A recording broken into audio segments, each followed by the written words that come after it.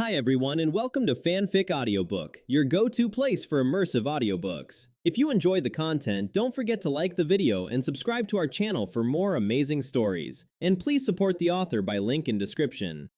Lord of Mystery, Paradox Pathway by author D. Nan.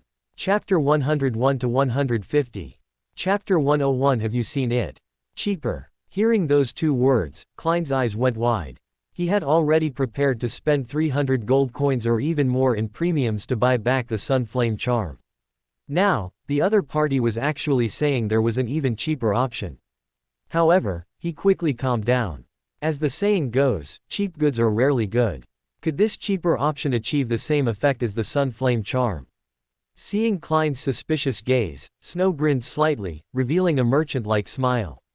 He turned and walked towards a safe on the side of the reception room, and while removing the spiritual wall that sealed its interior, he said, "This is Backland. If you really use a Sun Flame charm from the Sun Pathway, whether the enemy dies or not, you're definitely dead for sure. After all, that thing is too conspicuous." That's true. Klein secretly nodded. The Sun Pathway simply had no concept of restraint. Once the Sun Flame charm was used, it could be seen from several blocks away, and it might even cause considerable damage to the surrounding civilians.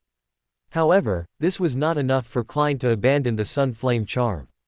After all, compared to his own life, a vest could be changed, and losses caused to civilians could be compensated for later.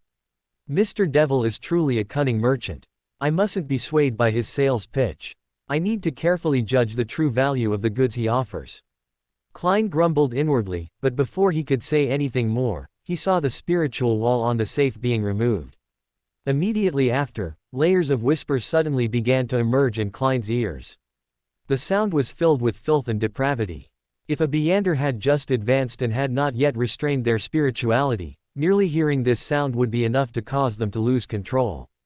This is the true Creator's degraded divine blood, containing pollution and whispers of at least a demigod level, along with a trace of divine nature. With the power of that great being, it shouldn't be difficult for you to transform it into a charm. Moreover, this type of attack is spiritual damage, and its affected range is not large. It even has a certain effect on demigods who are not of the secret supplicant pathway. As long as your enemy isn't from the Aurora Order or other factions that believe in the true Creator, this item is definitely more effective than the Sun Flame charm. Of course, the most important thing is that this item leaves almost no residue. Even if you use it, it won't attract Beyonders from the authorities. The only drawback is that Beyonders killed by this item will most likely be corrupted. But don't worry, I can purchase the corrupted Beyander characteristic at a normal price. As he finished his explanation, Snow also released the spiritual wall again, recontaining the layers of whispers, and then continued. Of course, if you find it inconvenient to pray for help from that great being, I can also process it into a blasphemous language charm for you, but that will add £100 to the processing fee. As the test tube was resealed, Klein also regained his senses, looking at the sealed test tube of divine blood, with lingering fear, and lightly swallowed. As Mr. Devil said, this item seemed indeed more suitable for his current situation. But considering the £100 processing fee, Klein still sighed and said, "I'll take this one, but I can do the processing myself." "No problem. Is there anything else you want?" Snow carefully placed the divine blood on the table, motioning for Klein to pick it up himself, demonstrating his professional integrity of not handling the goods.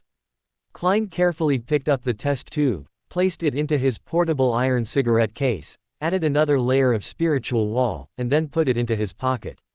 Although he really wanted to inquire about Ambassador Bakeland's intelligence, he remembered that the Tarot Club was tomorrow, and he could get that intelligence for free, so he temporarily put aside the thought of spending money and shook his head, saying, "Not for now. All right, subtracting £100 for the degraded divine blood, you have £300 remaining. Keep it safe." Snow pulled out his wallet and easily counted out 30 £10 banknotes, handing them over. Klein's eyes went wide. If he wasn't mistaken, Mr. Snow's wallet, he shouldn't think about it. Carrying the enormous sum of £300, Klein cautiously returned to 15 Minsk Street. He changed out of the expensive, formal attire he had worn to enter the West District, sealed the space, summoned himself, responded to himself, and sent the true creator's degraded divine blood and the enormous sum of 290 pounds to the grey fog. Only then, looking at the unsealed, black and red divine blood, did he no longer hear hallucinations or whispers. The boundless grey fog seemed to isolate all external sounds. Seeing this situation, Klein finally breathed a sigh of relief. With his safety secured, his curiosity also began to emerge. Although Mr. Devil is a member of the Aurora Order, how did he obtain the true creator's divine blood? Even if it's just degraded divine blood. Thinking of this, he couldn't help but recall the last time he spied on the eternal blazing sun. At that time, he also used divine blood to obtain the sun flame charm and the sun pathway formula. The divine blood before him was a degraded version, so it should not be as dangerous as last time. Thinking of this, Klein confidently wrote down the divination statement. The origin of this item. He took a deep breath, grasped the test tube containing the black and red blood, leaned back, and silently chanted the divination statement. After 7 repetitions, his eyes turned deep black, and he then fell into a slumber. In a blurry, fragmented world, as if shrouded in thick fog, Klein saw a man. He was standing in a washroom, using his fingernail to cut his wrist, letting drops of blood, emanating madness, fall into the sink. The scene shifted, and the man reappeared, but this time, he cut his elbow. Then, the scene changed continuously. The man's bleeding locations became higher and higher, and the color of the blood he released became deeper and deeper. Finally, the man suddenly opened his shirt and reached towards the twisted pattern on his chest, which seemed to have no skin, formed by dark red muscles and blood vessels, resembling an inverted cross. At this moment, an extremely evil and defiled sound erupted from the man's chest. The sound was incredibly penetrating, as if it possessed its own will, directly piercing Klein's brain. He covered his ears, blocking out the subsequent sounds, but the previous sound still echoed in his mind. His blood vessels and veins protruded, constantly writhing. Bang! His blood vessels burst open, and his veins detached from his body, forming slippery, twisted tentacles with various evil patterns on his skin. The gray fog gently rippled, and even the palace, like a giant's dwelling, began to show signs of corrosion. Klein struggled and endured, until a few seconds later, the gray fog slowly returned to calm, and the sound echoing in Klein's mind also subsided. Tentacles fell off one by one, which was the madness and loss of control stripped from his body. Klein briefly sorted out his gains, but his expression was particularly grave, not because he hadn't obtained relevant knowledge, but because he discovered. That man, it seems to be Lenevis. Chapter 102. Mr. K is very busy. Lenevis, that name sent a chill down Klein's spine. Klein wasn't surprised that Lenevis could yield divine blood, as Mr. Devil had previously mentioned that Lenevis carried the true creator's divinity and was about to become the vessel for the true creator's descent. What truly sent shivers down his back was that this vial of divine blood was traded to him by Mr. Devil. Since Mr. Devil could obtain this divine blood, it meant he knew Lenevis's whereabouts, yet there was still no news of Lenevis being apprehended. What did this mean? Was it that he couldn't say, or didn't want to say? In Klein's mind, although Mr. Devil possessed many methods and was suspected of owning a high-level mystical item, his true sequence was still between Sequence 9 and Sequence 8. Facing Lenevis, who was possessed by the true creator, he clearly lacked the ability to confront him. However, he didn't attempt to report or notify the fool. Did this mean that Mr. Devil had already been corrupted by the true creator? But if he had been corrupted, why would he sell him the true creator's blood? For a fanatic, it would be impossible to commit such a blasphemous act, right? The more Klein thought about it, the more confused he became. But just then, he suddenly saw that the deep red star belonging to Mr. Devil began to swell and contract again. Mr. Devil's dinner is a bit early today. With a suspicious look, Klein extended his spirituality to touch the star. Klein once again saw a somewhat blurry image of Snow. He was sitting at a dining table, hands clasped under his chin, softly chanting, "Thank you, fool, for my dinner. Doesn't look like he's been corrupted." Scrutinizing Mr. Devil from above, Klein activated his spirit vision, observing his state with the high-level perspective of Saphira Castle. But apart from a white horse, seemingly made of mist, still circling above his head, there was no abnormality. Seeing that the peeled-off tentacles on the ground had gradually begun to disappear, Klein paused his complex thoughts and began to extract power from the degraded divine blood, mixing it with the distortions and pollution expelled by the gray fog, forming special talismans, following the knowledge he had gained from directly observing the true creator minor earlier. Although it was only a degraded version of divine blood, it ultimately contained a small amount of faint divinity. By the time Klein had drained the divine power from it, he already had 3 peculiar talismans in his hand, their material like black iron, exuding distortion and malice. 1 vial of blood actually made 3 talismans. This trade was a huge profit. Wait. Playing with the newly acquired talismans, Klein, who was about to divine their abilities, suddenly froze. He sat back down at the head of the bronze long table, gently tapping his throbbing temples, and began to recall his previous conversation with Mr. Devil. Suddenly, he opened his eyes, a somewhat worried expression on his face. With the power of that lord, as long as your enemy isn't the Aurora Order, inconvenient to pray to that lord for help, even if used, it won't attract the authorities beyonders. Carefully chewing on Mr. Devil's past words, Klein retasted a new flavor. He frowned and murmured, "The reason he sold me the true creator's blood, which is of higher value, at a low price, was very likely to give me a hint. A hint that he had some contact with the true creator." Thinking of this, Klein immediately wanted to send a divine oracle to Mr. Devil, but then he stopped. Mr. Devil can still pray to me, which means he isn't being monitored. But he hasn't expressed his difficulties through prayer, which probably means he's made some kind of contract or notarization. Once he speaks out, Lenevis or even the true creator would notice. That's why he subtly hinted at the fool's dependence, hoping to attract the fool's attention this way. Thinking this, Klein wanted to pull the devil onto the gray fog, but his slightly throbbing brow made him realize that he seemed to have stayed on the gray fog for a bit too long today. Although he could push through if he had to, Klein himself didn't want to stay on this gray fog for too long. He glanced once more at Mr. Devil, who was enjoying his grand meal, and murmured to himself. It's still uncertain whether Mr. Devil has truly betrayed. It's been less than an hour since Sherlock left his home.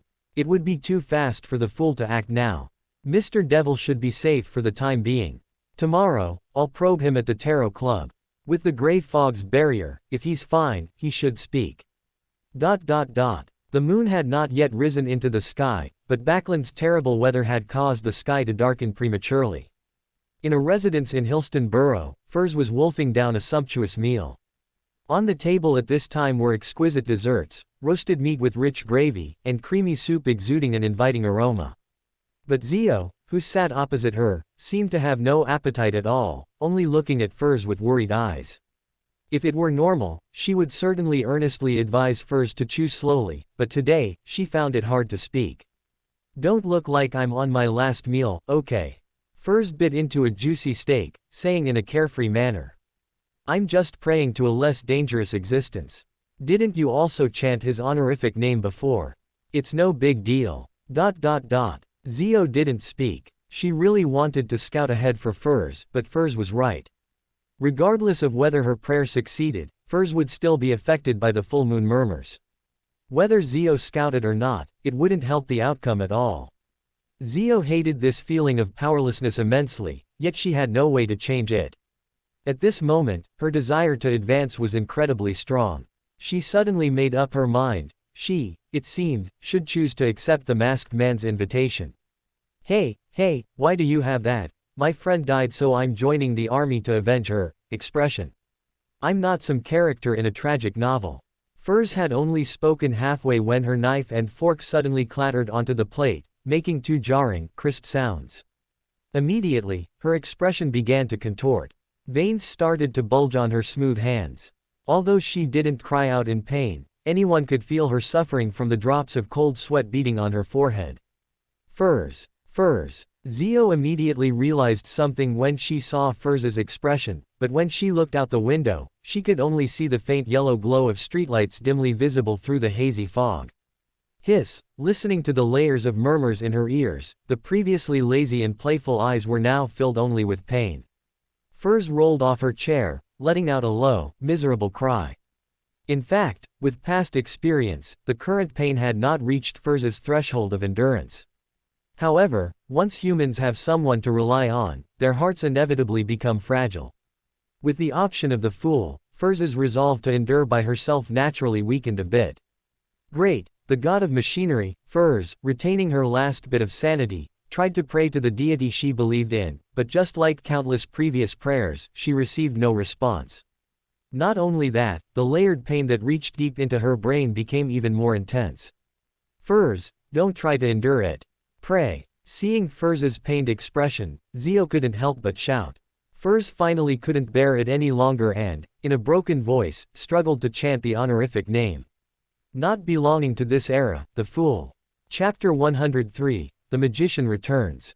Klein had just recovered his spirituality and was about to divine Ian Wright's whereabouts when he suddenly heard layers of illusory prayers echoing in his ears.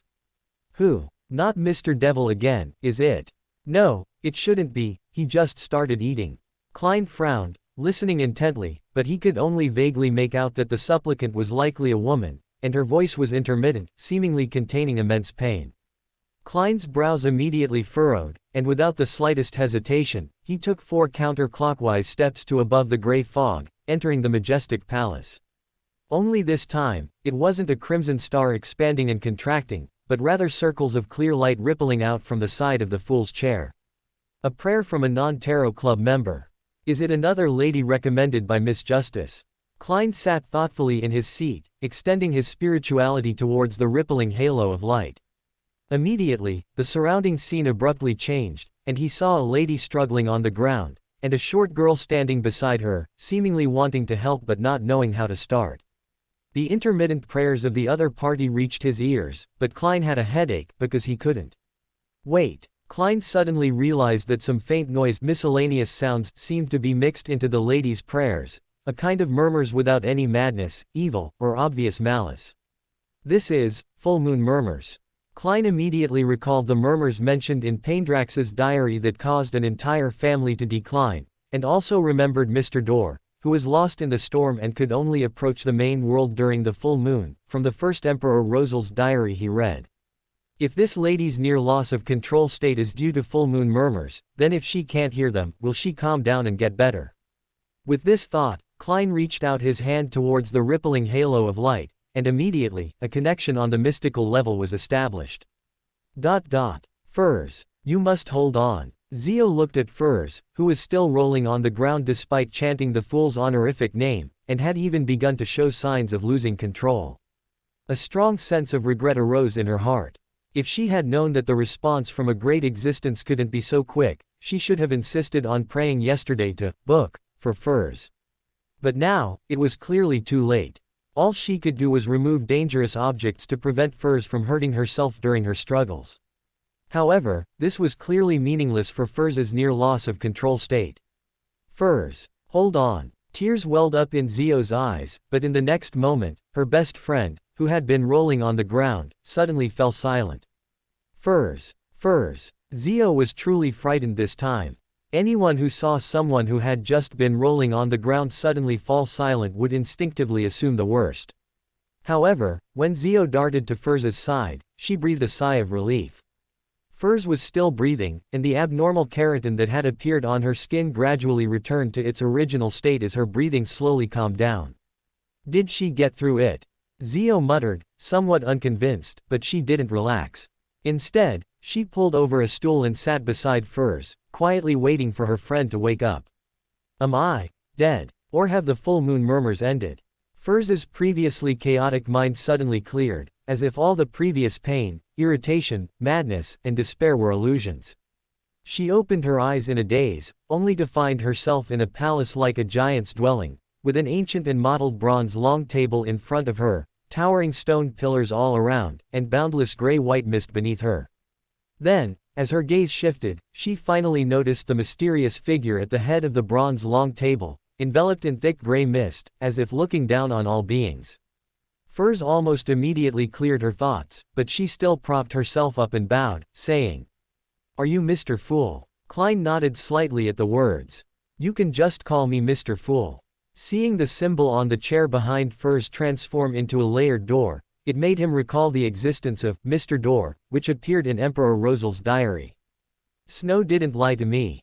Mr. Fool can really help me cut off the influence of the full moon murmurs, although I still don't know the nature of this great existence. Furs murmured in her heart, but Mr. Fool spoke first. Do you hear those murmurs, whose origin is unknown, every full moon? Furs, you're finally awake. How are you? Did anything unexpected happen? What did Mr. Fool do to you? Did he ask you to offer any sacrifices? Furs groggily opened her eyes and heard a barrage of questions like a machine gun. She had just recovered from the shock of seeing a great existence, and her mind was still a bit muddled. After a brief pause, she rubbed her head and said, I can't answer so many questions at once. Are you really Furs? Not crazy? And not affected in any way? Seeing Furs's lazy yet playful gaze, Zio, who had lived with her for a long time, immediately confirmed that this was indeed Furs, and not a body possessed by some evil spirit. Furs listened to Zio's words and slowly assessed her own state, then shook her head and said, If I wasn't dreaming just now, I was indeed saved by a mysterious and powerful existence. I asked him about you, and he said he respects everyone's beliefs, and if it was just an accidental utterance, he wouldn't do anything to you. Furs hesitated for a moment, but ultimately did not tell Zio about joining a strange gathering. Firstly, that existence had not allowed her to reveal the existence of the Tarot Club to Zio because her spirituality was not enough, and secondly, she couldn't determine whether that existence was truly harmless. That's good. Returning to reality, Klein briefly considered whether Miss Magician had any connection to Abraham, who was mentioned in Paindrax's diary as no longer a demigod. Then he stopped dwelling on it and redirected his attention back to his own troubles. At this moment, he suddenly regretted not buying the makeup art tutorial from Mr. Devil earlier due to lack of money, which had now led him into a rather troublesome situation. Moreover, it was now highly questionable whether Mr. Devil was still in a normal state. In any case, it was best to show weakness first. Chapter 104 Tarot Club. Crimson light spread like a tide. When Snow regained his vision, he was once again in the towering palace, like a giant's abode. Before him was still the ancient bronze long table, but opposite him, there was an additional lady. Judging by her body proportions, it shouldn't be Zio, so. Is it Furs after all? Snow thought to himself, while Audrey, as always, spoke cheerfully. Good afternoon, Mr. Fool, and who is this? Because of the new member, Miss Justice's routine greeting turned into an introduction from Mr. Fool. After a round of mutual observation, Alger finally spoke. Mr. Fool, I also recorded 6 pages of Russell's diary this time. Also, I received news that the Hermetic Order seems to be maintaining some kind of connection with Intis. Mr. Fool, hearing the keywords Hermetic Order and Intis, his brow furrowed slightly from above the gray fog. Although this intelligence was not beyond his expectation, influenced by Mr. Devil, and being somewhat sensitive to spectator matters, he still felt this matter was a bit too coincidental.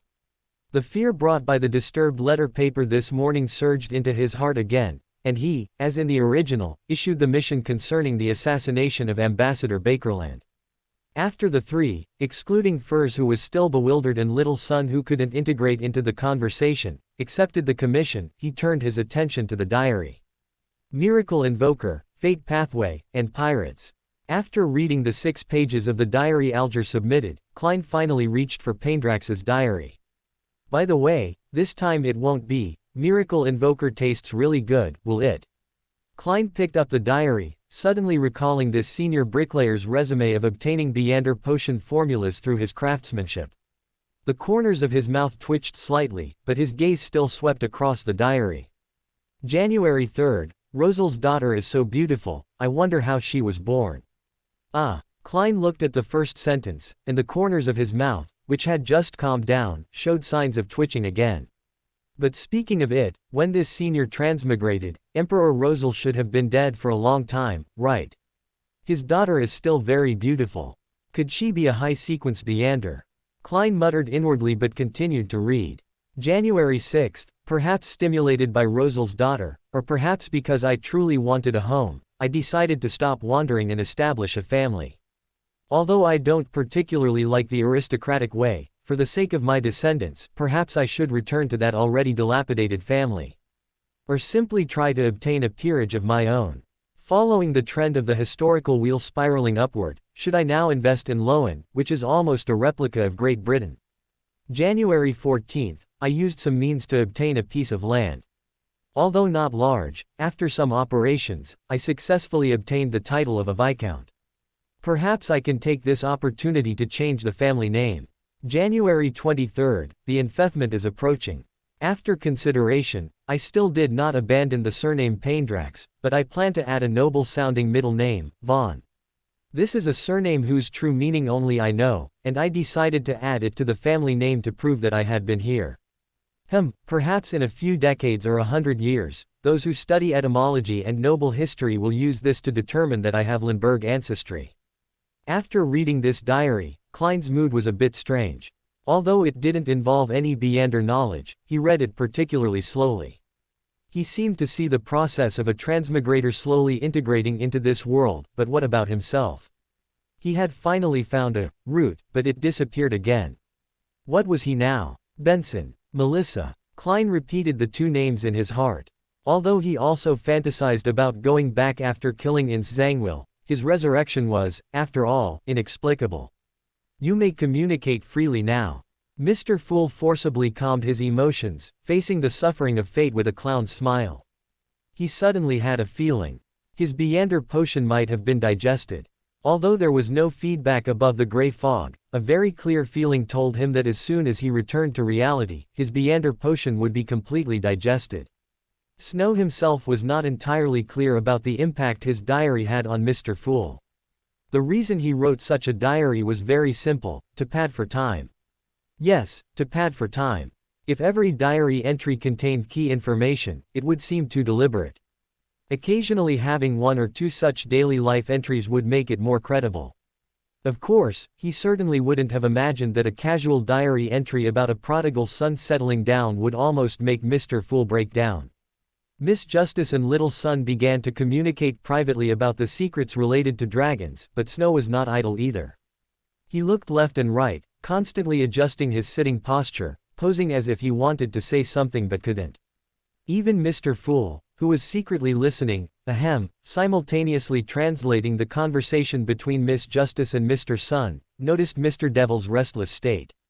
Strange, although Mr. Devil sometimes shows a mischievous side, he always appears to act only after careful deliberation. Why does he give off a restless feeling today? Mr. Fool maintained simultaneous translation while pondering what Snow wanted to express.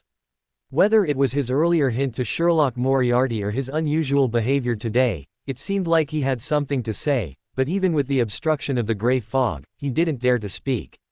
No, perhaps it wasn't that he didn't dare, but that he couldn't.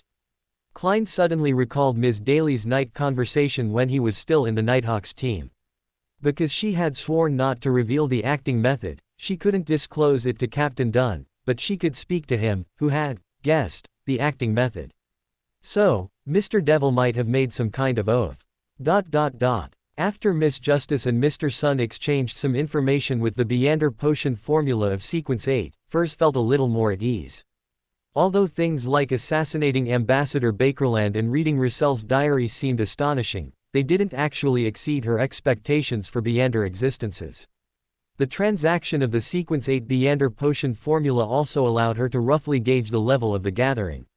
Feeling a little relieved, she saw that the sounds and sights had returned, and since no one else had spoken, she began her first active speech at the Tarot Club. I want to acquire the Beander potion formulas for Trickmaster and Interrogator, cash transaction. Although Zio hadn't even found the main ingredients for the Sequence 8 Beander potion formulas were something she would eventually need to find. Moreover, Furs also hoped to avoid having her sequence discovered. Although Snow had the Trickmaster's Beander potion formula, firstly, this would be an important source of income for Mr. Fool in the future, and secondly, he still had to act like someone eagerly waiting. So he simply kept silent. And after Miss Magician finished stating the items she wished to purchase, Mr. Fool finally spoke. Mr. Devil, is there anything you wish to say? For example, The Fallen Creator. Chapter 105, Playing Hard to Get. Wait a minute. Weren't we just talking about a Sequence 8 potion formula? How did it suddenly become so high level? Furs, who had been a little disappointed that no one immediately produced a formula, suddenly focused her eyes and felt that this leap in topic was perhaps a bit too large. She had originally thought that while it seemed very high level, the transactions were still within the scope of knowledge she could understand. How did it suddenly jump to the creator? How did these people manage to discuss a sequence 8 potion formula 1 second and then start talking about deities the next? Amidst Furza's confusion, Snow Kirei bowed slightly to the fool and said, "Esteemed Mr. Fool, please forgive my poor acting. Due to certain reasons, I couldn't actively bring up this matter." "No matter, tell me about it." The fool's tone remained calm. Snow sat down again and respectfully said, "Lenevis, who is possessed by the fallen creator and is about to become his vessel for divine descent, is currently in my house." Quote, question mark, question mark, question mark. Quote, this time, it wasn't just Miss Magician, who had just joined, even Justice and Hanged Man stared blankly. Even Mr. Sun, who hadn't been able to join the conversation, realized the seriousness of the situation. They thought it was just a piece of information, but it turned out you were keeping a vessel for a devil's divine descent in your home. Although Mr. Fool maintained his composure with the help of Clown's ability, he still felt a lingering fear. According to this, yesterday he might have been separated from the true creator's vessel by only a wall. Seeing that he had successfully attracted everyone's attention, Snow slightly raised his head and continued. Although Lenevis's personal strength is only sequence 8, with the fallen creator's divinity, he possesses the corrupting influence equivalent to a mythical creature. Through some means, I have temporarily caused a divergence between his consciousness and the fallen creator's, thereby controlling him. However, nourished by Backlund's negative emotions, the fallen creator will completely replace Lenevis in at most half a year. Although the fallen creator descending this way won't be too powerful, by bestowing consciousness, he can easily obtain power up to sequence 2 from his main body. In fact, Snow had even considered letting the true creator descend upon Backlund, because according to the mystical knowledge he possessed, a true god descending through a divine vessel was not as dangerous as imagined. Compared to divine descent through large-scale human sacrifice or giving birth to a devil's offspring, this replacement seemed silent. And the true creator's descent was not for the purpose of a massacre, but to break through the blockade constructed by the 7 deities. After recovering his angel strength, he would most likely go to the forsaken land of the gods to release himself, allowing him to gain an advantage in the confrontation with Adam, rather than causing a big fuss, attracting the attention of the 7 deities, and then being beaten back to his old home in disgrace. However, Snow dared not gamble. After all, the true creator was a lunatic. Even a lunatic, even a clever lunatic like Clown, the one from Gotham City, you can hardly guarantee that he won't suddenly go crazy. Snow also couldn't guarantee that the true creator, after descending, wouldn't get a sudden urge and loudly proclaim, "China's #1 sword," to fight the irritable old pigeons at St. Wyn Cathedral. And the members of the Tarot Club, after listening to Snow's explanation of the current situation, also fell into a brief silence. Klein couldn't think of a good solution for a while. After a slight thought, he used Clown's ability to force himself to display a calm and indifferent expression, saying, "Tell me your thoughts." "All right, esteemed Mr. Fool," Snow said respectfully, then explained. "Lenevis is unwilling to be replaced by the true creator and has always wanted to escape, but he cannot defy the true creator's will. I can create an opening for him to have a chance to escape. Given his current situation, he can only flee to south of the bridge first, and then continue south to leave Backlund. At that time, as long as the authorities beyonders are notified, they should be able to intercept him. Even if he luckily escapes, at least Backlund will be spared the influence of a devil's descent. Why not go to the Docklands or St. George's district? Wouldn't going by water or steam train allow him to leave Backlund faster?" Miss Justice fully played her role as the Tarot Club's primary straight man, quickly asking the question everyone was curious about. Snow didn't hide anything and said directly, "Because the fallen creator's consciousness needs to absorb negative emotions to grow. The East Borough, Docklands, and Factory District are all filled with various negative emotions. If in the West Borough, the fallen creator needs half a year to completely replace Lenevis, then in these places, it would probably only take 1 or 2 months or even less. Only the slow-paced life south of the bridge can minimize the time for the fallen creator to awaken." Klein's brows furrowed slightly, because he recalled that Rosal had also mentioned in his diary that the age of steam and machine he forged would become a breeding ground for the birth of devils. At this moment, in Hanged Man's heart, another question was being pondered. What exactly is the identity of this Mr. Devil? Then, a possibility emerged in his mind. A member of the Aurora Order. And probably one with a not low status. Only this could explain why the other party was qualified to harbor the fallen creator's divine descent vessel, and even influence the other party's freedom to some extent. If this were the case, he couldn't just report it directly. After a brief thought, Hanged Man looked up at the devil beside him and said, "Mr. Devil, when should we help you report this so it doesn't affect your safety? I need about a week to make arrangements, so that Lenevis's escape doesn't appear too deliberate. Afterwards, I will notify Mr. Fool through prayer, and I hope Mr. Fool can relay the message for me." Mr. Fool still nodded gently and calmly, "No problem."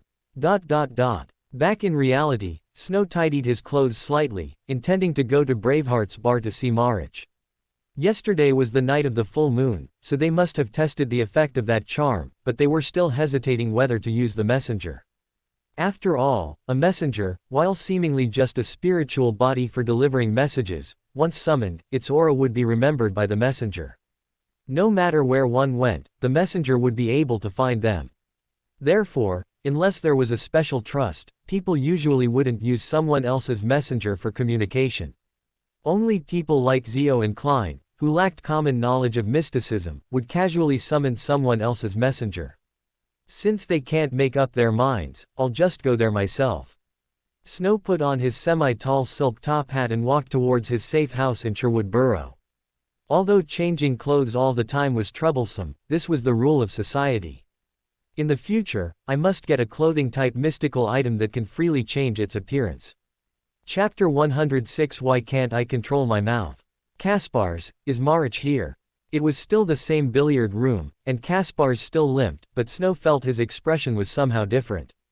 He looked up, gave a meaningful glance to the people playing with him, and only after they disappeared did he ask.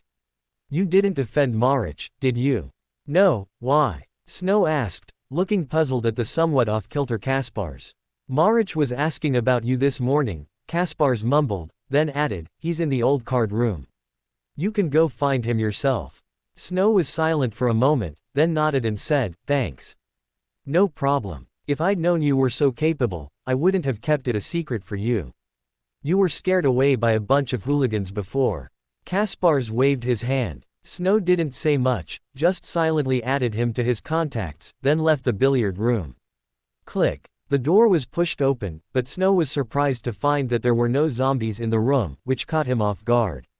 Could K. Kong have already been here? Who? Marich's sharp cry, as if a beat too slow, only now reached his ears. But then, he closed his mouth. "It seems you already understand the effect of the talisman." Snow raised an eyebrow, asking with a hint of playfulness. "What do you want?" Marich's voice was low, his eyes glinted fiercely, but his words were somewhat submissive. He couldn't afford not to be.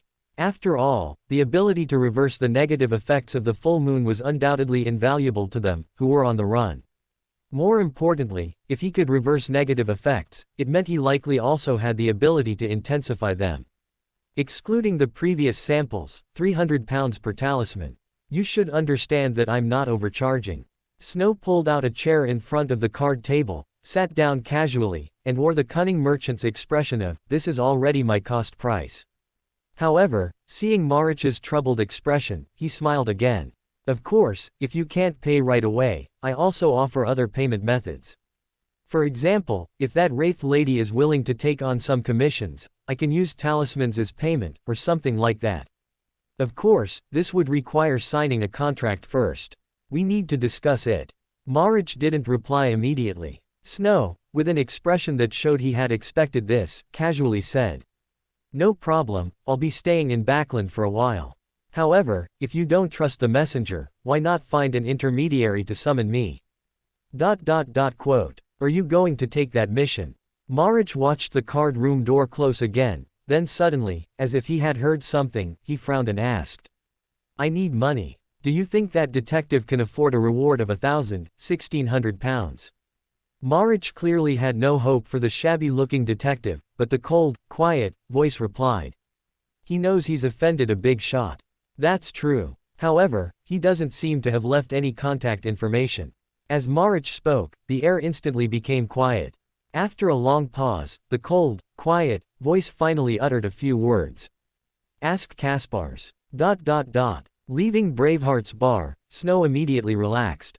Even if a butterfly effect had occurred due to his presence, and Miss Sharon hadn't encountered the gatekeeper's glove, she would still be in need of money. This would increase the probability of her accepting K. Kong's mission. Even if K. Kong didn't post a mission, he could use talismans as currency to hire them to protect K. Kong. Just as he was calculating his plans, he suddenly noticed a chestnut-haired lady walking towards him. She wore an old-fashioned soft hat, a girlish yellow cake dress, and black leather shoes, with a perfect figure. Before his brain could react, his hand had already risen. As he finally began to realize what he had encountered, his mouth had already made a sound. Good afternoon, Huang Bebe. I open black lens bracket expletive close black lens bracket. Snow wailed frantically in his heart, even wanting to slap himself, but he forced himself to maintain composure and said in a slightly embarrassed tone. Excuse me, madam, I mistook. However, before he finished speaking, thick pea vines had already descended from the sky, but the surrounding pedestrians seemed completely unaware. In the blink of an eye, the surrounding environment was completely isolated, and the lady had appeared before him at some unknown point. Bernadette's eyes flickered with complex emotions as she quietly observed the young man in front of her, repeatedly savoring the name he had unconsciously blurted out earlier. Huang Bebe. The pronunciation was not like Lonus, but the Bebe reminded her of her father. When she was very, very young, perhaps even before she learned to speak, that man would often speak to her using strange, grammatically incorrect reduplicated words, and his address for her at that time seemed to be, Bebe. In fact, today's meeting was not a coincidence. Just last night, when the wraith from the Temperance faction came to her to appraise a talisman, she felt a hint of doubt, because she had heard the somewhat inexplicable activation phrase, "Turtle is longer than snake," before. When that man was still a loving father, she once heard him curse someone as a logic troll. Unable to understand this grammatically strange compound word, she asked her father about the meaning of this description, and her father told her some stories like, "A white horse is not a horse," and, "A turtle is longer than a snake." As a Beyander of the mystery prior pathway, she was very interested in this unfamiliar talisman. Coupled with the activation phrase that stirred her memories, she tried to divine the origin of the talisman. But she got no results. As the founder of Oravi Island and a prominent figure in the mysterious world, there were not many entities in this world that could cause Bernadette's divination to fail. Coupled with the previous coincidences, it completely ignited an unrealistic thought deep in her heart. And when the two of them had merely met, he had called out such an address that stirred her memories. Although she didn't know what the preceding, Huang, represented, Bernadette was certain that this was absolutely not a random call. Even if it wasn't a contingency left by that man, there must be some connection. Bernadette thought with such certainty. Watching Huang Bebe silently stare at him, Snow only felt his scalp tingle. Was this retribution? He had just mentioned her in his diary, and then he encountered her upon returning. Was this also a form of convergence? But no matter what, he had to find a way to survive now. Recalling the social skills left to him by his predecessor, he forced a social smile and said in a slightly anxious tone, "Madam, if I said I mistook you for someone else, would you believe me?" Chapter 107 Huang Bebe's Question Time. Ms. Bernadette, if I said I mistook you for someone else, would you believe me? Snow asked with an awkward yet polite smile. But before him, Ms. Bernadette, whose exquisite face was hidden behind a fine mesh veil, asked in a flat, cool voice. What do you think? Ms. Bernadette, I really did mistake you for someone else. Snow secretly mobilized the power of the Saphira, casting open black lens bracket everyone thinks they can see through me close black lens bracket on himself, making himself appear as a harmless handsome young man. Yet, Ms. Bernadette seemed completely unaffected by this change, and said in an amused tone. While I don't know what method you used, the fact that I cannot make a prophecy about you is the best evidence. I cannot consider an existence that cannot be prophesied as harmless, so you must have used some power. So, Ms. Bernadette, as you can see, I am also a Beander. Is it not normal to use some self-preservation methods just because I accidentally called out the wrong name and attracted such terrifying Beander power? Moreover, this is backland. To dare to use Beander power so openly here, your identity must not be low. I am just an ordinary intelligence merchant, please let me off the hook. Snow adopted a very humble posture, but Ms. Bernadette did not believe him. Perhaps it was due to the unique intuition of a high-sequence Beander, perhaps because Snow exhibited too many peculiarities, or perhaps it was simply her daughter's obsession with news of her father. In any case, she had no intention of believing Snow. Instead, she sat on a hammock made of pea vines and said in a gentle but even tone, "Since you are an intelligence merchant, let's make a deal. Tell me, why did you call me, Huang Bebe? What is your relationship with him? Name your price." Snow took a deep breath. He knew that further sophistry was meaningless. This lady possessed a stubbornness and willfulness befitting her status, and her strength was enough to support her character. After rounds of rapid thought in his mind, he finally exhaled a turbid breath and said helplessly, "Ms. Bernadette, you should know that some things are not that I don't want to say them, but that I cannot. Even if you asked me what kind of disaster Backland is facing, I could tell you under sufficient shielding, but your question is truly difficult to answer." Ms. Bernadette's eyes narrowed slightly. Snow could feel an indescribable gaze emanating from behind the fine mesh veil. However, without reaching the level of an angel, or even the ability to observe traces of white horses not horse, this was, of course, a good thing for Ms. Bernadette. However, she was clearly unaware of this point. After a period of silence, she seemed to give up on something and spoke ponderously. "Difficult to answer, not impossible to answer. Can you tell me what you know? You should know that I can pay a sufficient reward." "All right, Ms. Bernadette, you win." Snow spread his hands, revealing a helpless smile. His address to Ms. Bernadette also changed from an honorific to a normal form of address. Logically, he shouldn't be smiling at this moment, but the social skills left by his predecessor somehow allowed him to always display a smile appropriate for the current situation. He exhaled a long breath, then looked up at Ms. Bernadette and said, "First, Ms. Bernadette, I need 2 guarantees. If you agree, then the transaction can continue. Otherwise, whether you imprison me or torture me, the things that must be kept secret I can only keep secret, because if I speak, it will only lead to both of us living a life worse than death. You speak." Ms. Bernadette nodded. As a veteran Sequence 3 and the leader of a mysterious organization, she was well aware that many pieces of knowledge were dangerous just by thinking about them. Although she doubted how this man, whose strength was probably less than Sequence 6, managed to store such knowledge in his mind, considering the fate that even she could not prophesy, she chose to listen to the parts she could hear first. "First, I speak, you listen. You can ask questions about anything you don't understand, but if I don't say it, don't ask again." Snow held out a fist, then extended one finger.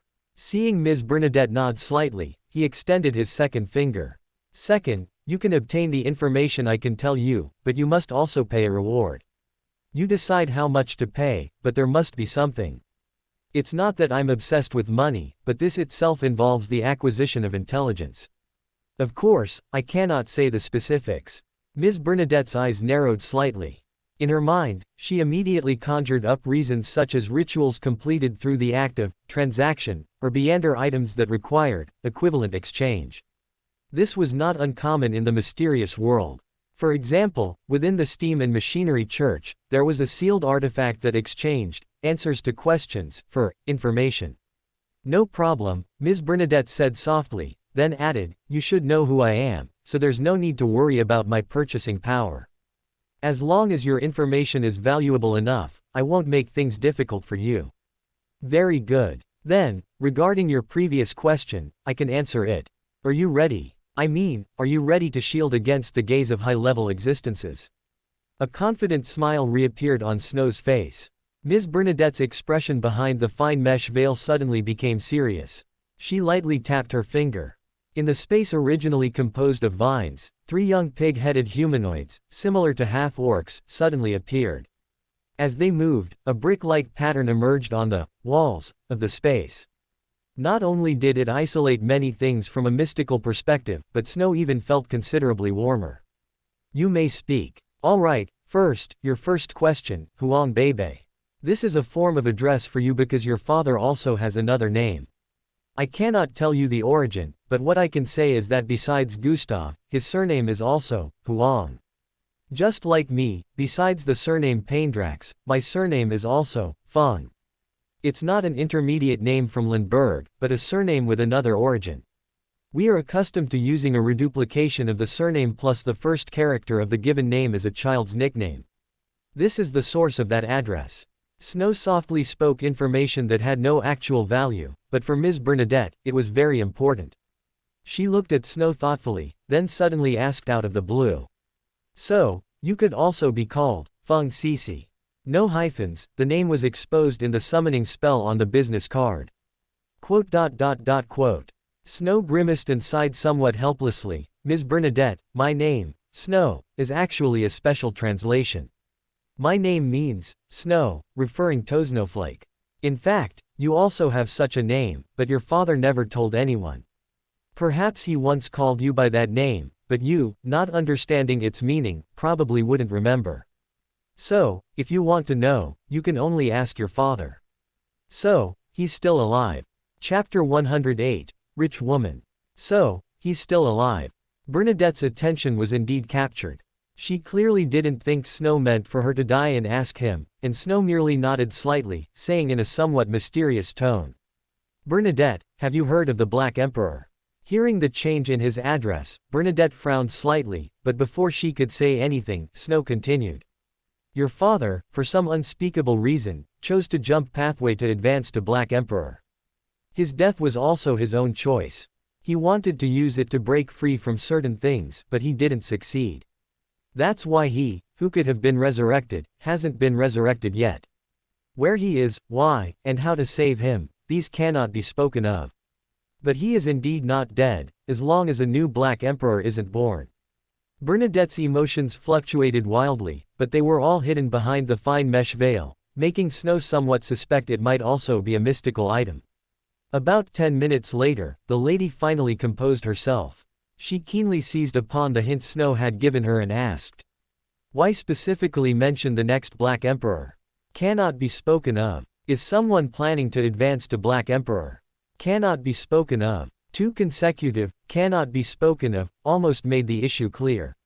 If there wasn't, there would naturally be no need for, cannot be spoken of. What is the Black Emperor's advancement ritual? Bernadette narrowed her eyes, asking a very skillful question. But this time, Snow neither replied, cannot be spoken of, nor, I don't know. Instead, he said with a strange expression. Madam, you cannot afford this question. Name your price. Bernadette didn't refute him, merely throwing out a line only a tycoon could say with great magnanimity. But Snow didn't directly state a price. Instead, he smiled and said, this question of yours, to put it plainly, is purchasing a sequence 0 potion formula. What do you think the price is?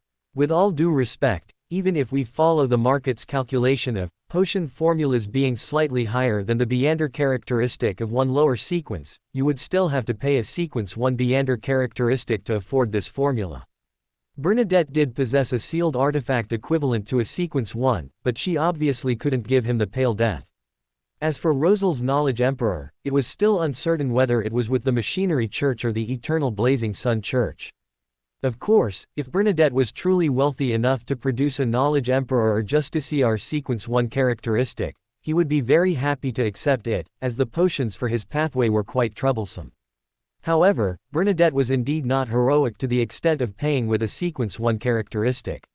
She shook her head and said, at most, I can offer a Sequence 3 Beander characteristic, but I can give you some other forms of support, such as support from maritime forces, or some mid-sequence mystical items or Beander characteristics. Madam, this violates the principle of equivalent exchange. Snow spread his hands, looking like he was dead set on money. But before Bernadette could speak again, he changed the subject. Of course, if it's an incomplete formula, then this price is reasonable. You can name your price now. Bernadette ignored his cleverness, and Snow didn't hesitate, saying directly, I need 2 sequence 4, 2 sequence 5, and 1 sequence 6 Beander characteristics. Among the sequence 4 characteristics, one should be cataclysmic Interer or prophet, and the other can be any one of Bizarro sorcerer, secret sorcerer, manipulator, or demon. Sequence 5 requires one winner, and the other can be any one of mentor of disorder or demoness of afflictions. For the sequence 6 characteristic, I need judge or baron of corruption. Additionally, if you can promise that after becoming an angel, you will help me hunt for a disciple of silence Beander characteristic from the Rose School of Thought's hedonist faction, I can also tell you specific information about the disaster in Backland. Although this is far less valuable than the price of a sequence 0 godhood ritual, considering my needs, it can be seen as a price reduction I'm forced to make when purchasing urgently needed supplies from a scoundrel like you. Although Bernadette was somewhat speechless at being called a scoundrel, she had to admit that the price offered by the man in front of her was indeed a bargain. Let alone a godhood ritual, even information about sequence 0 was priceless. However, despite this, the other party also included information about the Backland disaster. Did this mean that the impending disaster in Backland was related to the Black Emperor's advancement ritual? After silently tallying the other party's offer and the resources she had at hand, she nodded slightly and said, the price is fine, and the protection and support I promised you earlier are also valid. But first, answer my other questions. Speak. Snow watched Bernadette readily agree. The professional instinct left by his predecessor immediately gave him a peculiar impulse, but considering that the rich woman in front of him was not one of those noble ladies from Backland, he forcibly restrained the thought in his heart and silently rejoiced that this was not a third conditioned reflex. Do you understand, Roselian? And are the surnames, Huang, and Feng, pronunciations of Roselian? Bernadette suddenly asked such a question after such a large transaction, which surprised Snow slightly, but upon closer thought, it was within reason. After pondering for a moment, he finally nodded and said, that's right, or rather, Roselian is inherently the language of people like us. However, please forgive me for not being able to teach it to you. Some things are best told to you personally by your father. I cannot overstep my bounds in this regard. I'm sorry, simply put, I cannot act on his behalf. This is not just a matter of principle, but also a consideration for your father's feelings. After all, he's someone who even recorded in his diary how many times his daughter massaged his shoulders. Bernadette showed no expression as she listened to Snow's slightly teasing conclusion, but deep in her eyes, there seemed to be a ripple. She lowered her head slightly, then quickly raised it again, speaking in a tone almost identical to before. Were the changes in his later years due to the semi-madness caused by jumping pathways? No, or rather, mostly not. But the other part one cannot tell you. Of course, if you can advance to an angel, I can tell you a limited portion. As Snow spoke, he noticed Huang Bebe looking at him with an inexplicable gaze, then nodded, indicating she understood. Then, with a wave of her hand, she retrieved a metallic book emanating a sun aura from the remains of some unfortunate apprentice pathway Beander. This is a sun pathway mystical item. 2 people place their hands on it, each repeating the terms of the transaction, and a contract can be formed. If you are not at ease, I can use a grade 0 sealed artifact as a notarization, but that would make the contract lean towards the corpse collector pathway. Chapter 109, Sense of Security. After Snow pressed his hand on the golden document and made a notarized contract, Bernadette's delicate cherry lips, visible beneath the thin veil, also subtly parted. Snow waited for Bernadette to complete her part of the notarization, then narrowed his eyes and said, to advance to Black Emperor, one must first possess their own kingdom, linking their name with the title of emperor, making it common knowledge among the populace. Secondly, one needs to establish a strict, complex, yet abnormal set of rules. This includes the political system, architectural style, and livelihood structure, among others. Next, he needs to drive the populace to secretly construct 9 pyramid-like mausoleums. Only these. Bernadette compared the events from her memory with the Black Emperor's ritual, feeling that something was still missing. That's right, I concealed the final step. After all, the ingredients for a sequence 0 potion are common knowledge. Knowing the ritual is equivalent to knowing the complete formula. Since it's the price for an incomplete formula, it's natural to hide a part. I only hid the last step, and the revealed portion is already enough for you to understand many things, isn't it? Snow had no intention of hiding the fact that he had concealed an important step. Bernadette, for her part, remained noncommittal to his actions, merely continuing. Then, what about the intelligence regarding the Backland disaster? Actually, there have been more than 3 disasters in Backland within a year, and all of them involved high-level existences. So, allow me to ask, can your defenses withstand the gaze of existences above Sequence 1? Snow said with a playful expression, looking very calm. Bernadette's eye twitched slightly at his words. She hesitated for a moment before replying in a noticeably softer tone.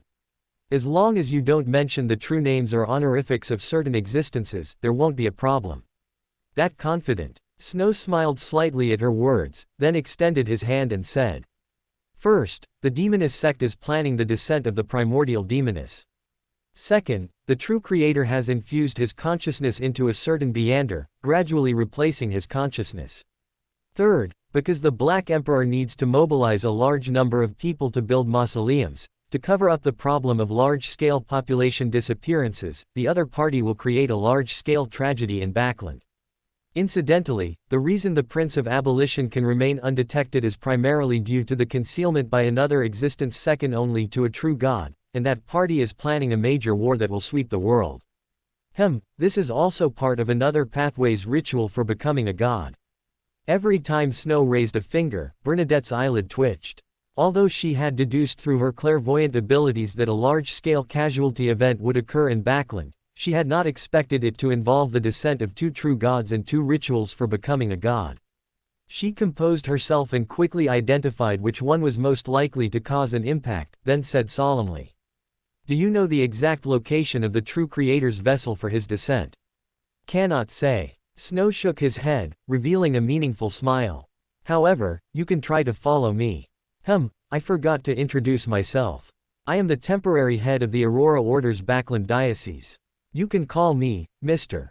V. Bernadette's facial muscles twitched slightly, but at the same time, she realized that the other party should not be a devout follower of the true creator, or perhaps had somehow replaced the original Mr. V. After all, in this world where faceless exist, killing someone and impersonating them is not uncommon. Incidentally, the true creator's vessel for his descent still has the ability to resist, and I deliberately left some loopholes for him. In 3 to 7 days, he should try to escape. After that, I will report him to the authorities via a special channel.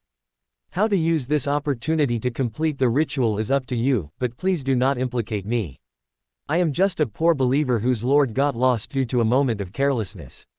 Snow's face showed a pitiful expression that matched his words, but looking at that expression, Bernadette always felt an urge to punch him.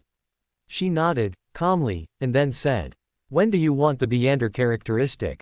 No rush. Snow shook his head lightly. Besides the judge or baron of corruption characteristics, you can keep the others for me for now. Of course, if you can produce them now, I have no problem keeping them myself. This is my honorific name and the summoning incantation for my messenger, as well as the contact method for Orvie Island. Bernadette nodded lightly. She had no intention of specifying the scope, because she believed that the man in front of her should understand what kind of demands were within the trading range. As the pea vine slowly disappeared, Snow returned to the street not far from Braveheart's bar, holding a turbid sphere in his hand, as if it were a mixture of black and purple pigments that had not been stirred evenly and then solidified. Yet, at a glance, it carried a peculiar charm that made one unconsciously want to take it into their embrace. I didn't expect this person to actually be able to produce a Sequence 6 characteristic on the spot. Snow sealed the characteristic with his spirituality and then tucked it into the cigarette case he carried with him. It had been more than 3 months since he drank the secret supplicant potion, but it was only today that he finally felt a sense of security. It was the feeling of having someone to rely on. It was the feeling of having connections. At this moment, Snow even had the thought of simply abandoning Backland and climbing onto Queen Mystic's ship. But after some thought, he still gave up on this tempting idea. Bernadette was strong, but it was impossible for her to treat him like her own son. Once on the ship, he would still have to climb up little by little, and by then, his connections in Backland and his grasp of the plot would become useless. It would be better to stay in Backland, occasionally selling her some intelligence in exchange for some support. Having made up his mind, Snow no longer hesitated and strode towards Mr. A's home. This was not just to guide Queen Mystic, but also to advance to Sequence 7. His listener potion had already been fully digested when he became a true creator's favored one, but just like the state after digesting the Sequence 9, there was still a partial imprint of Pavlov's dog remaining. He had originally intended to digest it more before advancing, since the potion was already in his hand, but today's crisis made him realize how fatal the side effect of conditioned reflex truly was. The damned conditioned reflex of calling names was easy to deal with. At worst, he would preset appellations for everyone with a name in the original work when he returned. But the most fatal one was the third conditioned reflex that had never revealed itself. Because it was unknown, it was completely impossible to defend against. The side effects of the potion could not disappear before it was fully digested. All he could do was to advance to Sequence 7 as quickly as possible, using the new side effects of Sequence 7 to suppress the existing ones. Chapter 110 Fish. In the dim basement, every test tube was carefully placed on its rack, and a solitary beaker sat in the center of the experimental table, holding a black, twisted shadow-like sphere. Snow stood before the experimental table, not adding any auxiliary materials, but quietly inputting his spiritual power. As he did so, the Buridan characteristic in the beaker began to melt little by little. The Paradox Pathways potion formula was simply characteristic plus Saphira imprint. For Snow, drinking the finished potion before was actually a waste. Fortunately, low-sequence potions' auxiliary materials contained no spiritual substances, so even if he drank them, no extra impurities would be added. However, by Sequence 7, Snow clearly wouldn't put any unnecessary things into his mouth again, not even pure water or floral dew. Watching the shadow ascetic's Buridan characteristic in the cup gradually melt, waves of headache-inducing whispers began to escape from the beaker as if corporeal. True Creator's corruption started to spread through the room, forming ripples that crashed against the spiritual wall. And at this moment, the True Creator's gaze was cast upon him. Snow, who had prepared for this, did not activate White Horse as not horse. Instead, he ignored the corrupting aura emanating in the room, letting it constantly crash around within the spiritual wall, while his attention remained focused on the black liquid in the bottle. Perhaps understanding that his gaze could easily cause potion takers to lose control, the True Creator, still wanting to hear a song, slowly withdrew his gaze. As the attention gradually disappeared, the power of White Horse as not horse reactivated, beginning to purge the spiritual pollution that had surged into his body during this brief period. Phew. Exhaling a long breath of turbid air, and feeling the mental imprint of White Horse as not horse inject into the potion, Snow watched as the liquid in the cup slowly became clearer. If one ignored the spreading black mist, it even looked a bit like flat soda. Except, damn it, Snow instinctively moved the cup away from his eyes. The sensation, 100 times more irritating than an onion, made him want to burst into tears. However, no matter how much he resisted, the potion still had to be drunk. Taking a small gulp, Snow closed his eyes and brought it to his lips. Gulp, the potion was like thick, inseparable lotus root starch. The moment the first wisp of potion entered his throat, it seemed to come alive, burrowing entirely into his stomach. Ah! The discomfort in his throat and stomach made him want to dry heave, but then, a bone-chilling cold instantly spread throughout Snow's body. He felt as if his body was collapsing. It was a very strange feeling, as if countless tiny hands were constantly tearing at his body from a microscopic level, completely separating every cell, and then re-adhering them with a special power. Even stranger, throughout this entire process, he felt no pain whatsoever. Or rather, after drinking the potion, he had lost all sensation. However, in contrast, the mental torment far exceeded ordinary pain by countless times. At this moment, Snow felt as if his soul had left his body, observing from a God Almighty-like perspective as his skin gradually festered, then healed again as if time were reversing. That terrifying sight, which would make one's scalp tingle even as an observer, brought no sensory feedback, as if at this moment, he was no longer himself. What was even more terrifying was that he knew clearly that it wasn't just his skin that was festering little by little, but also his bones, internal organs, muscles, and blood vessels. Every inch of his body was constantly festering and healing. But that state of no feedback also seemed to be severing him from his own body. The entire process lasted more than 10 minutes. Although there was no physical pain, compared to the mental anguish, the true creator murmur that constantly echoed in his ears during the advancement process even sounded pleasant. If not for the headache provided by the true creator murmur, Snow would even suspect that he was already dead. And he was absolutely certain that if he truly thought that way, then losing control might be the best outcome for him. "Thank you, my lord." Snow dispelled White Horse as not horse and earnestly drew an inverted cross on his chest. Although the true creator might have done it unintentionally, this time, he truly received the true creator's favor. Of course, favor is favor. After the prayer, he immediately activated White Horse as not horse to clear all the effects brought by the true creator murmur. Physical fitness has further improved. I still can't draw a 300-stone bow, though. The shadow ascetic's shadow magic has also been fully inherited, which should be a pleasant surprise. Snow stretched his body, feeling the surge in his physical fitness and the memories that had flooded his mind along with the body's transformation. He slowly began to sort through his gains.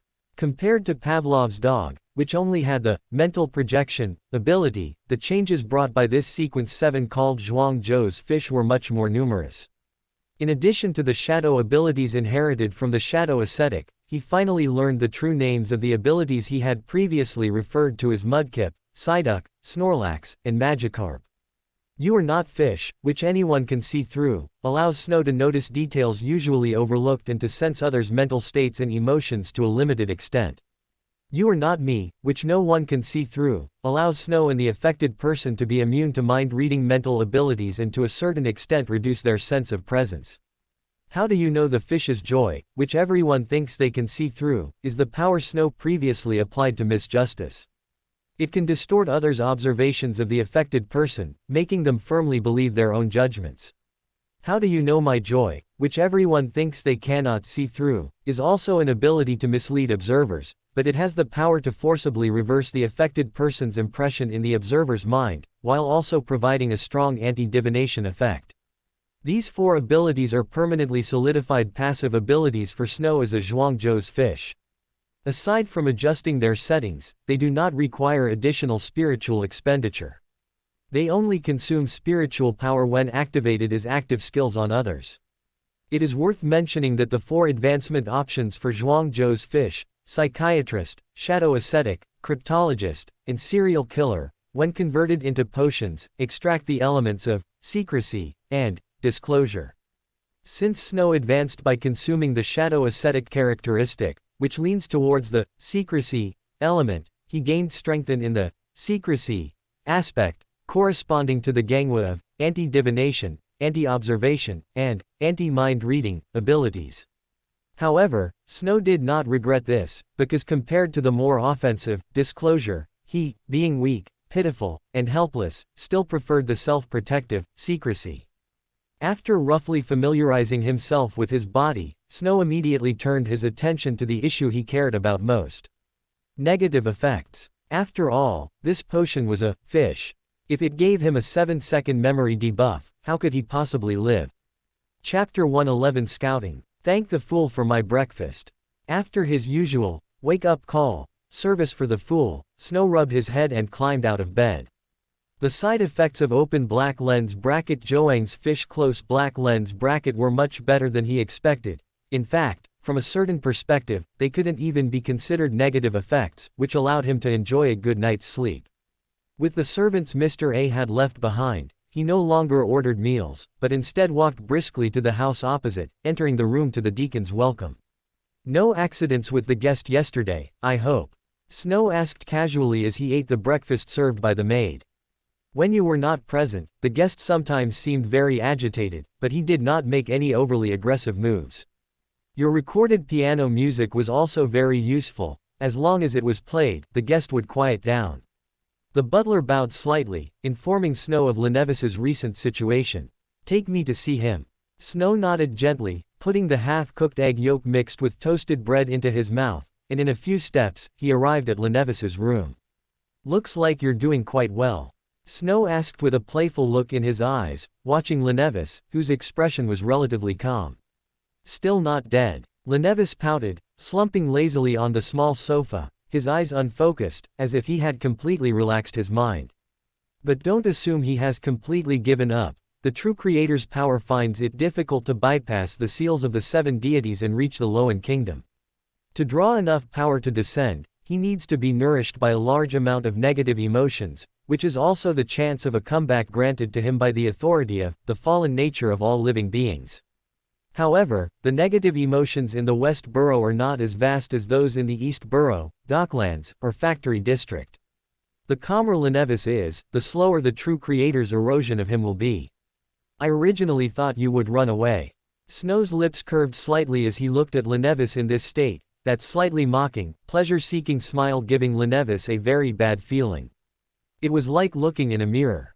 Run away. Look at me, where could I possibly run to? Lenevis maintained his slumped posture, saying weakly.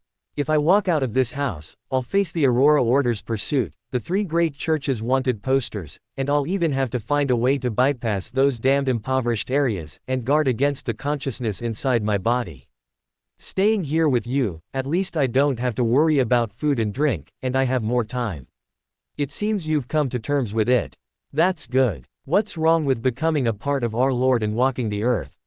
Snow's smile grew increasingly dazzling, and Lenevis simply closed his eyes, waving his hand indifferently and saying, if you know, then get lost quickly. It would be even better if you could stop that damned piano every day. That won't do, after all, our Lord loves to listen. Snow shook his head, turned, and went to the piano room, once again playing disjointed melodies.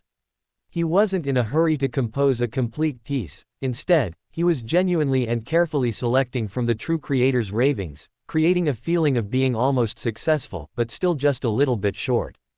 Because he needed to give Lenevis enough pressure. The new song is almost finished, aren't you going to hurry up and run? That's probably what he meant. Damn it. Feeling the other consciousness in his body beginning to stir with the piano music, Lenevis gritted his teeth and calmed his emotions. Does he know something? Or is he just trying to provoke me to accelerate the true creator's awakening? Many thoughts arose in Lenevis's mind. Precisely because he was a clever man, when faced with Snow's somewhat strange actions, he thought especially much.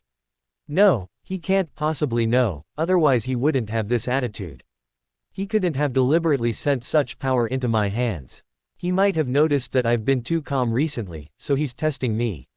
Lenevis thought with certainty, forcibly calming his emotions. However, if it's just a test, this kind of bluff shouldn't be enough. If it were me, I would also deliberately state my itinerary to deepen the other party's suspicion. Lenevis applied his fraudster's logical thinking to Snow's series of actions, and immediately felt that he had seen through everything. About an hour later, when the piano music finally stopped again, Snow, contrary to his usual behavior, once again came into his room. Oh, I forgot to tell you, I have something to do every night these next few days. If you want to escape, please seize the opportunity. As expected, after lunch, Snow returned to his doorstep, skillfully opened the mailbox, and began to count the letters inside. However, he soon discovered something different. It was a letter from Kaspars. Why would this old guy write to me? Snow raised an eyebrow, feeling that the matter was not simple, and immediately tore open the envelope. The content of the letter was very simple. In short, it was just one sentence: Marich is looking for you. No secret marks or anything, so there shouldn't be any problems. Snow thought for a moment, retrieved the sealed Baron of Corruption characteristic from the basement, put it into a cigarette case to seal it, and then went to Cherwood Borough to change clothes. By the time he arrived at Braveheart's bar, it was already 1 in the afternoon. Without immediately going to Marich's card room, Snow first went to the billiard room, and only then did he relax slightly, seeing Kaspars still looking ruddy. Oh, damn it, you're finally here. What does Marich want with you?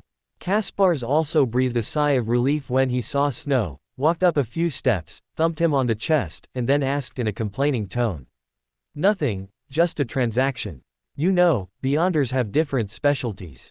Marich is more skilled at fighting, while I lean towards providing assistance, like the feeling of soldiers on the battlefield and workers who manufacture firearms. Snow thumped Kaspar's back, then waved his hand to stop the tactful billiard player who was about to leave, saying, "I'm going to find him. Since you're fine, continue playing. Oh, and do you remember that piece of paper I gave you? Don't forget it if something happens." "I remember." Kaspars lightly tapped his head, indicating that he wasn't old enough to have forgotten things.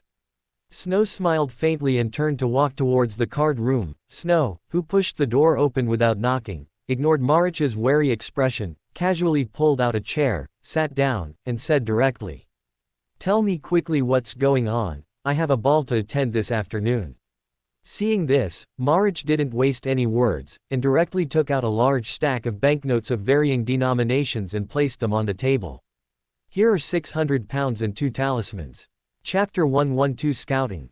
Excuse me, a friend is looking for me," Audrey said, elegantly stepping away from the ambassador who was full of what he thought were witty and lewd jokes. She was about to look for someone to help her with her white lie when a voice suddenly said, "Oh, my angel, talking to that damned old pervert must have been disgusting, wasn't it?" Quote exclamation mark quote. Audrey shivered violently, then said with displeasure, "Mr. Devil, could you please not call me by that word you just heard? All right, Backland's most radiant gem, I'm amazed by the sacrifice you've made for Mr. Fool's mission." Snow's lips curled into a playful smirk as he held a pale golden champagne glass and gently clinked it against Audrey's glass. "A toast to your sparkling eyes. Audrey let out a surprised exclamation, because from her understanding of Mr. Snow, he should have teased her in a different way at this point, like his previous, Backland's hardest diamond, or something similar. But he actually switched to normal social pleasantries, which somewhat surprised her. Or rather, "Mr. Devil, did you use your Beander ability on me?" Audrey eyed Snow suspiciously. Although she had successfully advanced to telepathist, she still couldn't grasp his mental state. She didn't think there was anything wrong with that, she was just very unhappy. "Yes, very unhappy. Although I apologize for causing your displeasure, I did not use any Beander abilities on you, aside from the power on you used to shield yourself from other spectators' observations. Also, in this setting, you should call me Snow, or Mr. Paindrax. Of course, it doesn't really matter, as I snuck in today. You should know that although Countess Wolf wouldn't mind giving me an invitation, my presence at a ball that has invited ambassadors from various countries isn't quite appropriate." Snow still wore that faint smile on his face, but Audrey always felt as if he was a little angry. Is he angry that I suspected him? Audrey thought to herself, then felt a headache. Although she had only been a spectator for a few months, she had grown accustomed to being able to infer others' thoughts from their expressions and demeanor. Now, encountering Mr. Devil, who was completely immune to mind reading and observation, Audrey suddenly felt as if she had reverted to being an ordinary person. "You don't have to be so troubled. You are only playing the role of a spectator, not truly just a spectator. You have your own life, you don't exist to observe others. Remember, you are only playing a role." Snow's voice interrupted Audrey's thoughts. As a spectator whose thoughts had been seen through by someone else, she immediately broke free from that entanglement, puffed out her cheeks somewhat awkwardly, and changed the subject in a feigned relaxed tone. "By the way, this ball has Beander guards. Is it okay for you to sneak in? You can try to recall, when did I join you?" Snow's eyes narrowed into a thin line. Audrey almost blurted out an answer instinctively, but the next moment, she closed her mouth, because she was surprised to find that Snow seemed to have been waiting at the main entrance of the ball, and, ever since she arrived at Countess Wolf's house, he had been following her like a butler. "Mr. Snow, following a lady is not gentlemanly behavior." A chill ran through Audrey, because at that moment, she realized just how terrifying Mr. Devil's abilities were. She could even imagine that if he had remained silent, he could have followed her home, followed her. "Oh, my angel, you can't say that." Snow heard Audrey's accusation and dramatically clutched his chest, as if a theatrical actor was strenuously proving his sorrow, and said with an exaggerated expression, "I have always maintained a sufficient social distance from you, and I haven't followed you into any sensitive places. But, you just seemed to have the wrong idea, didn't you? All right, Mr. Snow, let's not talk about this. Can you tell me your purpose today?" Audrey, her face slightly flushed, forcibly maintained her spectator state to prevent herself from punching him. Snow, however, indifferently turned his head to look at Ambassador Bakeland, who was flirting with other noblewomen, and said with a smile, "Don't you already know? Are you planning to act today?" Audrey was a little worried, not about the ambassador, but about. "I'm not that reckless, and acting in this setting today might implicate Countess Wolf, which goes against my principles. Besides, Bakeland is a Sequence 6 conspirer after all, and fighting him could easily affect innocent people. In comparison, that ambassador often holds balls at the embassy to promote the status of Intis merchants to factory owners, wealthy individuals, lawyers, and bankers. Only by letting him die on his own territory will it not cause too much diplomatic dispute. After all, an embassy is theoretically foreign territory, isn't it?" Listening to Snow's confident words, Audrey's mood relaxed a little, but soon, she thought of something and frowned. But there shouldn't be a shortage of powerful beyonders in the embassy, right? So that's when timing is crucial. Snow curled his lips, an expression of, "I have a plan," on his face. "All right, I've been chatting with you for a bit too long. If I don't leave soon, your Military Intelligence Section 9 friend might notice something amiss." Military Intelligence Section 9 friend. Audrey was slightly taken aback and wanted to ask more, but found that Mr. Devil's figure had disappeared again. Then, a somewhat familiar male voice appeared in her ear. "Audrey, don't be misled by that Ambassador Bakeland. He's an old lecher. Who knows how many ladies he's tricked into his boat," a pun. "Mr. Snow is too cunning." Audrey gently stomped her foot, hidden by her fluffy and elegant cake dress, then forcibly stabilized her spectator state and turned to look at Cones, who was walking towards her. "Cones, do you have some misunderstanding about me? Goddess. How could I be misled by that Ambassador Bakeland? ...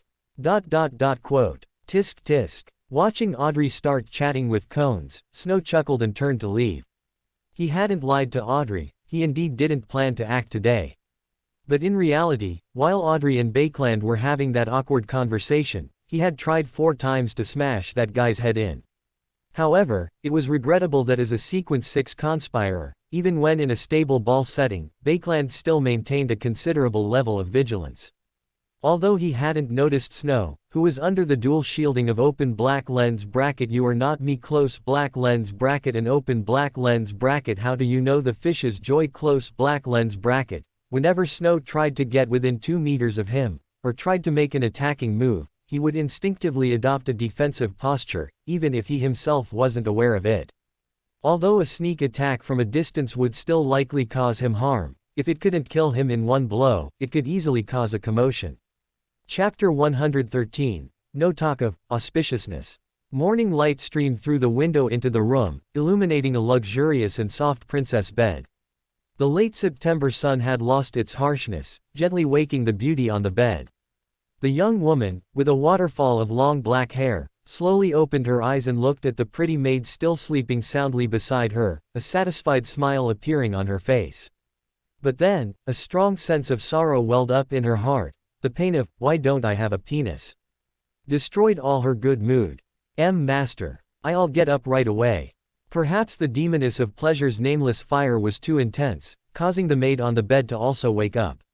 Seeing her master's somewhat off expression, the maid immediately sprang up, not caring that the sheet had slipped off her body, and began to apologize nervously. Looking at the wonderful scene before her, Triss felt she should have been aroused, but unfortunately, she currently lacked that function. She sighed with a dejected expression and waved her hand, saying, "It's all right, go back to sleep for a bit. I'm going out for a walk." With that, she casually grabbed the silk nightgown from the bedside, draped it over herself, and unreservedly pushed open the French window, letting her body, clad only in a nightgown, lean half prostrate on the balcony. This was a detached house located in south of the bridge. Thanks to the low rent here, Triss didn't spend much effort to rent it, and also hired 4 pretty and lovely maids, living the life she dreamed of, except, no penis.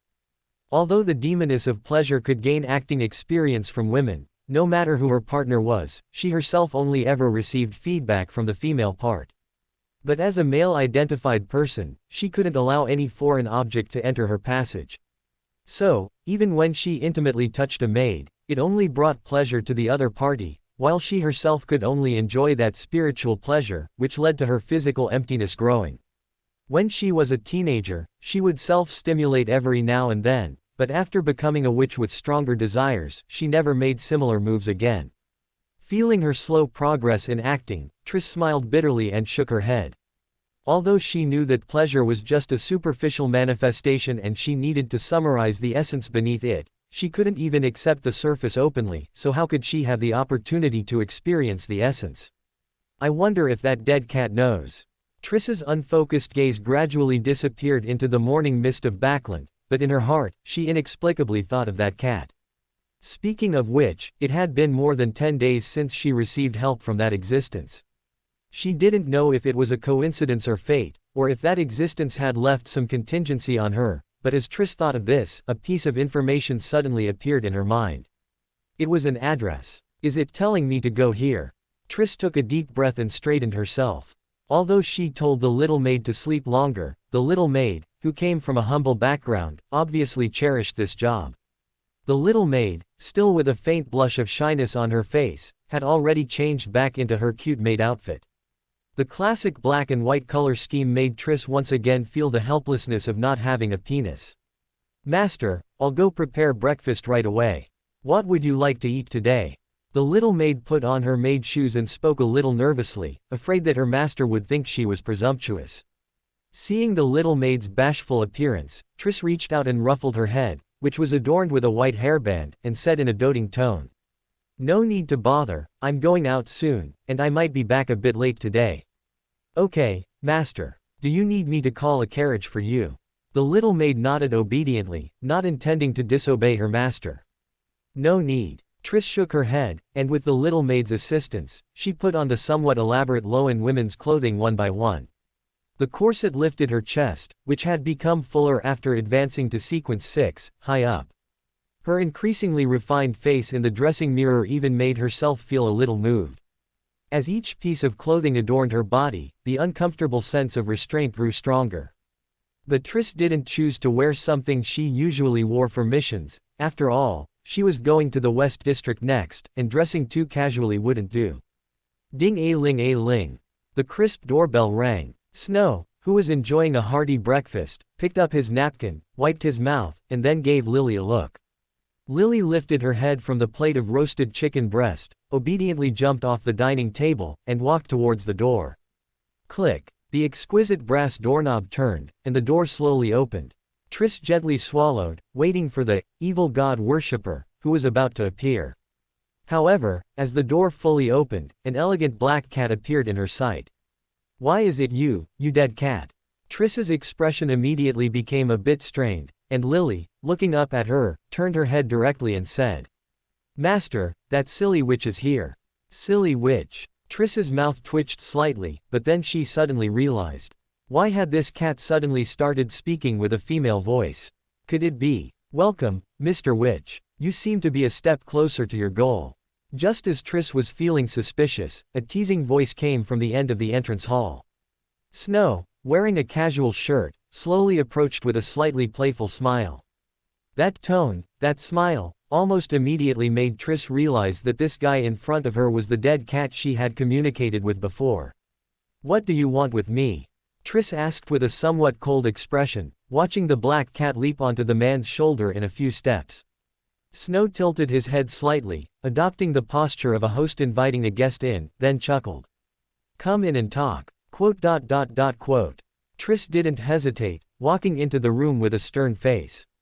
"Is only black tea okay?" Snow turned and walked towards the shelf with the tea caddy, but Triss shook her head. "Let's get straight to the point. What do you want me to do?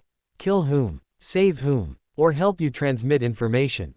Why so serious?" Snow grinned, revealing a smile that made Triss feel a little creepy. He took a few steps to the sofa opposite Triss, sat down, and then pulled out a sheet of paper covered in writing from beneath the coffee table and handed it over. "I can't do it, I'm only a sequence 6. Triss glanced at the text and immediately refused. Snow, upon hearing this, slightly curled the corners of his mouth, revealing a smile that looked sunny at first glance, but the more you looked, the more terrifying it became. Chapter 114. Everything is ready. Dong, dong, dong. With 3 slightly heavy chords bringing the piece to a close, Snow turned his head and gave the butler a look. The butler, who had been standing by the gramophone, immediately picked up the stylus. Is it all recorded? Snow stood up, turning the large horn, placed above the piano to the side, and looked at the butler who was processing the freshly recorded disc. Thanks to Rosal's improvements to the gramophone, it became possible to record discs at home. Although such discs were certainly not as refined as industrially produced vinyl records, and their lifespan was relatively shorter, for home listening, they were even much better than the 300 to 500 yuan audio systems and headphones from his previous life.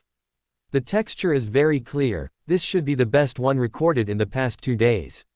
The butler carefully placed the disc on the storage rack, looked at the row of dozens of discs, and asked with some confusion. Sir, is there a reason you were recording so many discs? I have an event tonight that I estimate will take about 2 hours. Although the location is also in the West District, if anything unexpected happens, I might not be able to return in time. So, during this period, you must ensure that music plays continuously in the room, preferably covering the entire room, to ensure our guests sufficient stability. Snow explained the matter in detail, yet still maintained the room's secrecy to ensure Lenevis could not hear the slightest detail.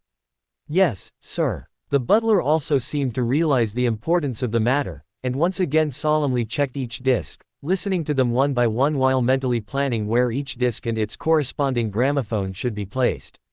Finally leaving. In the evening, seeing Snow in formal attire appear on the street, Lenevis, who had been sitting by the window, curved his lips. But then, almost simultaneously, piano music erupted from various corners of the room, and Lenevis's half-formed smile abruptly froze. Damn it! Lenevis cursed furiously, but he wasn't disappointed by it. In fact, he had known all along about Snow's outing tonight, including this disc array. Although the true creator's consciousness brought him many inconveniences, after several months of integration, a part of him had completely merged with the true creator. This meant that what the true creator could see, he could see too. Snow's secrecy could block his eavesdropping, but could it block the true creator's gaze upon his dependents? However, you forgot one thing. Lenevis let the true creator's consciousness in his chest throb excitedly, casually lay down on the soft bed, forced a somewhat pained smile, and thought to himself. No matter how beautiful a song is, if you listen to it non-stop several times, you'll still get tired of it. Inside the brightly lit Intis embassy in Loan, the scent of perfume and wine, accompanied by a melodious tune, spread to every corner of the ballroom. A ball was being held here at this moment. No matter which world, it was common for embassy staff to hook up with local celebrities to improve their country's image, and Backlund even treated this as a form of enjoyment. In the years since he arrived in Backlund, he frequently hosted various balls, inviting bankers, factory owners, tycoons, great lawyers, and some second-tier merchants, and instilled Intis's values in them, telling them about Intis's prosperity and openness, explaining that Intis was no longer dominated by nobles, and telling them that its masters were bankers, lawyers, and factory owners just like them. Well, there's nothing new under the sun. And putting aside how much of that statement was true, as long as a small portion of these wealthy people in Loan, who were always inferior to the noble class no matter what they did, could be awakened, it would cause enough trouble for the country's decaying political system. In fact, some of the current conflict between the old and new nobles in Loan was influenced by Intis's ideology. Of course, today's ball was still somewhat different from usual. The reason Backlund was still in the embassy was precisely to serve as a target, to help the people taking action attract attention. It's just a pity that I'll soon have to bid farewell to the conservative ladies and madams of Backlund. Backlund gently shook his head, resenting the little detective who dared to resist. If it weren't for him, Military Intelligence Section 9 would never have known about his connection to the Zimong party. Rosago will teach him a sufficient lesson. What I need to do now is enjoy my last night in Backlund. Thinking this, Backlund vigorously rubbed his face, restoring himself to his usual charming state for flirting. His gaze swept across the dance floor, searching for suitable prey. He excluded the ladies and madams he had already interacted with, he preferred to try something new. Many people thought that he randomly gave opportunities to second-tier merchants to make these merchants, who had no upward mobility, feel grateful. But in reality, few people noticed that these merchants often had a beautiful daughter or wife. Of course, even if they did notice, few cared.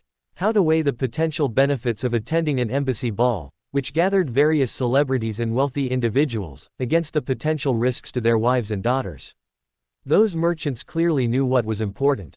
Backlund's gaze continuously swept over one beautiful woman after another, when suddenly his eyes, like a 386 processor running a 3A game, froze. At the end of his gaze, a young woman in a black evening gown elegantly lingered in the corner of the dance floor, as if waiting for a gentleman to invite her to dance. She had smooth, flowing ink-black long hair, and her slightly rounded face gave her a lovely and youthful charm. Her eyes, filled with curiosity and anticipation, seemed to sparkle with starlight, and her perfect body curves made even him, a seasoned LSP, feel a little hot. Backlund walked over almost without hesitation, skillfully striking up a conversation with her. With his discerning eye, he naturally saw that this young lady didn't quite appreciate his humor, but it didn't matter. After subtly mentioning her family's business and his status as an ambassador, this innocent young woman could only, with 2 glistening tears, agree to go to a room with him to sample the 1286 Ormir wine. Actually, if it were in the past, Backlund wouldn't have used such a crude method. In comparison, gradually stripping away their conservatism was a more satisfying approach. However, regrettably, he no longer had time to slowly take off this innocent young woman's conservative attire. But forcefully tearing it off, might that not also be an experience? Chapter 115 Feng-style assassination. Although coercion didn't align with Backlund's usual aesthetic, seeing the beautiful woman before him react to the threat, "Think about your father's business," with a look of disgust yet forced submission, Backlund suddenly felt as if he had awakened some new hobbies. Their departure from the ballroom didn't attract any attention, or rather, for both the embassy's military attaché and the guests at the ball, the scene was within their expectations. The music remained pleasant and melodious. The dance steps remained light and graceful. Merchants continued their discussions, and ladies maintained their rivalry. It was as if Backlund had never been in the embassy at all. Upon arriving at a room on the 2nd floor, Backlund waved for the guards not to disturb them, but he didn't notice that the beautiful woman beside him, so captivating, didn't attract a single glance. As the door was locked from the inside, Backlund eagerly lunged at the beautiful young woman in the black evening gown, but before he could get close, his slightly corpulent body twisted sharply into a bizarre posture, and layers of flame erupted from him. "So, even if I don't consciously notice, my subconscious will instinctively dodge, huh?" A flippant voice came from behind the beautiful woman. Backlund felt a stinging pain on his neck, and a drop of cold sweat trickled down his temple. When did someone else appear in this room? No, not appear, but had been there all along. The moment he clearly saw the other person, he remembered, this man had always been beside the young woman, but everyone, guests, guards, and even the Sequence 5 military attaché currently in charge of the embassy, had failed to notice his existence. Psychological invisibility. Are you from the psychology alchemists? A ball of flame rose in Backlund's hand as he warily watched the man who had suddenly appeared before him. The spectator pathway's direct combat strength isn't particularly strong in the middle and lower sequences, as long as I'm careful of any mystical items he might possess. Do you need my help? The beautiful young woman in the black evening gown crossed her legs and sat on the bed, asking in a masculine tone. This made Backlund's heart sink, because at that moment, he suddenly thought of another sequence. Without much thought, he immediately shouted loudly, "Someone, help!" However, there was no response. Snow couldn't be bothered to explain to Backlund how he had twisted the rules. He simply and unhurriedly sealed the Baron of Corruption's characteristic with his spirituality, tucked it into a cigarette case, and gave Triss a sunny smile. "Didn't I tell you? You just needed to bring me in. As for killing, that's my job." Backlund gritted his teeth, waved his arm, and a whip of flames coiled towards Snow. Neither the Baron of Corruption nor the hypnotist were types skilled in direct combat. He seemed to be at odds with the Beander, who was possibly a witch. Seize this opportunity to heavily injure him first. Rabbit cannot catch turtle. A coin was tossed high into the air, and as the activation incantation in ancient Hermes language emanated from Snow's mouth, it was as if the entire world underwent an indescribable change. The flame whip was still the flame whip, and Snow was still Snow, but between the two, it was as if countless barriers had appeared. No matter how swift Backlund's attack, or how slow Snow's movement, the flame whip always fell just short of hitting its target. What kind of ability is this? Backlund was horrified. As an intelligence operative, he prided himself on having some understanding of the middle and lower sequence abilities of various pathways, but he had never seen such a bizarre ability. Could it be a high-level charm storing a high-sequence ability? This was not something an ordinary Beander could get their hands on.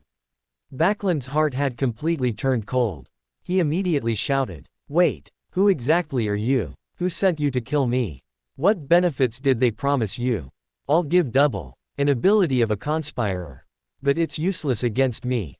Snow let out a disdainful sound, reaching out and tapping his chest 4 times in the order of below, above, right, left, drawing an inverted cross pattern, and said with a smile, "This is the will of the Lord.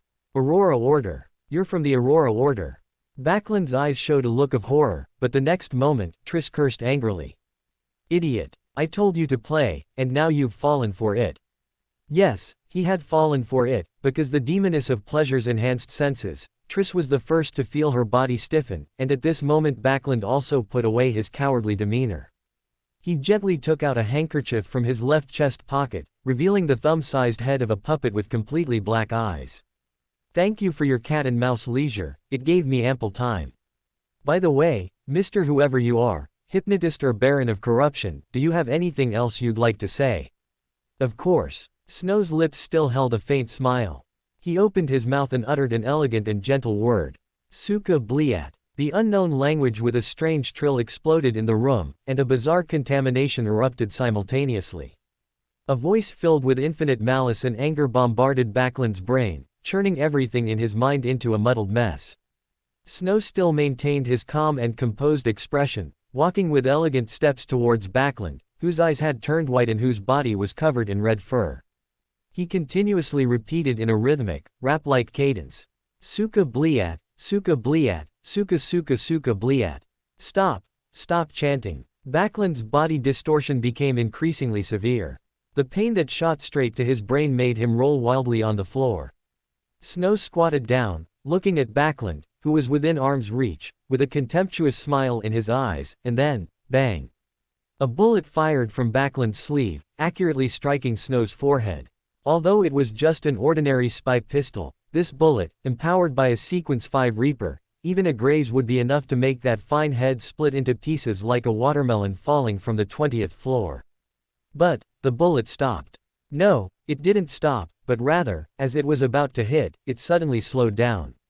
Each inch it moved forward, it slowed down a bit more, and by the time it reached the man's face, it was moving like a snail. Snow didn't even think of dodging. He just watched the bullet decelerate infinitely, as if it was moving forward every moment, but would never reach the reality of impact. Backlund, with his eyes wide open in fury, now looked more like a red orangutan than a human. His once somewhat heroic face was rapidly covered in red fur. But even so, he still stared at the bullet that was moving forward every moment, but would never reach its destination. That's why I say, a lack of culture is truly terrifying. Snow shook his head lightly, lifted the furry Backlund, and held him in front of himself. Then, the bullet, slowly, drilled into Backlund's body, and according to the runes inscribed on the bullet, delivered a fatal blow to Backlund. Casually tossing the deceased Backlund onto the floor, Snow sat on the bed, waiting for the characteristic to precipitate.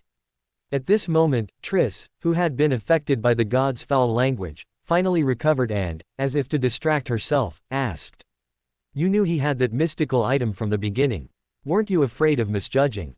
What if you were controlled and couldn't even use your spirit word abilities, what would you do?" Snow, hearing this, merely offered a mysterious smile. It's well known that only the seer pathway can control spirit body threads. He isn't a seer, so he can't control my spirit body threads. That's perfectly reasonable. Chapter 116 Lullaby. It's finally out. As Backlund's blood, mixed with specks of red light, formed a dark red sphere with brain-like convolutions, Snow raised an eyebrow, revealing a faint smile. "This thing looks like it's been corrupted." Triss, who had been sitting at the head of the bed, glanced at the sphere that seemed to constantly emit curses, and said with some fear.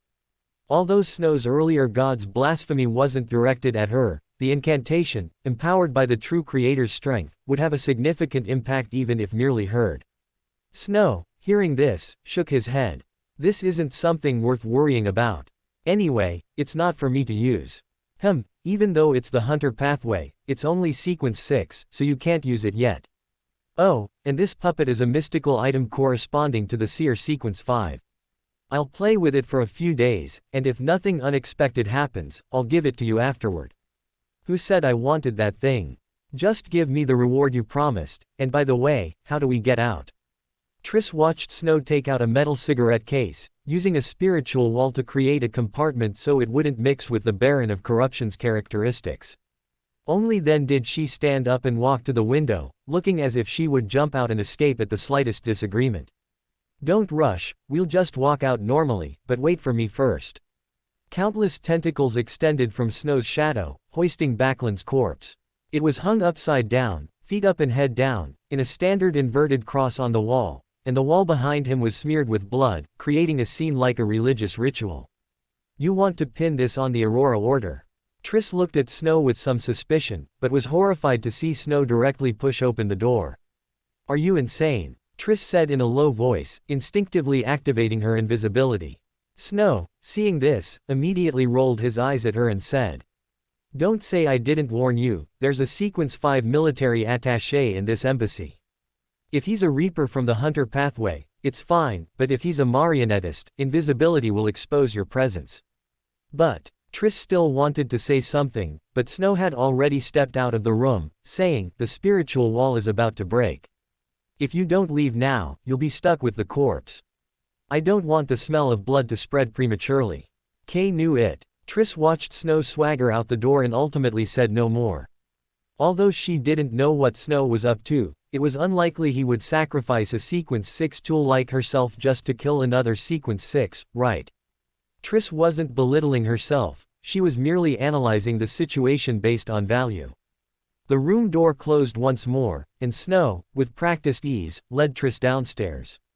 To Triss's immense surprise, the entire process was so smooth it was like strolling through their own home, not a single Beander noticed them. It's just, can this really be kept a secret? Triss draped her arm over Snow's shoulder, slowly dancing to the rhythm.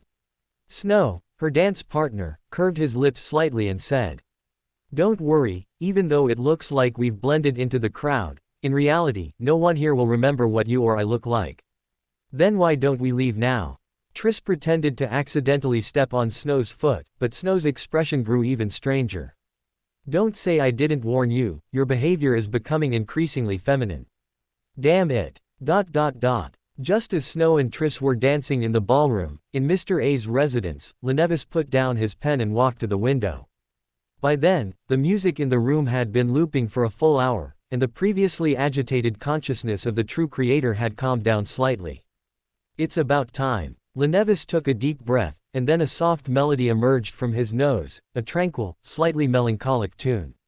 As he hummed, the consciousness of the true creator in his chest also began to sing softly in a language belonging to no known linguistic family.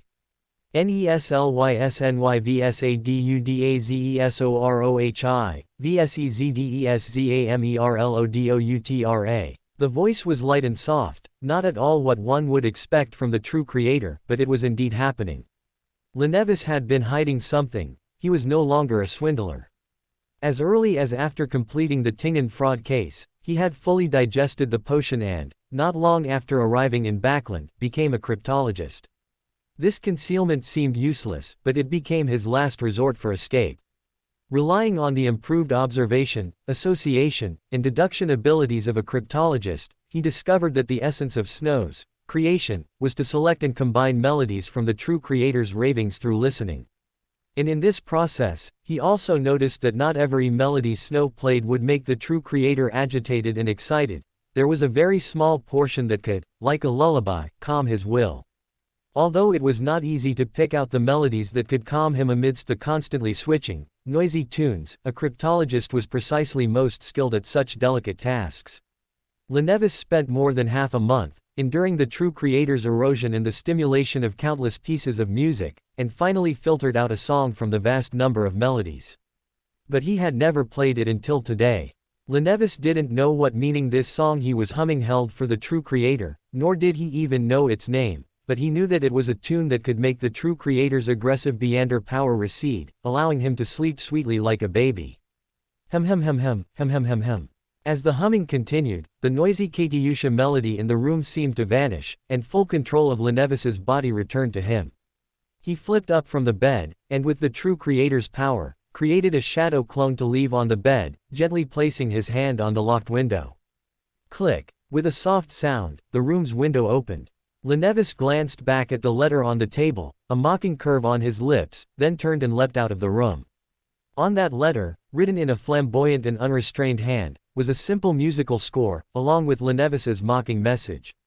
Thank you, Mr. Snow, the great musician. Thanks to your creation, I have mastered the method to make the true creator sleep peacefully. I dedicate this song to you and look forward to our next meeting. Your loyal listener, Lenevis. Chapter 117, All the Tricks. I'm going to the washroom, then we can leave. After a dance, Snow, who had returned to the edge of the dance floor, suddenly spoke. Triss looked at him suspiciously, distrustfully saying, "You're not planning to ditch me and run away yourself, are you? Why don't you come with me?" "Oh, sorry, I forgot you're not suitable for the men's restroom right now." Snow's eyes slanted slightly upwards, his obnoxious demeanor evident. Triss muttered a local curse under her breath, took a deep breath, and indignantly said, "If I get caught, I won't hesitate to turn you in." Yes, I know." Snow nodded insincerely, then swaggered up to a military attaché from the embassy and, under Triss's dumbfounded gaze, asked for the washroom's location. Is this guy really that confident? Quote. The Holy Spirit who pursues knowledge. The lighthouse of the mystical world. The eye that gazes upon fate. The king above the seas. The Holy Bernadette Gustave. Without any extra prayers, after just a string of honorifics, Snow cut off the connection. He believed Bernadette knew what to do next. After slightly adjusting the shielding settings on himself and confirming that True Creator was not watching, he once again chanted that familiar honorific. "Oh, the fool that doesn't belong to this era. You are the mysterious ruler above the gray fog. You are the king of yellow and black who controls good luck. I pray for your listening, I pray for your gaze. Lenevis has escaped as planned, and also, Backlund Jean Martin is dead." Triss nervously watched the direction of the washroom, wondering if she should run away. Although there was a high probability of being noticed whether she left midway or ran away invisibly, at least her identity was fake. As long as she rushed out of the embassy and washed her face, she would basically be fine. But if she stayed, and Backlund's body was discovered, she would. "What are you thinking about?" Snow's voice suddenly sounded behind Triss. If not for the composure she had accumulated during her time as an instigator and assassin, she probably would have jumped. "When did you get here, you guy?" "I just walked over." Snow still wore that obnoxious smile, 3 parts mockery, 3 parts teasing, and 4 parts mischievousness, as he patted her shoulder and said, "Let's go, we can leave now." Above the gray fog, Klein, who had just finished communing with Master Luo, felt the star belonging to Mr. Devil expanding and contracting, and slightly grumbled. "Mr. Devil's dinner is a bit late today." Although he said that, he still extended his spirituality and touched that star. Immediately, layers of prayers emerged in his ears. Backlund is dead. Mr. Devil killed him. No, more importantly, Lenevis. Klein immediately realized what he should do. His spirituality touched Justice, Hanged Man, and Magician respectively. Although he felt that notifying only Miss Magician would be enough, considering Mr. Fool's impartiality, he still said Mr. Devil's prayer to all 3. He actually really wanted to observe Lenevis's end, but considering there was still a comatose Miss Wraith in reality, he could only visualize his spiritual body sinking, returning to the real world, and beginning today's distribution of spoils. Lenevis hummed a tune, strolling on the streets of the West Borough. Perhaps because his posture was too leisurely, and the clothes he wore were quite expensive, even the patrolling police did not realize that this was actually a dangerous individual. He just wandered idly on the street, planning to use the money he had swiped from the patrolling police to hire a handsome cab. His mood was truly excellent now. Thanks to that lullaby, he could calm the True Creator's consciousness. Moreover, through the process of obtaining this tune, his cryptologist acting had been completed. As long as he could advance to Prometheus, he could begin to steal the true creator's consciousness on him. If it didn't work once, he would try twice, if not twice, then thrice. Even if he couldn't steal the true creator's consciousness and divinity at sequence 6, he could accelerate his acting, allowing him to quickly advance to sequence 5. And with this tune that could soothe true creator's consciousness, not only would the risk of his stealing be minimized, but it would also allow him to get a good night's sleep. As long as he found a recording studio and recorded this tune onto a disc, he could sleep soundly without worrying about waking up in a slum like the East Borough. Once this attempt succeeded, he could try to leave Backland and seek an opportunity to advance to a demigod. As long as he became a demigod, he could try to counter-parasitize the evil god's consciousness that was parasitic on him.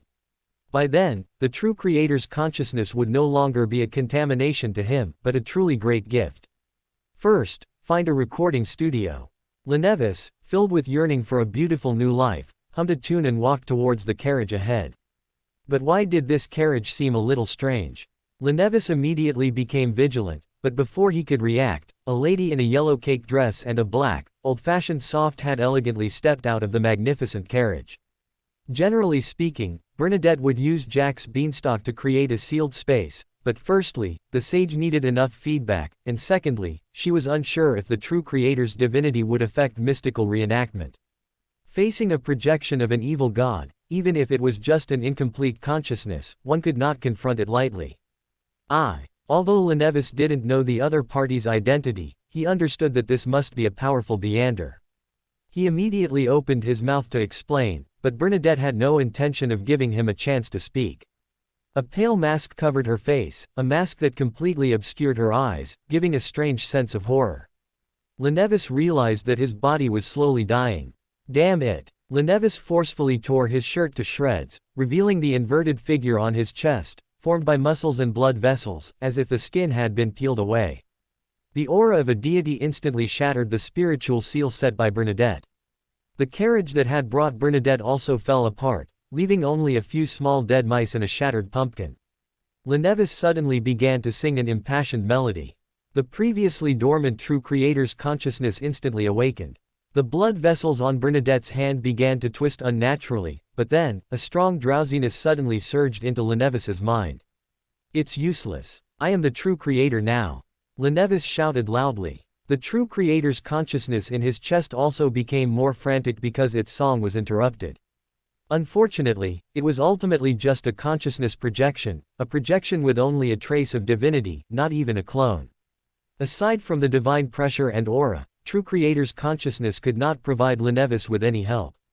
He could only watch as an extremely complex three-dimensional rune appeared before Bernadette, its pure will of death causing even the mosquitoes barely surviving in early autumn to all die. Boom! As if the world was wailing in sorrow, Lenevis's body suddenly exploded, bones and blood splattering, leaving deep imprints on the ground. Bernadette felt the spiritual touch, and vines suddenly descended from the void, carrying this saint, who seemed not of this world, into the sky. Chapter 118 Punishment. Triss pinched the bridge of her nose hard. The roar of despair and pain, which covered almost half of the West District, nearly made her lose control on the spot. Even so, her hair was noticeably 2 shades thicker now, and a gray sheen even began to flow in her eyes. However, that uncontrolled Beander power fluctuation quickly dissipated with her shallow meditation, replaced by intense lingering fear. What was that just now? Triss turned to Snow with lingering fear, but was horrified to find that Snow, who had been calm and composed, was now lying on the ground, convulsing violently. Bluish-black veins bulged from under his skin, and vicious, eerie curses seemed to spread over his body. His skin turned bluish-black, and he looked as if he had been transformed into an iron statue. Hearing Triss's voice, Snow barely found a shred of rationality, propped himself up, and shouted at Triss. Quick, think of something happy. Quick, happy. When you suddenly say that, how can I? If you can't be happy, something shameful will do, or how you play with your maid will also do. In short, anything that isn't pain. Otherwise, I'll pin you to the ground and vent my frustration right now. Snow gritted his teeth, forcing out a few words, which made the bluish-black veins on his body, which looked like they could pierce his skin and turn into tentacles at any moment, become even more grotesque. I understand. Triss was clearly startled by Snow's words and didn't bother to question how he knew about her playing with her maid. She immediately began to try to create various emotions.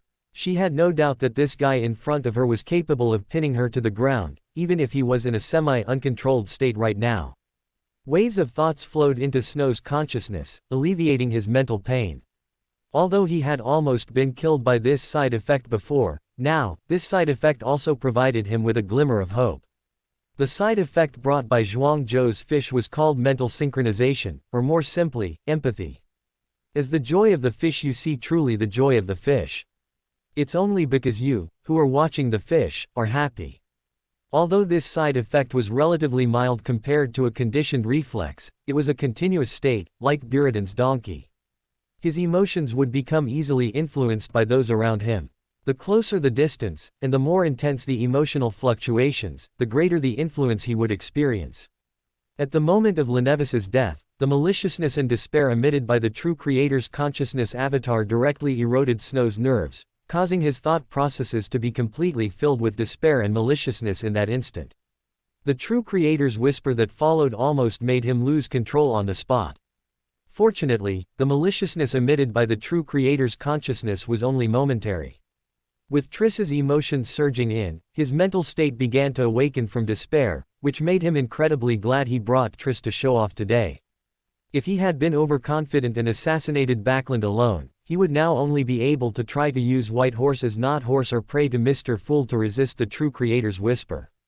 However, in that case, his identity as a favored one of the Aurora Order would instantly be stripped away, replaced by a series of titles such as Blasphemer and Traitor.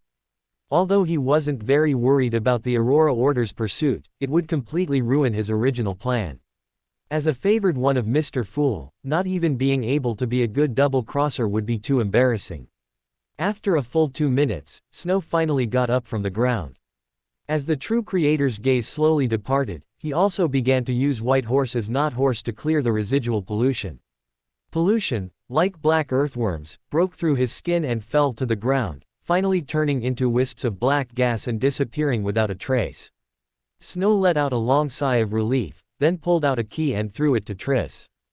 "Go to my house. The authorities Beyander will be here soon. You need to quickly deal with the traces on your body." Anti-divination. Triss heard Snow's words and immediately wanted to cast a spell on the spot, then received a glare from Snow. "Can your anti-divination ability contend with machinery hivemind? You should hurry back and pray to our Lord. What about you?" Triss always felt that Snow wanted to throw her out as a scapegoat. Snow immediately gave her a glare and, without explanation, simply dropped a sentence. "If you're not afraid of death, then follow me." With that, Snow no longer paid attention to Triss and strode off, running madly in the direction from which the true creator's conscious wail had come. With such a big commotion in the West District, the authorities Beyander would appear in at most 10 minutes. If he couldn't complete the true creator's oracle before then, next time it wouldn't just be a simple nagging in his ear. Yes, the previous pain was just the true creator directly assigning him a task. Of course, a normal whisper would certainly not cause such a great impact. The true creator's direct speech this time, without any restraint, clearly implied a sense of punishment. In fact, for a divine vessel to die and only be nagged for 2 minutes, this was already the true creator showing mercy. Of course, Snow felt that the true creator's real reason for holding back was not out of extra mercy, but to make him get to work quickly. Relying on the stamina of a Sequence 7, Snow ran to Lenevis's corpse in 3 minutes. With just a glance, Snow found what the true creator wanted him to take amidst a pile of sanity-draining severed limbs and minced meat. It was a palm-sized, pale bone, still stained with a bit of light pink minced meat. However, at this moment, this white bone was emitting a faint, pale white glow, and a bit of Beyander power made it appear exceptionally holy. Snow didn't hesitate, immediately wrapped his palm in Beyander power, picked up the white bone, and, not daring to put it in a cigarette case, quickly left with it in hand. It must be said that the stamina provided by Buridan's donkey, though seemingly low-tech, was genuinely quite good to use. He ran at full speed for 5 minutes without even a hint of breathlessness. Snow went directly to Mr. A's residence and found that all 4 servants had fallen into a coma. Not having consumed a potion, they were not yet qualified to be directly punished by the true creator. They were merely knocked unconscious by Lenevis's wail before his death. In fact, at this time, with Lenevis's death as the center, at least 80% of ordinary people within a 2-kilometer radius had fallen into a coma. Without rushing to wake the servants, Snow found a place to sit and began to examine the bone in his hand. However, the bone had undergone a noticeable change. What was originally identifiable as a piece of sternum had now completely fused with a meander characteristic, transforming into an inverted cross pendant only half the size of a palm. Intricate thorny patterns covered the entire cross, converging in its center into a delicate, light pink vertical pupil, with a lively sensation, as if it were a living thing. Although it's not the first time I've complained, the true creator's artistic bacteria are truly uncommonly strong. Chapter 119. The artifact that can grow as the protagonist's standard equipment. 10 minutes after Lenevis's death, Horamek Haydn arrived in the Western District with an elite squad from the machinery hivemind. Looking at the chaotic scene filled with filth, malevolence, and the aura of death, their expressions were quite complex. A few minutes later, Ice Snake and Anthony Stevenson also arrived. Sensing the lingering contamination of the evil god in the air, their expressions grew serious. Within a mere month, Ice Snake, who had been late an unknown number of times, roared in anger. Damn it, what exactly happened? Why would there be a high-sequence meander fighting in the Western District? Horamek, have you forgotten that our priority is to ensure the impact doesn't spread? It wasn't our doing. Although dissatisfied with Thiesinger of the gods, questioning, Horamek still spoke in a gentle voice. We received a report that a true creator's vessel for divine descent had appeared in the Western District. By the time we arrived, it was already like this. A report. Where is that person? Ice Snake immediately asked. From St. Serland Cathedral in the southeastern corner of Backland to the Western District. Even a demigod of the machinery church would need at least 20 minutes without causing panic. And only 10 minutes had passed since they sensed the collision of divine powers. Horamek shook his head, his voice still gentle. It was delivered by a child on the street. It was an emergency, so we haven't had time to investigate. However, for an anonymous report like this, even through divination, the accuracy is questionable.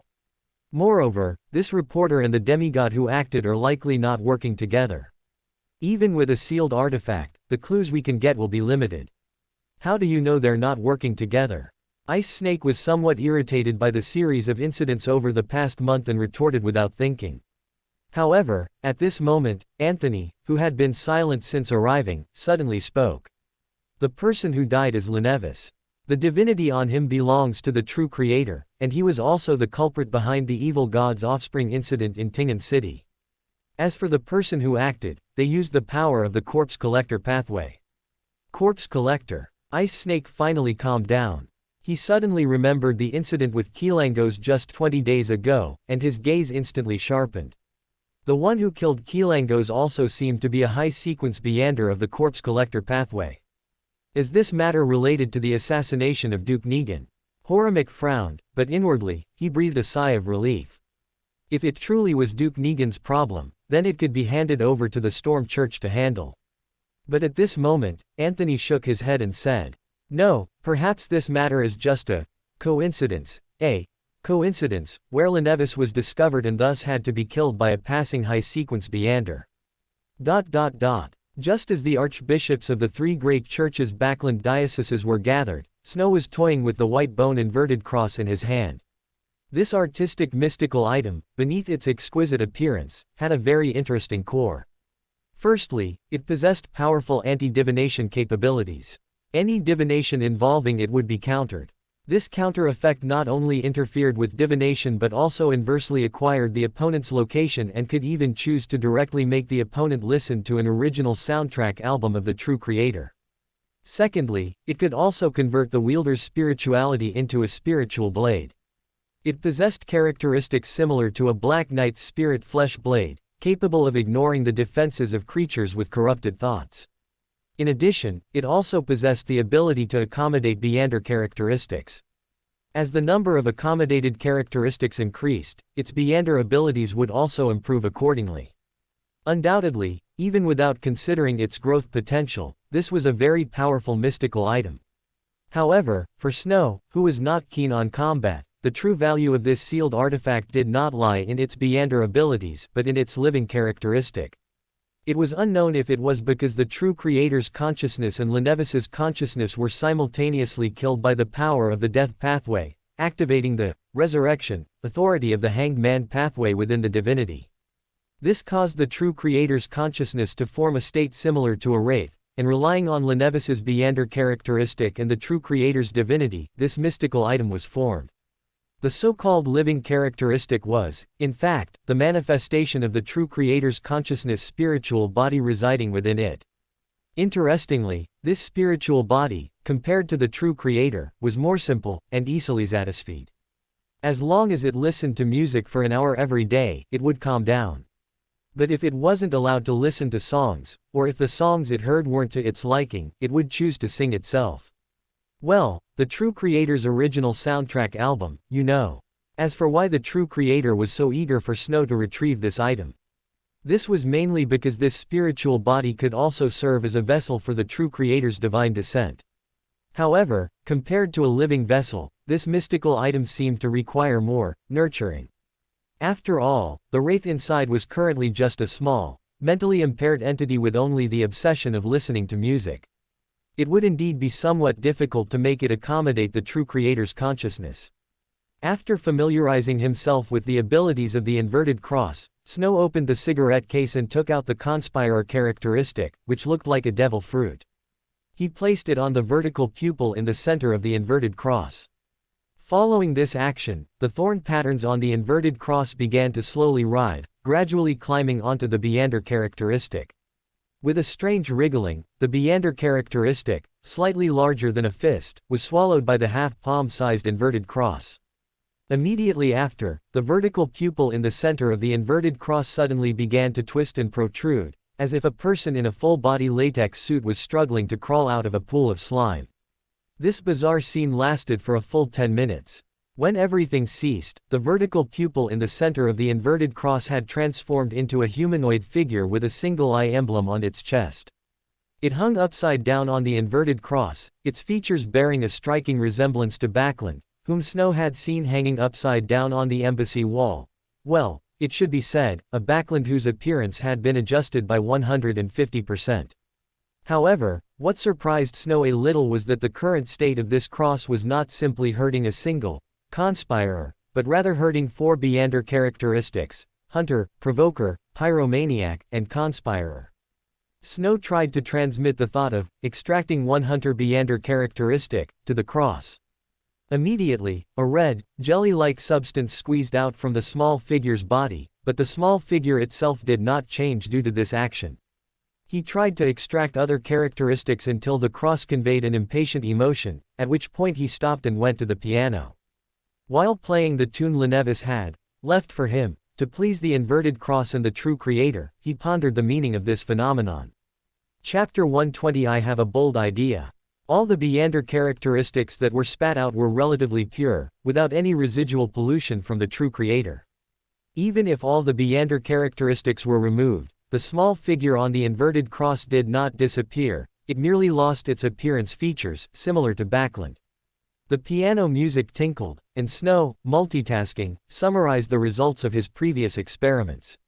He glanced sideways at the inverted cross on the piano's music stand. The small figure hanging on it still looked very handsome, but it was the kind of handsome that lacked distinction, the type where you knew it was handsome but immediately forgot what it looked like. However, in reality, the inverted cross had once again fully herded all the Beyonder characteristics originating from Backlund, yet it no longer displayed Backlund's features.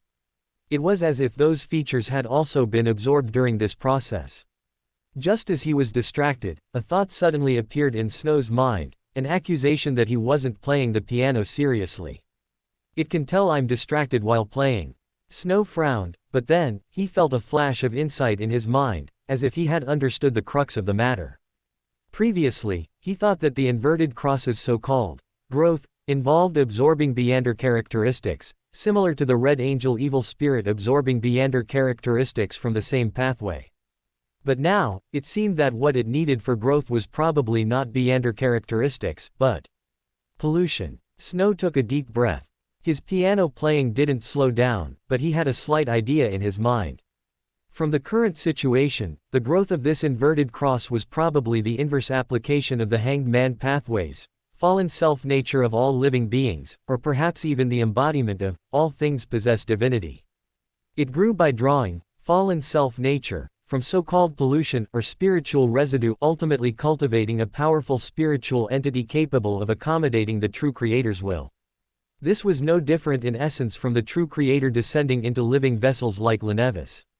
Therefore, it could probably absorb more than just pollution. It could also absorb other emotions like corruption, pain, and despair, much like the sapling within Lenevis. However, by comparison, this evil spirit was much purer.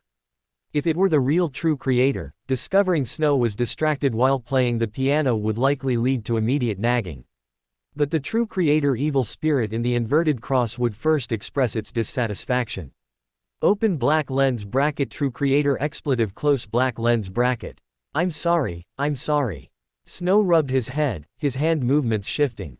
The piano music immediately became soft and pure. The nagging true Creator evil spirit instantly quieted down, continuing to listen to Snow's performance. It really is much gentler. Snow's lips curled slightly, and a bold idea suddenly popped into his mind. It was well known that the true Creator was insane. And the true Creator's consciousness projection shared all thoughts with the true Creator. Now, this true Creator evil spirit didn't seem so insane. Had it separated from the true Creator's shared consciousness? Or was it? Snow quickly reined in his thoughts, glancing again at the small figure on the inverted cross, whose eyes were narrowed, listening to the music. A somewhat perverse smile appeared on his lips. Time rewound to the moment Lenevis died. The military attachés of the embassy slowly recovered from the influence of despair and pain, looking at each other with lingering fear. 2/3 of the guests on the dance floor were lying down, while the remaining 1/3 were screaming vigorously. Enduring the stinging pain in his head, the leading reaper immediately said, "Mehrani, go find the people from Military Intelligence Section 9 and ask what happened. Rodin, go calm the guests and find someone to look after those who fainted." At this point, this Sequence 5 Reaper's expression suddenly changed. Not just him, but all the Beyonders of the Hunter sequence, changed their expressions to varying degrees. Because their senses of smell, enhanced by the Beyonder potion, had already detected the strong scent of blood slowly dissipating. Damn it. 10 odd minutes later, the embassy was completely sealed off. Officials from Military Intelligence Section 9, along with the military attachés from the embassy, gathered in Backlund's room. The body that had been nailed to the wall was now taken down. Several professionals were half-crouching beside Backlund's corpse, examining the cause of his death. Although all the guests who had participated in the ball were now under control, everyone knew that the real killer had probably escaped. Nevertheless, they were still checking the list of attendees for the day, trying to find some clues. There's only one gunshot wound to the chest, the remaining injuries were inflicted after death. However, the scale of the wounds doesn't match the bullet's power. It should be a fatal blow from a Reaper. The forensic doctor from Military Intelligence Section 9 looked at the embassy's military attaché with a strange expression, as if asking, "Are you really not trying to blame the Aurora Order after an internal conflict? These are the enchanted bullets I gave Backlund for self-defense. He should have had 6 of them. Apart from the one in his chest, the rest are gone. His Beyonder item and Beyonder characteristic have also been taken away," the highest-ranking official among the embassy's military attachés said with a gloomy expression, while a suppressed smile appeared on the face of the Military Intelligence Section 9 official. However, he was, after all, professionally trained. He would absolutely not break character at a time like this. He simply straightened his back and said in as calm a tone as possible, "The window was locked from the inside, with no spiritual residue. There are traces of someone sitting on the bed, but neither of the 2 traces belongs to Backlund. No objections to any of this, right? Or did your people sit here waiting for us after discovering the body?" No. The embassy's military attaché momentarily wondered who truly belonged to the Hunter pathway, but he still nodded, agreeing with the other party's search results. "Then that's interesting. According to the guard's testimonies and these traces, the ambassador brought a beautiful woman, whose appearance no one remembered, into the house, killed him with this sequence 6 Beander's weapon, and then even stayed in the room for a period of time, waiting for the Beander characteristic to precipitate before quietly leaving without anyone noticing. And throughout the entire process, your gatekeepers didn't notice anything.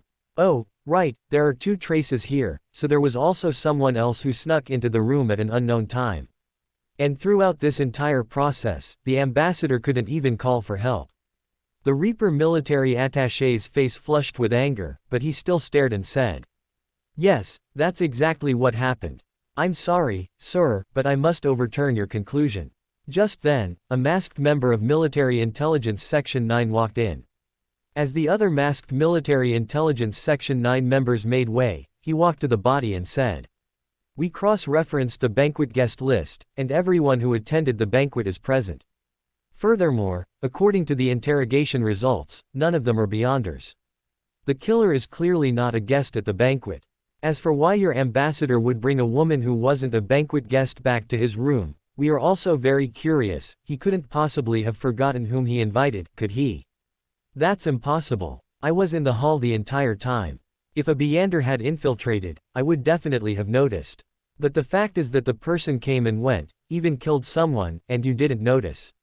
The Military Intelligence Section 9 person shook his head, with an expression that said, "You're making false accusations," and continued. "Your Emperor Rosal once said, wherever one walks, traces are left. But all the current traces indicate that you are lying.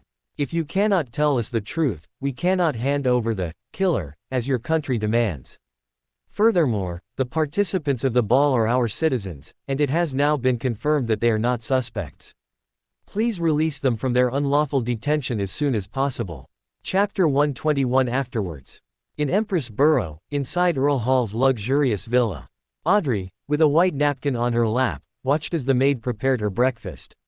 As she savored the aroma of her black tea, she suddenly heard her father mumble to the newspaper in his hand. "The Aurora Order is truly insane." Aurora Order. Audrey blinked, immediately recalling the news Mr. Devil had conveyed last night. She thought there might be another problem with Lenevis and immediately asked curiously, "Did they do something?" "Oh, darling, you wouldn't want to know. They actually assassinated Ambassador Backlund of Intis. This brings them no benefit whatsoever." Earl Hall shook his head while flipping through the newspaper, but Audrey didn't listen to her brother's speculation. Instead, she mused internally. Of course, it brings them no benefit, because Mr. Devil did it. Speaking of which, Mr. Devil is truly amazing. While letting Lenevis escape, he also assassinated the Intis ambassador, and both actions happened simultaneously. This way, everyone will think it was Lenevis who assassinated the ambassador and then fled. What a brilliant plan. I'm really curious about Mr. Devil's sequence. He clearly often uses abilities from the spectator pathway, yet he says he isn't a spectator. Mr. Fool said that at high sequence, one can swap with adjacent pathways. Could Mr. Devil actually be a high sequence powerhouse who changed pathways? He used to be a spectator, but now he's changed to a different sequence. No wonder when Mr. Fool mentioned this, he didn't ask anything. Heavens, I'm actually a piano teacher for a powerhouse who might be half human, half god. ... Extra. Intis Ambassador Backlund assassinated. Terrorist organization, Aurora Order, claims responsibility. The cries of newspaper boys were already echoing through the streets, but the leaders of various organizations were all equally silent at this moment. Although they publicly claimed that the loud noise and fainting incident in the Western District last night were a feint by the Aurora Order to assassinate Ambassador Backlund, they all knew very well in their hearts that these were actually two completely unrelated incidents. Military Intelligence Section 9 was relatively calm about this matter. There were no clues to Backlund's death anyway. If it wasn't the Aurora Order, then Intis orchestrated it themselves. They had to pick one. But for the three great churches, the fact that an unknown saint had killed another person in the Western District again was their main headache. What made them even more agitated was that the Night Church seemed to know something, but they wouldn't say anything. Compared to the other two churches, the Storm Church and the Aurora Order were true mortal enemies, but this time, the informant reported the incident to Machinery Hivemind, and the Night Church was in the know. Only the Storm Church, being the closest, knew nothing, which made the already irascible Storm Church difficult to accept. Ice Snake even broke 3 sets of teacups in one night. In contrast, the Machinery Hivemind Deacon team, who directly received the report, was still patrolling the crime scene. This wasn't because the other two factions had given up, rather, according to the rules, handling Buridan incidents needed to be divided by believers and jurisdiction. Since Machinery Hivemind received the report first this time, they were solely responsible until the Steam and Machinery Church asked other churches for help. At this moment, the Machinery Hivemind Deacon, whose facial features were firm and resolute, was holding an ancient patterned silver mirror.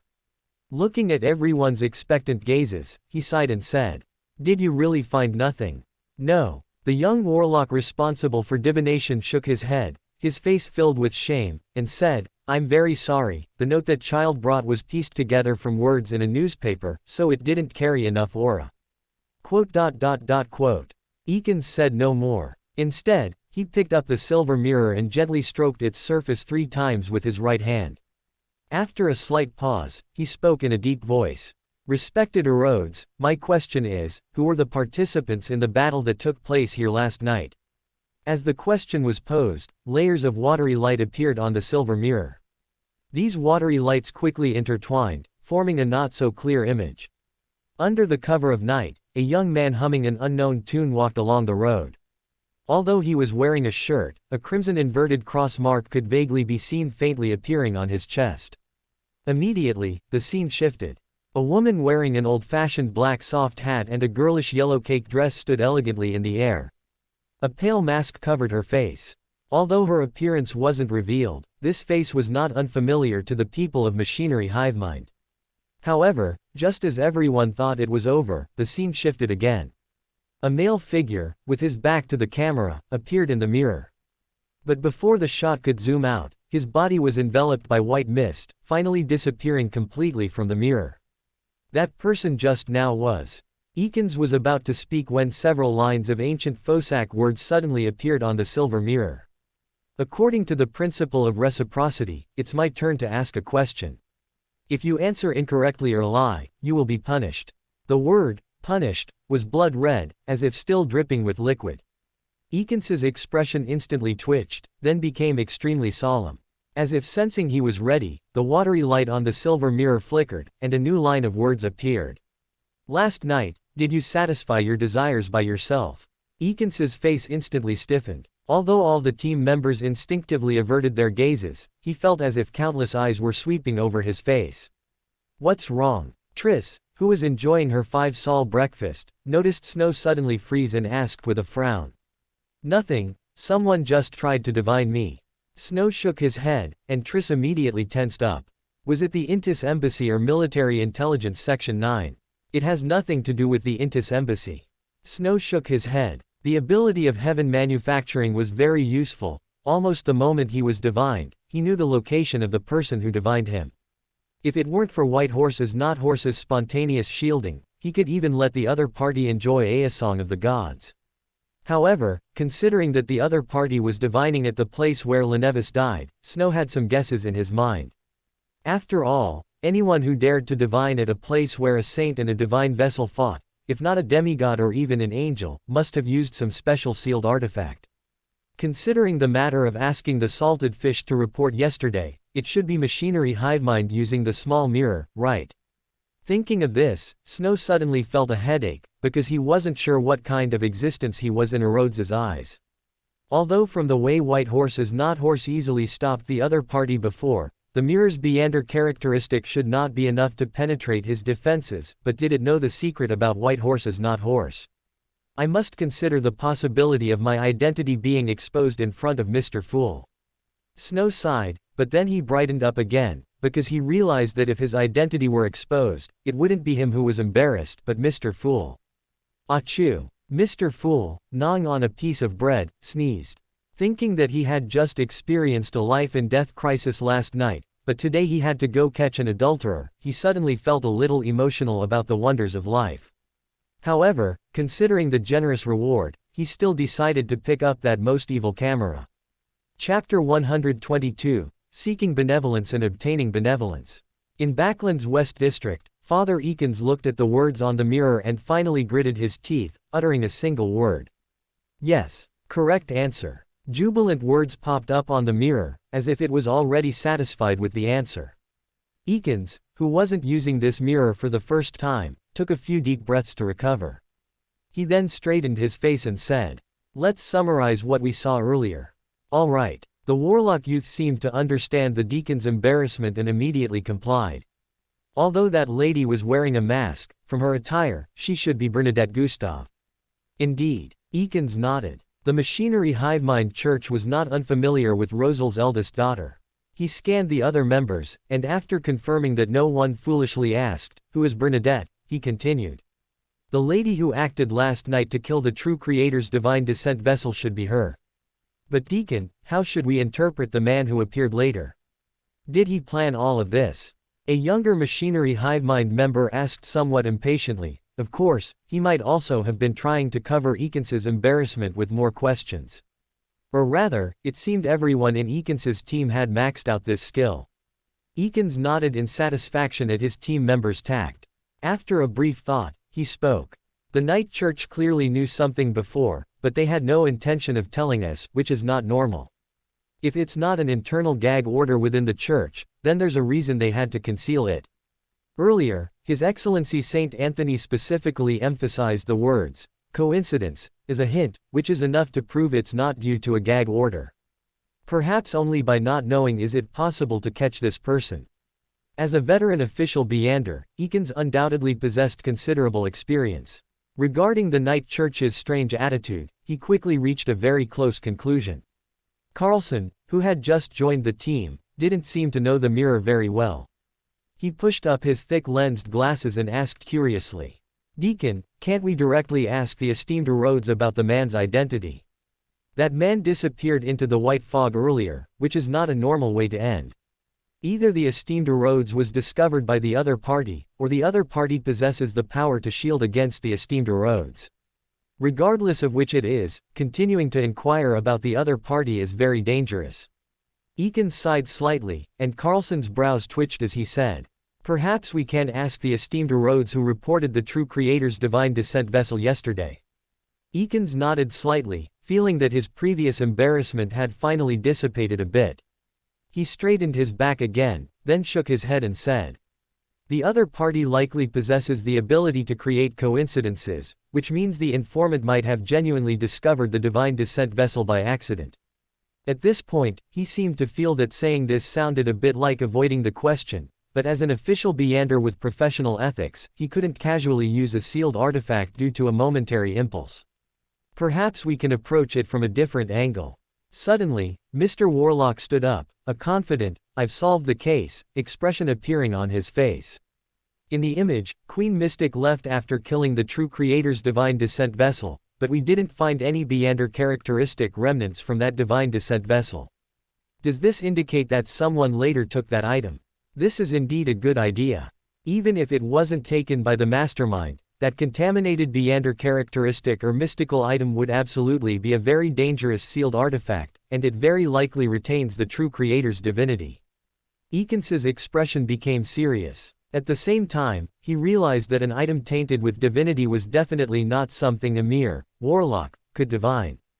After a helpless sigh, he once again picked up the silver mirror, stroked its surface 3 times, and asked seriously, "Esteemed Rhodes, my question is, where are the residual characteristics of the true Creator's divine descent vessel?" Ripples slowly spread across the mirror's surface, and soon another image appeared. But the moment he saw the image, Eakins's face immediately turned ugly, because it was the same as before, the back of the man.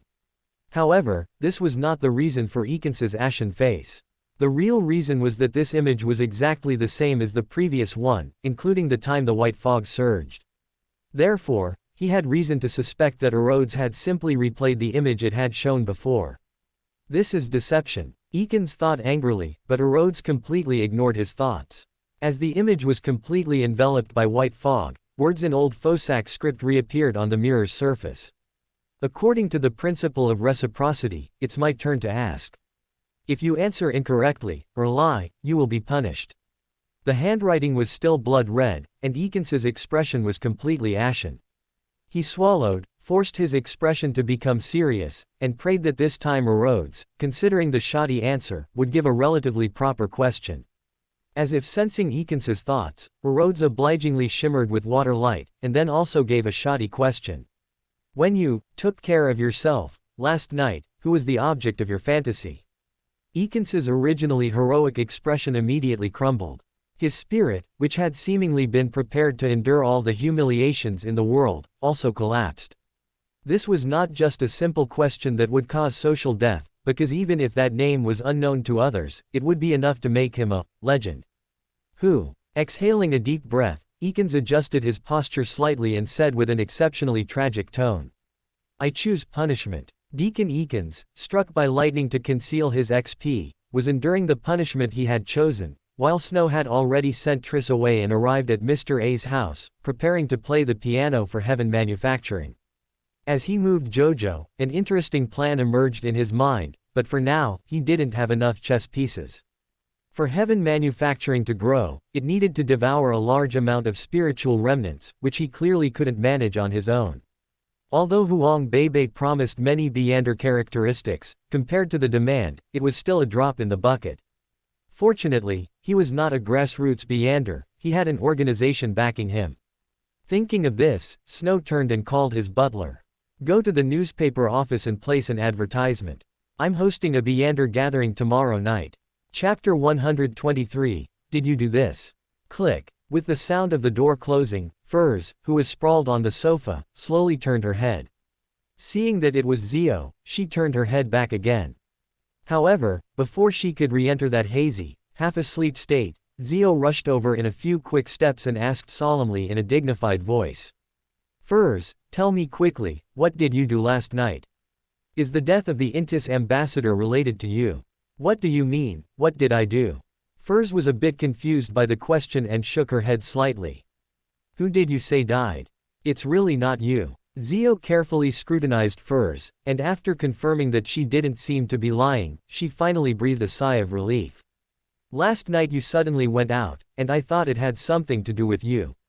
It's best if it's not. Don't you know my level?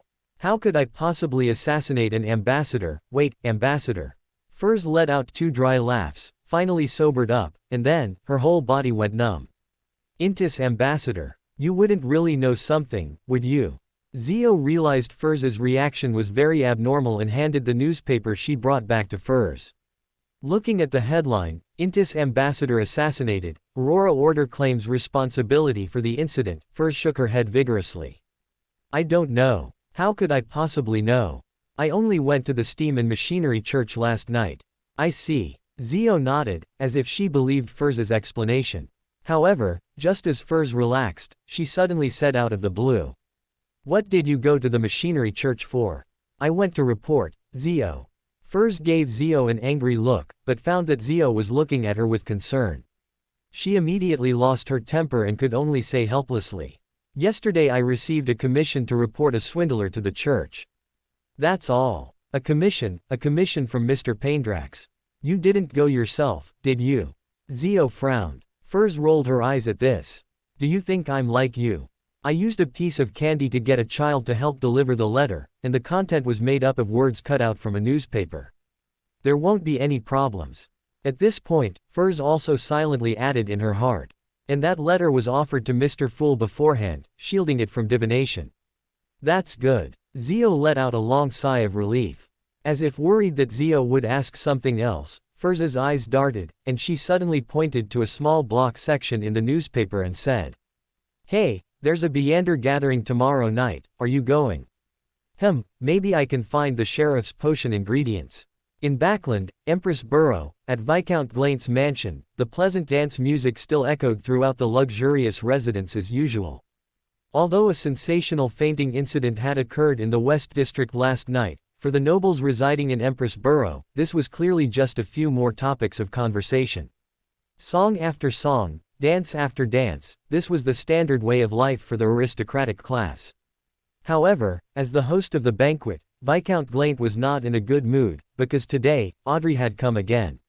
Well, it was nothing that Audrey came, but the damned vet also came along.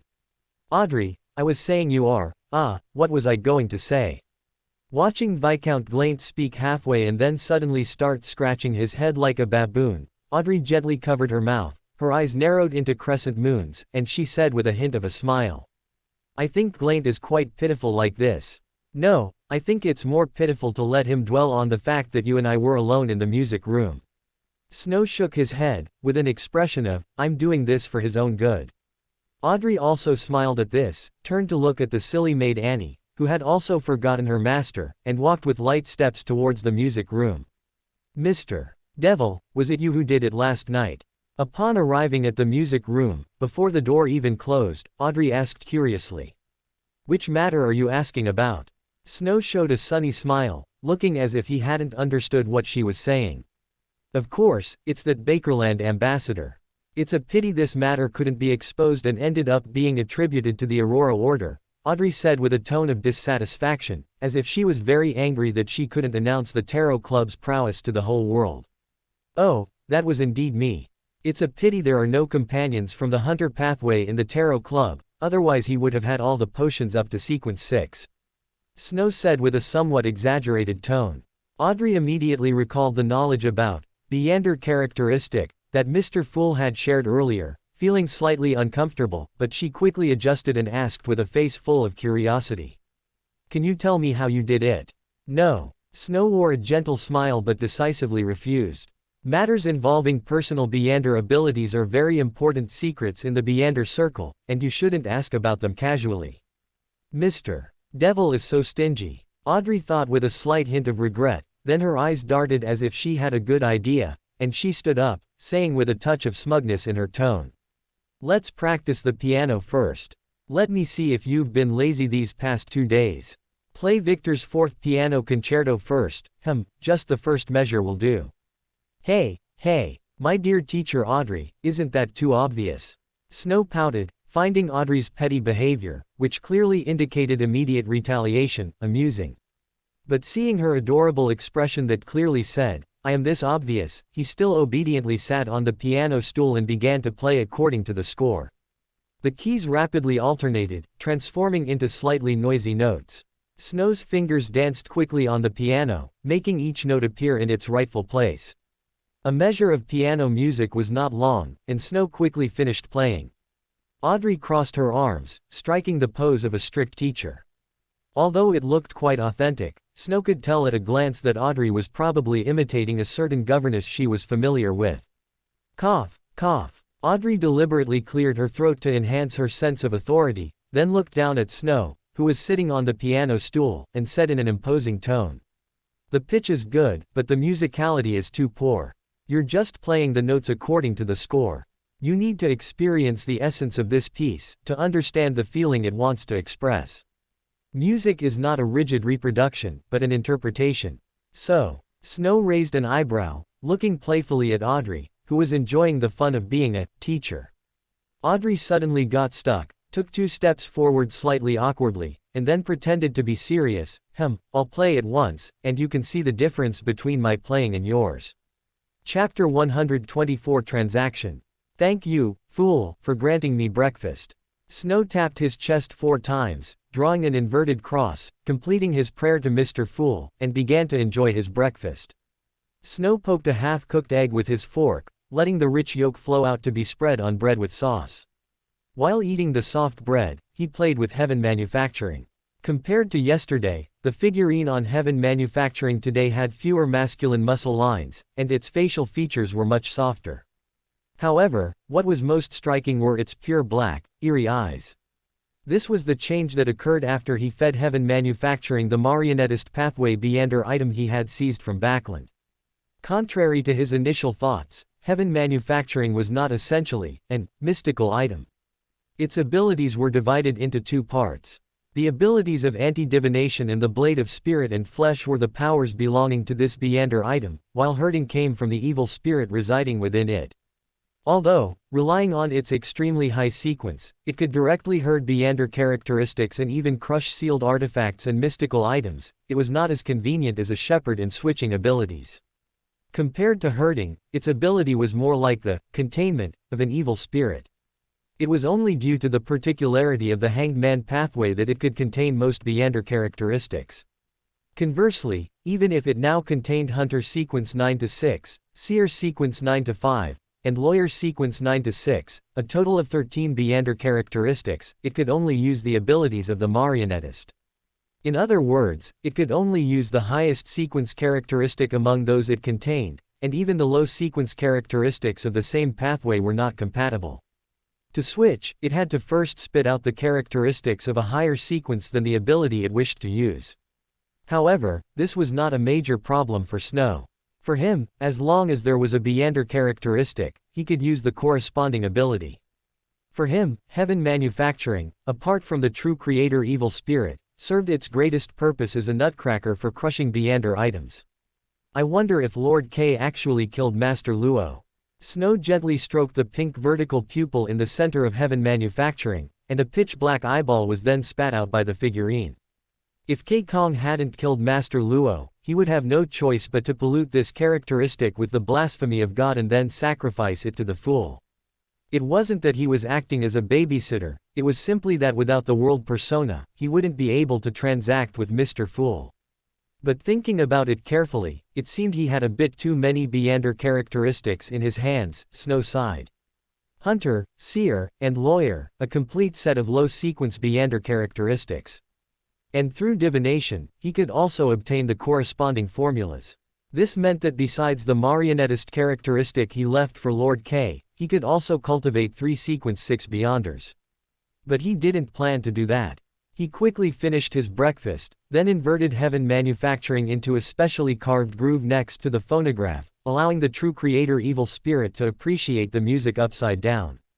Then, amidst the somewhat sunere protests of the true creator evil spirit, he left his house, in Hillston Borough, Snow, dressed in a formal suit, arrived at a not-too-large bookstore. Seeing the clerk engrossed in a copy of Rosal's poetry selection, he twitched the corner of his mouth slightly and said, "Hello, do you have After Dawn, published in 1314? The librarian put down the book in his hand. Behind his thick glasses, his eyes flickered slightly. He thought for a moment before slowly saying, "One moment, please. Thank you." Snow nodded, watching the clerk skillfully find the corresponding bookshelf and take down a large, hardcover book bound in calfskin. "3 Sol, please." Snow's eyes twitched slightly, thinking to himself that it was a good thing it was him. If Lord K had come, he would probably have been heartbroken.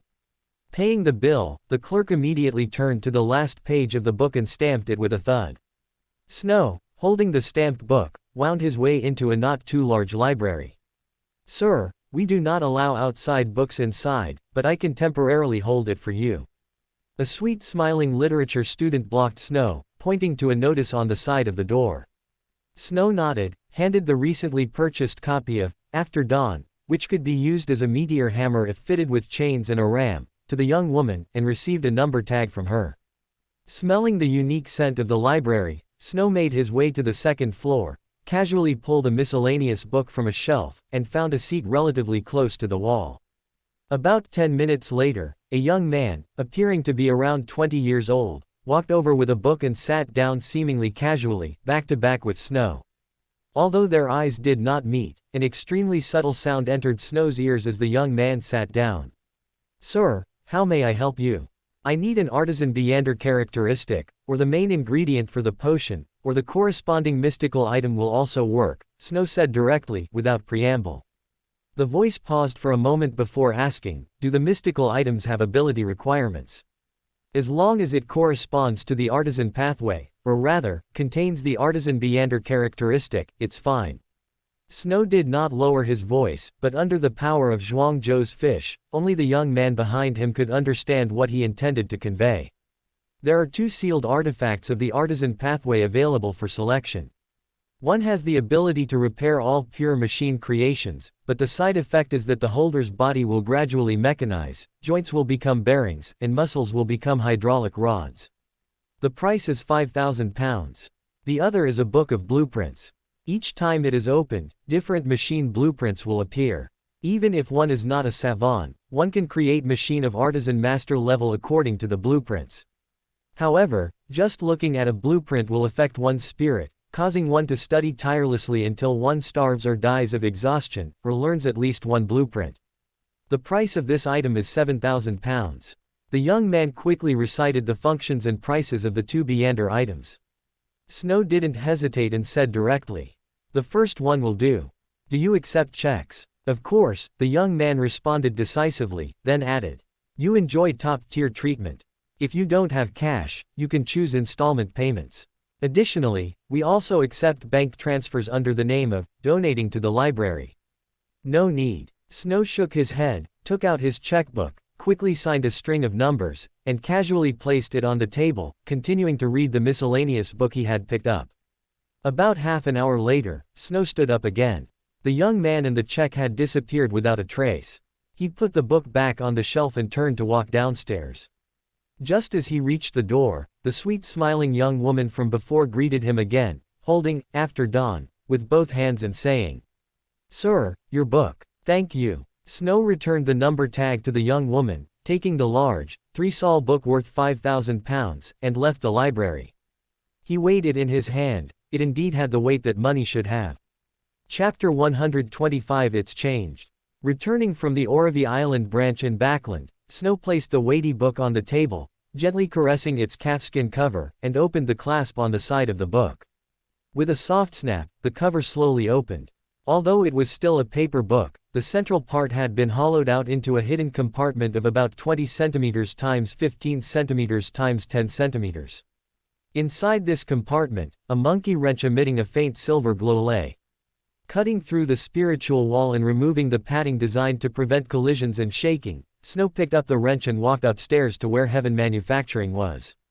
True Creator. Seeing Snow return, the small figure, inverted beside the gramophone, head down and feet up, spat out a string of curses mixed with giant language, ancient dragon language, Elvish, and a touch of Russian. If one had to describe it, it was like someone swearing in broken English, not irritating, but rather comical. "I know, I didn't expect it to take so long. Next time, I'll find someone to change your disc." Right, I'll make it up to you later," Snow said with a gentle smile, coaxing Heaven Manufacturing like a child. Then he found a pile of bottles and jars, looking at it with a, expression. The small figure, inverted and upside down, rolled its pure black eyes at Snow. The pink vertical pupil on its chest also glowed, and with a series of squirming movements, various Beyonder characteristics of different forms were spat out, falling into different containers. Snow quickly sealed these Beyonder characteristics with a spiritual wall, then handed the wrench to Heaven Manufacturing. As the wrench approached, the thorny patterns that bound the small figure to the cross immediately came alive, coiling up like swimming snakes. Screech. A teeth-grinding metallic twisting sound echoed in the room. The wrench, much larger than the small figure, was inserted into the vertical pupil on its chest in a highly counterintuitive manner. As the small figure spat out a mouthful of metal shavings with a paw, its body began to change again. Hair began to grow on its bald head, and its blocky pectoral muscles became smooth and rounded. The chiseled muscle lines, originally like an ancient Greek marble statue, seemed to have been smoothed by a pair of nimble hands, leaving only a sexy and flowing, delicate vest line. Although the Paragon pathway is more feminine, turning into a woman directly is too strange, isn't it? Snow looked at the increasingly artistic, small figure, stroking his chin and questioning. Hearing this, the small figure immediately let out an unhappy murmur. I know, not female, just more feminine, I understand. Snow rubbed his head. Thankfully, he had developed mental resistance and the divine blasphemy from drinking listener potion, otherwise, listening to the true creator evil spirit speak would really be a headache. Picking up the now soft and slender Heaven Manufacturing and hanging it on his chest, the small figure, now restored to its head up, feet down position, began to link with Snow's spirituality. With the delicate spiritual feedback, Snow felt a cool sensation flow along his spirituality into his body, then transform into a large net, covering his brain. Immediately after, the inherited memories of an artisan formerly known as craftsman were directly injected into his mind through this large net. He felt that he seemed to understand how to craft Beyonder items. However, this kind of memory was essentially a mystical feedback obtained through Beyonder characteristics as a medium. As soon as he took off heaven manufacturing, or had heaven manufacturing spit out the artisan characteristic, he would forget the current feeling again. Even if he still remembered some knowledge about crafting Beyonder items, he wouldn't be able to truly produce them. Even if he coincidentally completed the crafting, the side effects would be astonishingly large. Of course, artisan crafting also required tools. Snow thought for a moment and decided on his first work. Let's make a furnace with pyromaniac characteristics first. Well, it wasn't that he was arrogant enough to use a sequence 7 characteristic for practice, but rather because he wanted to get rid of the hunter sequence characteristic quickly. Those who know, know. Where did you run off to? The gathering is about to start. Furs looked down at Zhou, asking in a strange tone. That person found me earlier, the one who sold sheriff potions through others. Zhou didn't seem to have any intention of hiding it and answered directly.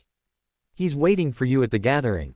That's against the rules, Furs said with an exaggerated expression, wondering if she should complain to Mr. Snow.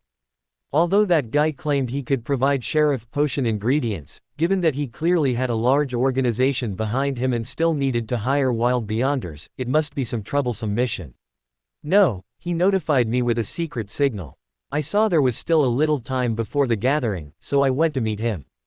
Zhou shook her head. Furs's eyes immediately narrowed, and her best-selling author brain quickly started working.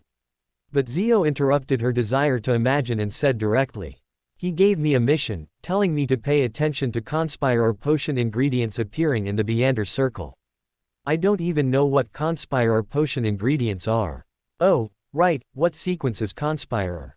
How would I know? Furs directly threw out the universal answer, while at the same time beginning to ponder whether to ask at the next tarot club. Asking Mr. Fool directly about such a small matter seemed a bit rude, but Mr. Hanged Man and Mr. Devil both seemed very knowledgeable.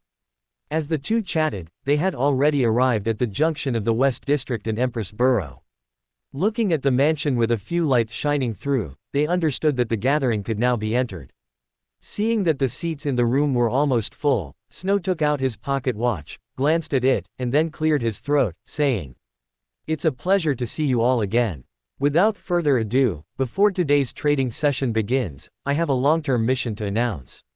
Hearing Snow's words, the room immediately fell silent.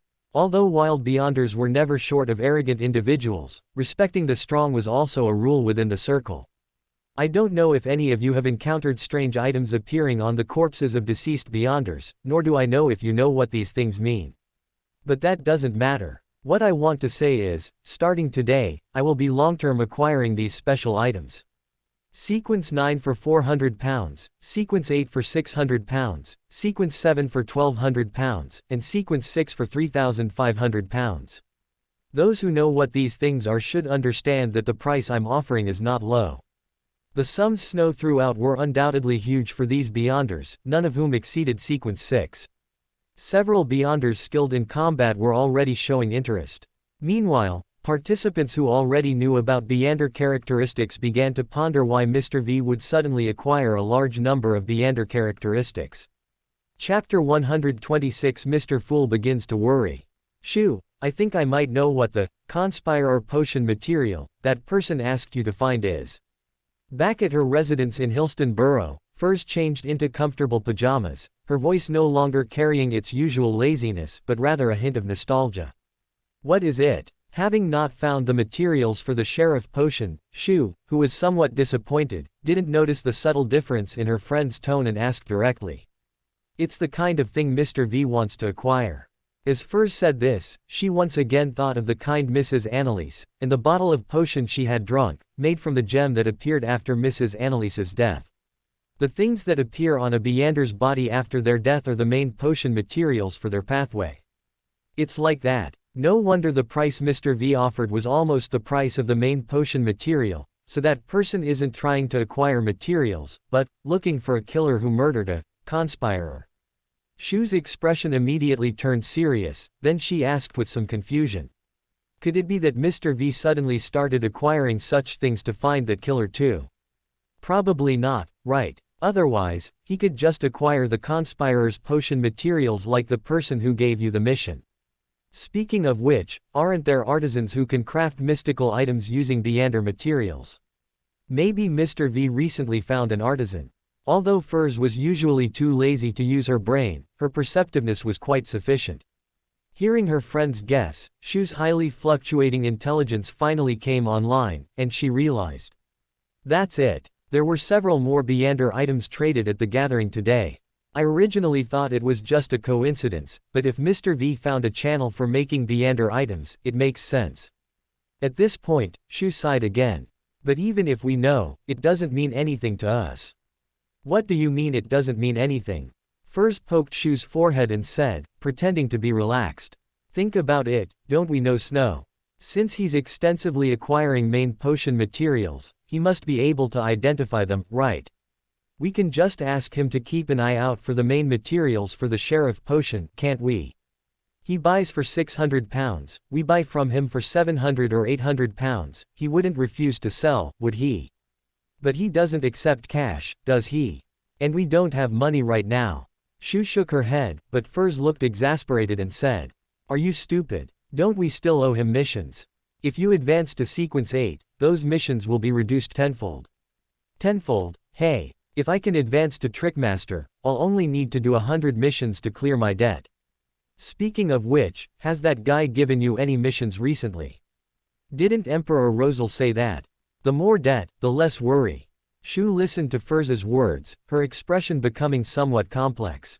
After a long while, she finally said, Furs, do you know that when you say things like that, you sound a lot like my work clients? Oh, those poor, impoverished people. No, those scoundrels who borrow money everywhere and don't pay it back. Quote. These poor devils don't have enough purchasing power. Snow sighed helplessly as he neatly counted the scattered banknotes and tucked them into his wallet. Such a low-tier Buridan gathering indeed couldn't move a large quantity of goods. Tonight, he only sold 3 sequence 9 and 1 sequence 8 Buridan items, but the total sales of £3,200 was still a decent recovery. From a certain perspective, Heaven Manufacturing's ability to generate wealth was indeed quite good, because for most people, a Buridan characteristic could only be bought at the price of one, but in Snow's hands, it could be broken down into several portions. However, compared to this, cutting corners, playstyle, Heaven Manufacturing's biggest advantage was actually its fault tolerance. How could ordinary artisans have so many Buridan characteristics to practice with? Usually, making some time-limited Buridan items from scraps was already impressive, and Buridan characteristics, once failed, were irrecoverable. But Snow could try again and again. If he messed up, he would feed it to Heaven Manufacturing, recover the Buridan characteristic, and start over. Each time, the only loss was some inexpensive base materials.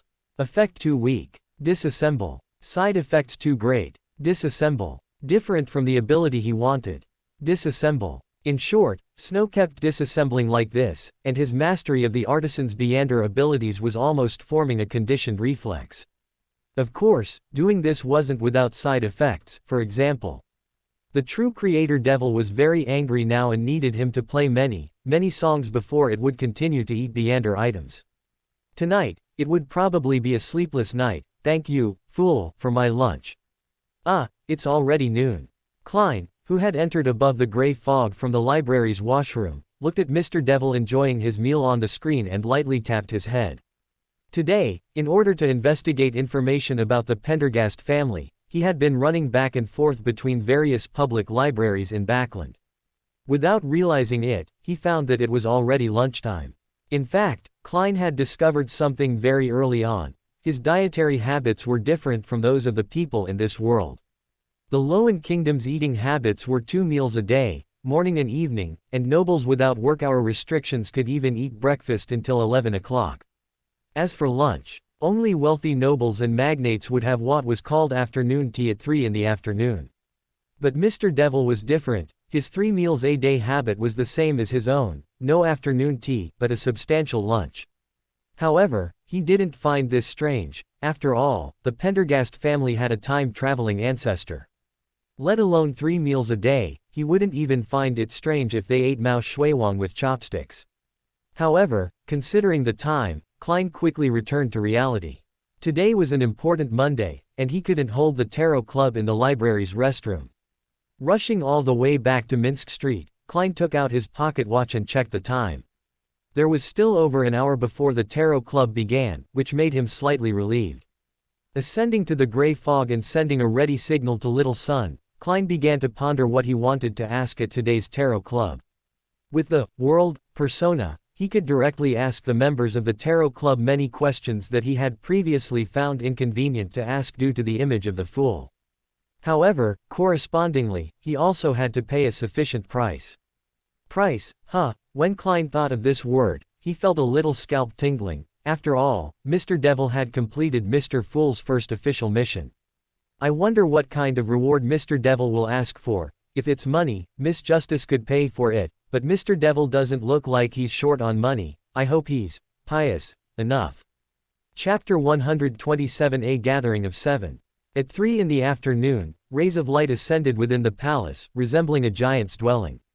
Justice, the Hanged Man, the Sun, the Devil, and the Magician each projected a blurred figure, tinged with a hint of fiery red. Good afternoon, Mr. Fool. Good afternoon, Mr. Devil. Audrey's second greeting had not yet left her lips when her gaze suddenly swept to the figure seated at the very end. It was a stranger wearing a hooded black robe, equally illusory and indistinct. Who is this? Audrey asked, a little puzzled but also delighted, looking towards Mr. Fool. The tarot club was something she had watched grow little by little, and she felt a sense of honor in its expansion. The one who joined last week should have been Furs. Is this Zio? No, that's not right, the height doesn't match. From the width of the shoulders and the sitting posture, it should be a male. Audrey silently maintained her spectator state, attempting to analyze something from this new member, but Mr. Fool had already leaned back leisurely, his tone relaxed as he said. This is a new member, Mr. World. Hello, Mr. World. Audrey greeted him politely, and the other members nodded in turn. However, Mr. World did not seem to reciprocate, saying in a hoarse voice.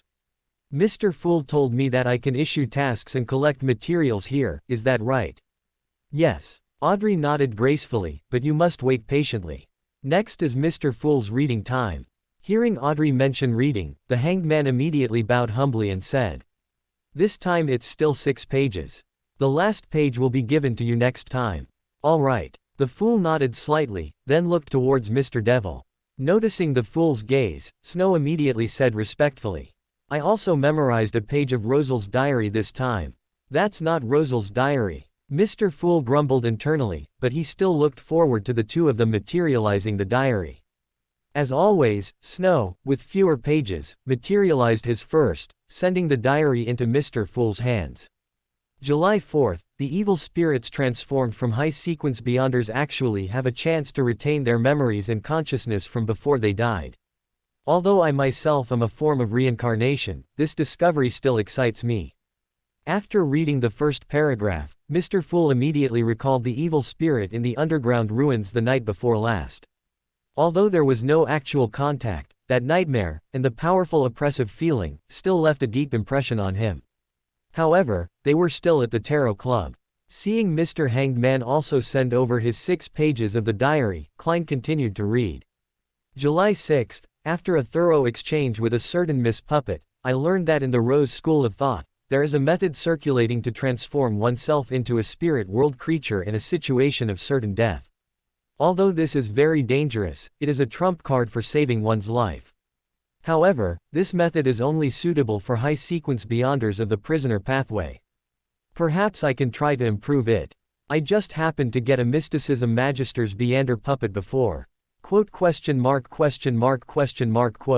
Klein used his clown ability to control his expression, preventing himself from becoming Subway Old Man Phone.jpg.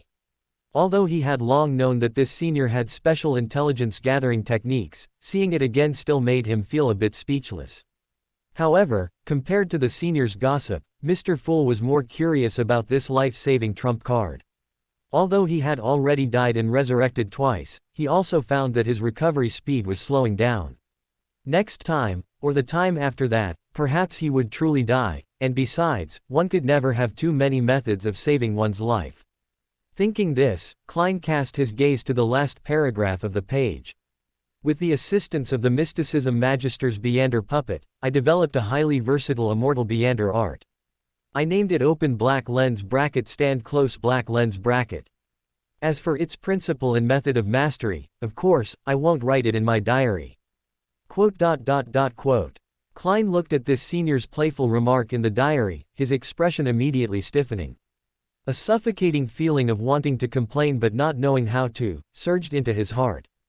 To relieve the resentment that felt like a fishbone stuck in his throat, he picked up the 6 pages of the diary handed over by Mr. Hanged Man. Looking at the strange, flamboyant, and unrestrained Chinese characters, Klein silently began to read. Page after page of diary content flowed before his eyes. Klein learned that Rosel's daughter, whom ancestor Paindrax had mentioned earlier, was named Bernadette, that she seemed destined to become a great figure in the mystical world, and that Rosel had once participated in an extremely secretive organization hostile to the true creator, as well as the blasphemy slates that recorded the secrets of Sequence Zero. However, because he had already learned the secret of Sequence Zero from Paindrax's diary, Klein did not dwell on it for too long. He suppressed the surging thoughts in his heart, lightly tapped the edge of the bronze long table, and looked to the side. Mr. Devil, you did very well. You dealt with Backlund in less than a week. As per our agreement, what kind of reward do you wish to receive? Backlund is dead. Alger's gaze towards Snow became increasingly complex. Although he had long suspected that this Mr. Devil possessed considerable resources and strength, to deal with an ambassador of a nation in less than a week, such power still shocked him somewhat. At the same time, he also noticed that the attitudes of Justice and the magician seemed different.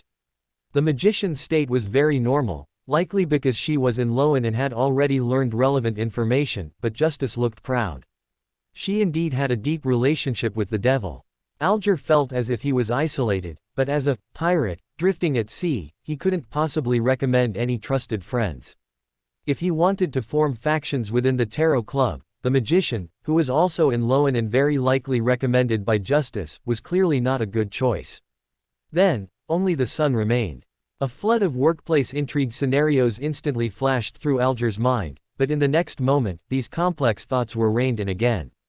He looked towards Mr. Fool in the dense gray fog and said respectfully and humbly, I apologize, I had only just arranged for manpower and couldn't help. This is a commission, not help.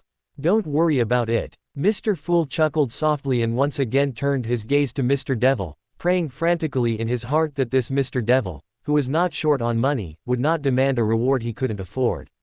Mr. Devil pondered for a moment, then bowed slightly and said, Respected Mr. Fool, you have already provided me with much protection. I should not ask for more, but recently, for certain reasons, I urgently need money. So I hope to exchange this achievement for 8,000 gold pounds.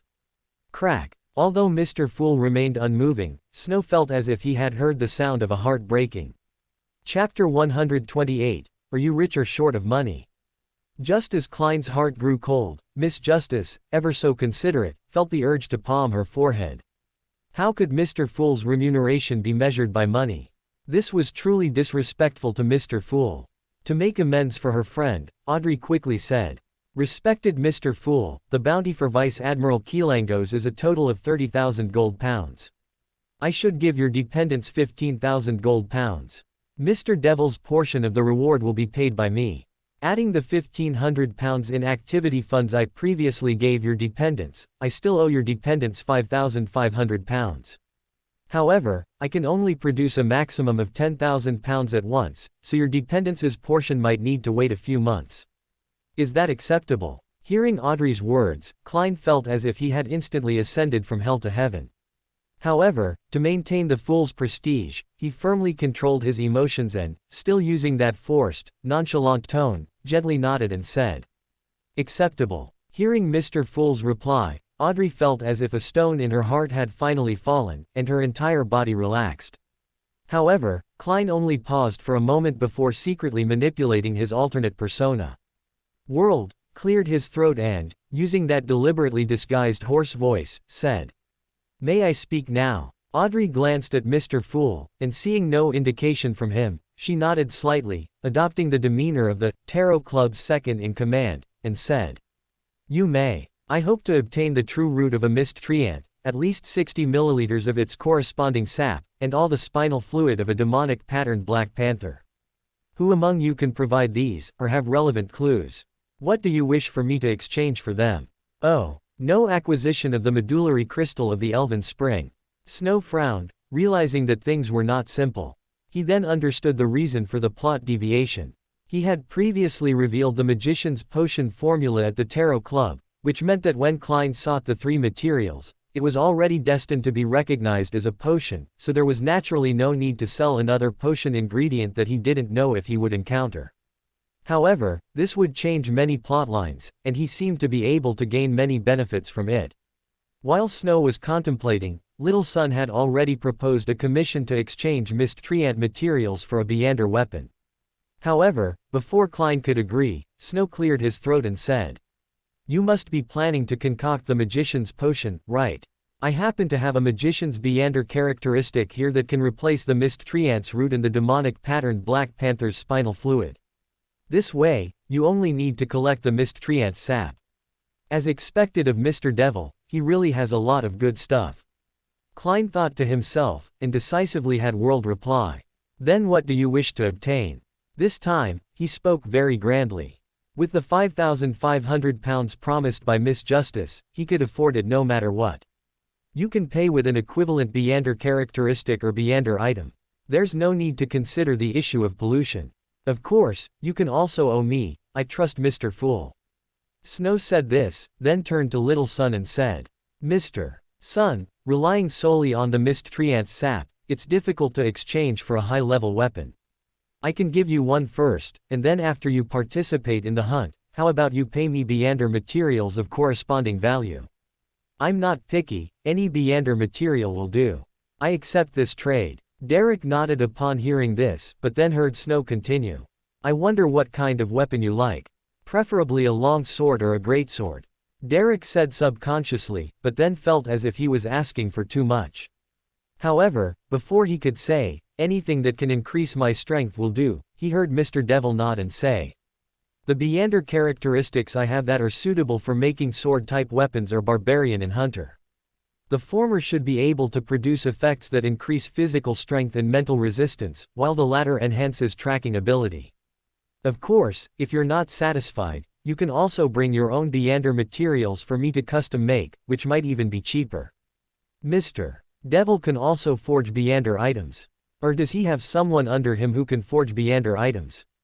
×5. However, just as Little Sun waved his hand and said, "This is fine," Fur suddenly frowned, because she thought of another question. Why was this Mr. Devil also acquiring Beander characteristics? Could it be, Devil is actually Snow? Just as Furs increasingly felt it was possible, Snow looked at her and said, "Miss Magician, I also have a clue for the Trickmaster formula you desire. For £450, or any Sequence 9 Beander characteristic, it is yours." "What? There's a clue for the Trickmaster potion formula?" Furz's eyes widened slightly. A potion formula she had searched for years without finding, only mentioned last week, now had a clue this week.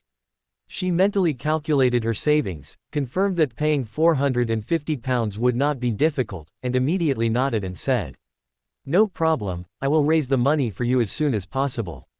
Snow nodded gently, not being vague at all, and immediately transcribed the Trickmaster's potion formula and handed it to Furs. He had originally intended to leave this income for Kong, but now that he thought about it, Kong probably wouldn't sell the medullary crystal to the fat apothecary, and his previous apothecary formula had also been entrusted to Audrey to sell to Viscount Glaint. He also wouldn't search for clues for the apothecary formula. In this way, Kong probably wouldn't encounter Moon, nor would he get the universal key. Since that was the case, it was better to let him earn this money. After all, he was currently obsessed with forging. Even if Heaven Manufacturing could return the main materials, the base materials still had a consumption. The expenses of the Beander world could not be covered by just being a veterinarian for wealthy ladies. Seeing Mr. Devil so generously throwing out formulas and Beander materials, Justice and Hanged Man also successively stated their procurement needs. Snow nodded, taking note of each, and then said, I don't have anything specific I need, but if you encounter any Buridan materials, you can also acquire them and resell them to me. I can repurchase them at a 10% premium, or exchange them for Buridan items of equivalent value. Seeing Devil once again turn the tarot club's trading time into a bustling market, Klein sighed inwardly, then controlled World to interrupt. I have another commission. Saying that, he cast his gaze towards Justice. I wish to obtain information on all the fallen nobles of the Loan Kingdom, including their current addresses, the more detailed the better. Almost at the same moment World spoke, the two ladies of the Tarot Club experienced changes in their thoughts and emotions.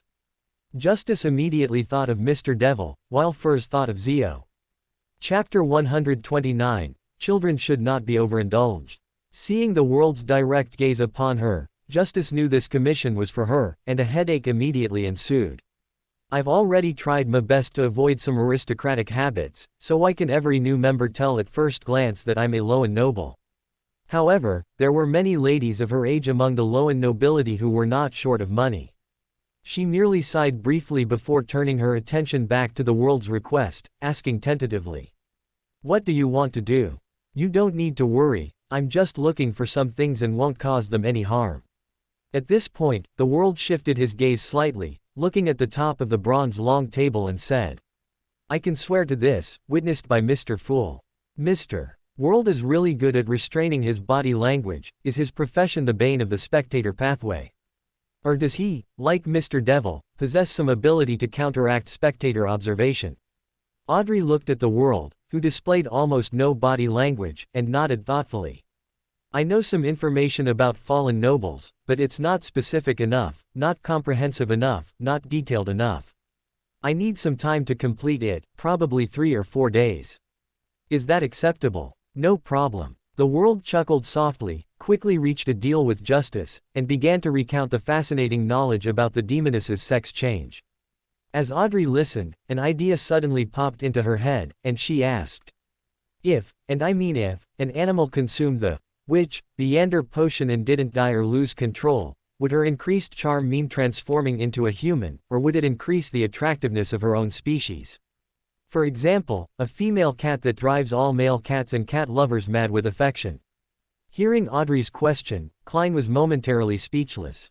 After a brief thought, he shook his head and said, I haven't researched this matter, but legend has it that there was a family called Paindrax, who had a tradition of raising assassin cats, but this family has been out of sight for a very long time.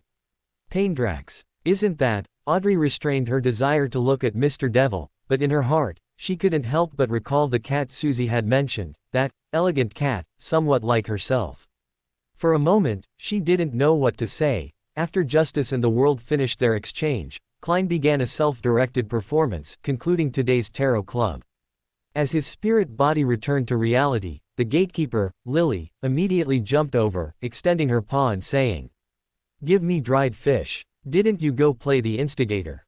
Snow saw the cute expression of the cat extending her paw, smiled, and took a piece of dried fish to Lily.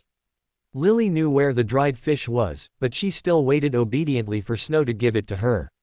Whether as a cat or an instigator, her moral standards were surprisingly high. Well, part of that was due to Snow's consciousness influencing her. After all, being frequently possessed by Snow's consciousness, in addition to Snow's mischievousness, Lily had also inherited some of the philosophy of not taking a single hair, not taking a single cent. Hearing Snow's question, Lily stopped licking the dried fish and said somewhat strangely, Don't you always have me guard the door at this time every Monday? So I specifically ran back to protect you. Are you protecting me or earning dried fish? Snow smiled and poked Lily's cheek. Amidst her disgusted look of, don't bother me while I'm eating dried fish, Snow took the magician's Buridan characteristic and went to the basement. Snow took 2 candles, and after confirming that the true creator wasn't looking, he activated White Horse as not horse, sealing off the basement space. Then he picked up an engraving knife and carved a symbol composed of an eyeless eye and twisted lines onto one candle. While lighting the candle, he chanted in ancient Hermes. The fool that doesn't belong to this era. You are the mysterious ruler above the gray fog. You are the king of yellow and black who controls good luck. Your faithful servant implores your gaze. Implores you to accept his offering. Implores you to open the door to your kingdom. As the ancient incantation echoed within the spiritual wall, the swirling gale brought vibrations of natural power. This place should have used spiritual materials to open the sacrificial door, but Snow chose a more economical approach. He began to frantically inject spirituality. That seemingly endless spirituality surged into the gale like a trickling stream, coloring the colorless wind deep black and silver white. The two-colored wind, carrying Snow's immense spirituality, plunged into the candle flame symbolizing the Fool. As spirituality was continuously drawn, a normal-sized illusory door was slowly torn open, and the symbol engraved on its surface was precisely the combination of the eyeless eye and twisted lines. After a brief calm, a not-so-real sound came from behind the door. The hazy door slowly opened. Snow did not try to look at the scene inside the door. He immediately sent the magician's Beander characteristic into the door. As the door slowly closed, Snow immediately ended the ritual, blew out the candle, and erased the mark representing the Fool before removing the disguise of white horse as not horse. Lightly re-equipped, he made his way to the screening room on the second floor. When not using Heaven Manufacturing, he would insert it upside down next to the gramophone and play some soothing records. Although the true creator evil spirit wasn't particularly fond of these tunes, it didn't reject them either, much like someone who enjoys light music wouldn't reject an elegant classical piano piece.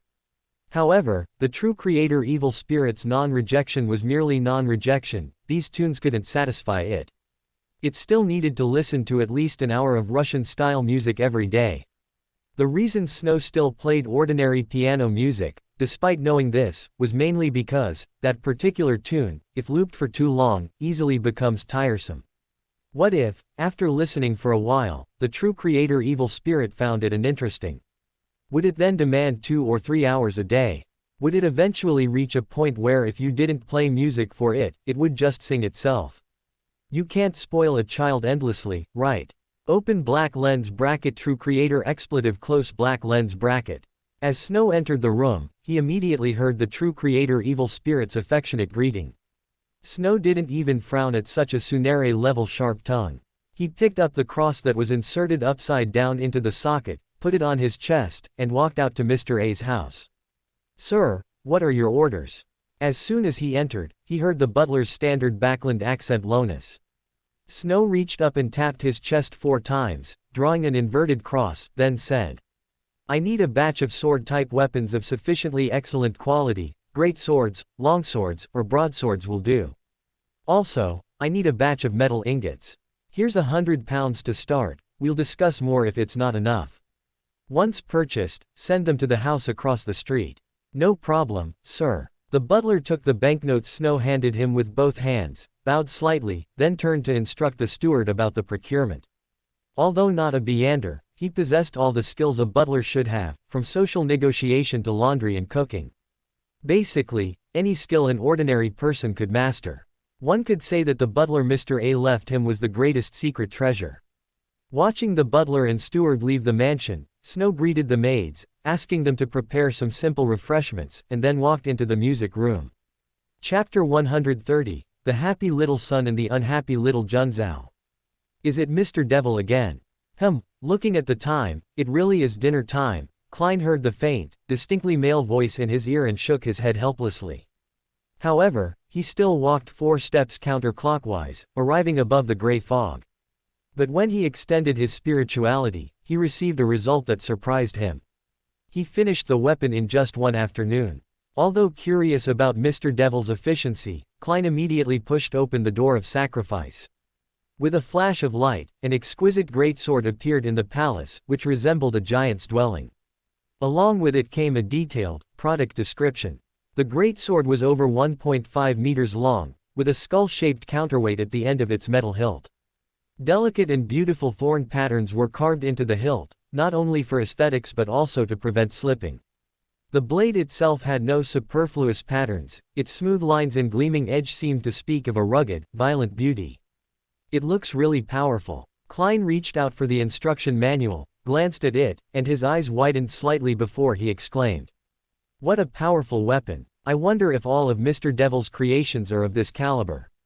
Thinking of this, Klein couldn't help but recall the 5,500 gold pounds Miss Justice had promised him, and he suddenly felt an urge to splurge. However, he quickly calmed down. He still owed the magician Beander characteristic as payment. Thinking of the magician Beander characteristic that was temporarily on hold, a hint of helplessness appeared on Klein's face. I have the main materials and the formula, but I'm missing an auxiliary material. This is truly frustrating. With that thought, he no longer dwelled on it. He took out a piece of paper, translated Mr. Devil's instructions into giant language, and then notified Little Sun to prepare for delivery. In the City of Silver, after hearing Mr. Fool's command, Derek immediately sat up and began preparing the ritual for the bestowal. He hadn't expected Mr. Devil to have the weapon ready in just one afternoon, which made him a little excited, as he hadn't been mentally prepared yet. Before the ritual was complete, he drew his knight's longsword and swung it a few times to ease his anticipation. I wonder what kind of abilities it will have. Although Derek had already learned at the Tarot Club that it should be a function to strengthen physical strength, he still couldn't help but fantasize about himself using the weapon. A moment later, the bestowal ritual was complete. The greatsword, which looked like a work of art full of violent aesthetics, immediately captivated Derek. But Derek didn't rush to grab it, because he knew that weapons forged with Beander characteristics usually came with some negative effects. Picking up the paper covered in text, Derek read it carefully. Blade of Strength. Forged from the Beander characteristics of Sequence 8 Clown and Barbarian.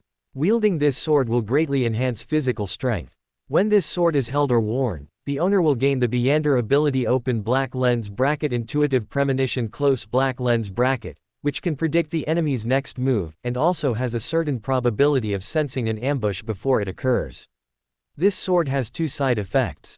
First, while amplifying strength, it will consume an additional amount of stamina. This will not be apparent while holding the sword, but will continuously overdraw stamina. When you release the hilt, fatigue will instantly return. Therefore, a Sequence 9 should ideally not wield the sword in combat for more than half an hour each time, and a Sequence 8 for no more than an hour. Additionally, this negative effect cannot be used to train endurance. Please do not treat it as weight training.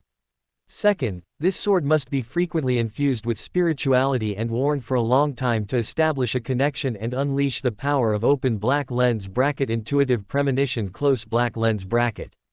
If spirituality is not infused for more than 24 hours, or if it is not within 5 meters of the owner, the connection will break. Each reconnection will take at least 10 days. This sword consumed 2 Sequence 8 Beander characteristics, equivalent to 3 Mist Treant's True Root level materials. Including labor costs and other consumables, the true price of this sword exceeds £2,500. You need to pay me 5 materials of this level. If you can obtain an agate peacock's egg, only 4 will suffice. Note 1. The eyes of a succubus pair or the silk glands of an adult widow spider individual can directly settle this payment. Note 2. Although this sword is sturdy enough, should the weapon be damaged due to some factor, please collect the remnants. I can resmelt it, and only the cost of materials will be charged then. So powerful. Derek finished reading the description and eagerly reached out to grasp the Blade of Strength. A feeling of immense power instantly surged into his heart. The 1.5-meter greatsword, given his 2-meter height, could even be used as a one-handed sword. Its weight of over 30 pounds (13.6 kilograms) felt remarkably handy with his enhanced strength. Not just strength, but also agility and flexibility were significantly improved. Infusing spirituality through the hilt, Derek felt a connection with the sword. Although the Blade of Strength itself had no consciousness, Derek was filled with joy. He hung the sword, along with the accompanying strap, on his back, turned, and walked out of his home. He wanted to adapt to the sword's power as quickly as possible, then join a hunting team to clear his debt to Mr. Devil, and, if he could also help Mr. World obtain Mist Treant sap, all the better. True Creator's Expletive. True Creator's Expletive. True Creator's Expletive. Looking at the brooch Snow handed over, Heaven Manufacturing immediately unleashed a string of curses, while continuously emitting piercing True Creator murmur, as if to say, either you die here, or get lost quickly. Snow looked at the angry, delicate face of the little figure hanging upside down on the inverted cross on his chest, knowing that he couldn't expect it to work today. He could only sigh, remove the polymath monocle from his left eye, and then spiritually seal this provoker brooch, which he had named, "What are you looking at, planning to try again tomorrow?" It must be said, polymath combined with artisan was truly an excellent combination. The only problem was that it was a bit wasteful. Picking up the mug and taking a gulp of sugar water, Snow took Heaven Manufacturing off his neck, gently stroked the pink single eye on its chest, and softly comforted it. All right, no more work today. I'll play the piano for you." True Creator's murmur. Indecipherable True Creator murmur flooded Snow's mind. Snow nodded and said, "Okay, whatever you say. Oh, by the way, I finally found the connecting points for a few scattered melodies I came up with earlier. Want to give it a listen?" True Creator's murmur. "Then you have to keep helping tomorrow, okay?" True Creator's expletive. Chapter 131. Who is singing? In an old-looking apartment in Backland's East Borough, two men quietly climbed the stairs. It was working hours, so the apartment building was very quiet. This clearly looks like a place only the poorest of the poor would live. How could there be any money here? The man behind muttered softly, but the one in front turned and glared at him, saying, "Earlier, I saw someone stealthily carrying a lot of food inside. Who in the East Borough buys several large bags of canned goods at once?" "Just a few bags of canned goods." The man was clearly disappointed. Although he was poor, he wasn't so poor that he couldn't afford food, thanks to his skills. "Idiot, ever heard of a safe house? You mean those legendary places that gang bosses secretly buy to hide in during emergencies?" The man behind him's eyes lit up, and the one in front nodded, saying, "Exactly. These places usually have some weapons, food, and cash for emergencies. Think about it, how much money would a big shot keep for an emergency? At least 10 pounds, right? After this job, it'll be enough for us for at least half a year. But what if the owner? The point of these places is secrecy. Besides regularly replacing food, hardly anyone comes here. You be clean about it, and no one will know it was us. Besides, someone who can afford a safe house definitely doesn't have just one. By the time he realizes the money is gone, it'll be years from now. All right, stop talking nonsense, hurry up and get to work. If it weren't for your skills, would such a good opportunity fall to you? Haha, this is an ancestral skill. Done. With a soft click, the lock was gently opened. The two men almost squeezed into the room through a narrow crack, then quickly closed the door. Good heavens, this doesn't look like a house in the East Borough. Looking at the decor behind the door, the lock-picking man's eyes widened. Although the area was similar to other apartments, neither the soft sofa nor the exquisite cabinet should have appeared in an East Borough apartment. Talk less. These things aren't easy to sell. Hurry up and find the money. The leading man glared at him, quickly pulling out drawers, searching for lovely pounds. What is this? Suddenly, he heard his companion let out a strange cry. Just as he was about to yell in anger, he suddenly heard a spine-chilling chewing sound. Suddenly turning his head, the man saw the last image he would ever witness in his life, a crimson web of flesh and blood. Crunch, crunch, as the sound of bones being crushed slowly faded, the exquisite room quickly returned to tranquility. The handsome man with beautiful features sat back down on the soft sofa, elegantly wiping the corners of his mouth. The most cunning hunter often appears in the guise of prey. Mr. A understood this principle very well. Although he said he was leaving Backland to recuperate, in reality, he was just lurking in the East Borough. After all, in the Loan Kingdom, there was no place more suitable for a shepherd to recover than Backland. Here, he only needed to find a house that looked long unoccupied to hide in, then deliberately expose a small flaw. Before long, petty thieves who picked locks and broke into empty homes would jump into his mouth. Thanks to the believers developed by Snow, Mr. A could feel a large number of prayers directed to the Creator in the East Borough every day, which also constantly improved his mental state.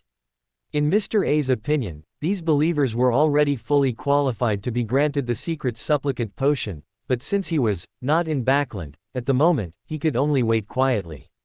To think that the believer I casually took in back then actually became a favored one of the Creator. How many years has the Creator not had a favored one? Mr. A leaned back in his chair, a slight smile on his lips. His statement was actually grammatically incorrect, because the Aurora Order was only founded about 100 years ago, and during that time, the creator had never had a favored one. Mr. A thought of the origin of Snow's status as a favored one of the creator and couldn't help but hum the tune of Katyusha. Although he was a mad beauty, he also possessed sufficient musical literacy. He was no stranger to the melody and lyrics of Katyusha, because such passages were occasionally interspersed in the creator's gospel. However, before Snow, no one had ever tried to organize them. After all, low-sequence believers could not listen to the creator's gospel for long periods, and higher-sequence believers were already accustomed to the creator's voice, able to extract the creator's intentions without needing to summarize, and naturally wouldn't care about those miscellaneous sounds. Now it seemed that they were too superficial. How could the creator's voice have miscellaneous sounds? It was just that they didn't know how to appreciate it and couldn't understand it. Perhaps only a devout believer like Snow can transform the art bestowed by the creator into something we mortals can understand. Just as Mr. A was lamenting that he had brought an extraordinary believer into the organization, a melody suddenly echoed in his ears. This feeling had only occurred once since he became a shepherd, the first time the creator sang a beautiful song in a tone they could easily listen to, which was unforgettable for any believer. However, unlike the previous Katyusha, which carried a hint of sadness, this prelude was clearly more stirring, more surging, and more aggressive. Before Mr. A could even ponder whether this was Snow's new song, or if someone was imitating Snow and piecing together a melody from the creator's gospel, the true creator's slightly hoarse, deep voice had already begun to sing in his ear. Slay them, enemies, we are here to liberate. Effeminate enemies, await slaughter. Unlike the usual obscure gospel, this song was clear and full of power. Although the language used was completely unfamiliar, just like the previous Katyusha, the stirring power instantly filled Mr. A's flesh and blood. The song of a deity possesses divinity, and the song of the true creator was even more so. Mr. A could clearly feel that his flesh and blood were reviving, and his soul was trembling with it. Boil up, the gunpowder is still around. Viciously barking, we will extinguish. This is military music. This is a battle song. Even though Mr. A couldn't understand the lyrics at all, he still perceived this feeling from the creator's voice. Then, he discovered a question that might be somewhat blasphemous. The creator's voice seemed to sound better than when he sang Katyusha last time. No, the creator's voice has always been good, it's just better this time. Mr. A affirmed in his heart. However, in reality, the true creator's singing had indeed become more pleasant. There was nothing he could do. The true creator, after all, originated from the barred pathway. How could he not have a good voice? It's just that anyone who has sung rap for thousands of years, when they go to sing folk songs, bel canto, or military music, wouldn't be able to capture the right flavor. But now it was different. The true creator had warmed up his voice for several months and finally found a bit of his old feeling. Thus, the song of the great bard, the true creator, once again echoed in the ears of his believers. Courage and strength, piety and obedience. In the true creator's song, the believers and lambs of the Aurora Order and the Iron and Blood Cross Order felt their bodies being empowered. This was the song of the former sun god, this was the song of the creator now. Praise my Lord. Mr. A knelt on the ground, tears streaming down his face, drawing an inverted cross on his chest. At this very moment, all over the world, countless believers and lambs of the Aurora Order were doing the same thing. When we bare our fangs, the despair of souls. That blood drenches the enemy's land. Everything is destroyed, hope is not seen. Welcome that divine might. As the music ended, the true creator's voice slowly ceased, and the little true creator, who had been harmonizing with the true creator, also stopped singing. Snow skillfully pressed the final chords, letting out a long sigh of relief. Other true creator believers heard the true creator's solo, but he heard a duet. It was only because he was currently a Zhuangzhou's fish. If he were a rose bishop or a shepherd, that potion would have instantly melted upon entering his mouth. However, unfortunately, he, on this pathway, could not drink the shepherd or rose bishop potions. It must be said that this piece of music truly possessed extraordinary power. Even with Snow's body, which had been strengthened 3 times, there was a significantly noticeable improvement. He even suspected that he could now wield a warhammer and go head-to-head with a warrior sequence. Chapter 132 The Basis of Gang Existence. The mornings in Backland are always filled with a pale yellow mist. This is the time of day with the worst air quality, yet it is also the busiest time for the entire East Borough. Workers hurry to factories, beggars put on their shabbiest clothes to prepare for work, and even thieves rush to various Backland subway stations, timing themselves to begin their new day's work. On such noisy and chaotic streets, there is a group of people who walk leisurely and comfortably. Pedestrians seeing them would unconsciously make way. They are the controllers of Backland's lower-class professions, the gang forces rooted in the East Borough. However, even in Backland's East Borough, which is full of gangs, Gianna Manuel is among the youngest of the decision-makers. He is currently on his way to the headquarters of Enthusiasm, patrolling his territory with his subordinates while listening to their reports on yesterday's achievements. Sir, the forces of the Zhimong party have been completely incorporated, but do we really have to give up those businesses? Those are the most profitable ventures in the East Borough. The fierce man, in his early 40s, asked this question with a subtle expression, because it wasn't what he wanted to know, but rather he used the inquiry to give his boss an opportunity to explain to the ignorant newcomers. His name is Polvo, and he was once a member of the former Manuel party. After the young master returned to Backland's gang world and swiftly integrated many smaller gangs, he rejoined Manuel's command. Although he didn't quite understand why the young master suddenly possessed such powerful strength, reflecting on how the young master hadn't restored the name Manuel Party, but instead renamed it Enthusiasm, offered some clues. As an old hand, he knew very well that the seemingly chaotic East Borough had another kind of order, and the gangs here also came in two types. One type consists of small gangs of ordinary thugs gathered under the leadership of a relatively wealthy and reputable thug, while the other type comprises black hands nurtured by important figures. For gang members, being a dog for an important figure is not something difficult to accept. The reason the Zhimong party was able to wield such powerful influence before was precisely because they had important figures backing them.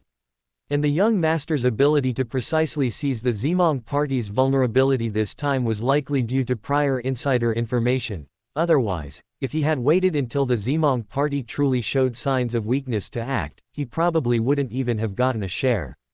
However, while he could know such things, he couldn't openly say them, because any important figure who needs a black hand doesn't want to dirty his hands, and if this hand might get his hands dirty, the only outcome is to be discarded directly. Polvo, do you know what the foundation of a gang's existence is? Gianna naturally knew that an old hand like Polvo wouldn't be unaware of such a simple truth, but he also couldn't say, this is what the boss behind the scenes dislikes. So, in front of the gang members, he asked such a question. Strength. Polvo, of course, knew what his boss wanted to say, but he still gave an error answer. What do you all think? Gianna then turned his gaze to the other members. A bolder young man spoke up. Money. Once someone spoke, the rest also began to answer. Some said it was territory, others said it was reputation, but in the end, Gianna shook his head. Everything you said is correct, but the foundation isn't there. As he spoke, he looked at the Enthusiasm bar, which served as their headquarters and was now visible at the end of their sight, and pointed his index finger to his head. The most important thing is not to incur the displeasure of the authorities. Why would the authorities care about us? A subordinate said with a hint of emotion. Polvo wanted to reprimand him, but Gianna stopped him. With a gentle smile, unlike a gang boss, he continued moving towards the headquarters and said, if there's a caterpillar, a fly, and a mouse in your garden, would you deliberately seek them out and kill them? But what if that caterpillar, that mouse, that fly, got into your house? Quote. The subordinate wanted to say, we're not flies, but he still closed his mouth, feeling aggrieved, because he knew very well that in the eyes of the authorities and those noble lords, he was indeed a fly. Gangs exist because the rules of this city need us. Because the East Borough is too big, because there are too many poor people, those officials don't want to bother with the thankless task of managing the East Borough, but if they don't manage it, it will affect their money bags. Thus, we gangs appeared. We eat the food scraps they disdain to touch, help them manage this sewer-like East Borough, preventing too many problems from erupting here. This is the essence of a gang. We can make money from the poor, let thieves pick the pockets of the middle class, and even occasionally extract some grease from the pockets of the rich. All of this is within the rules. Even if we really steal something we shouldn't touch, that bunch of good-for-nothings at the Sevilla's market will secretly come to negotiate.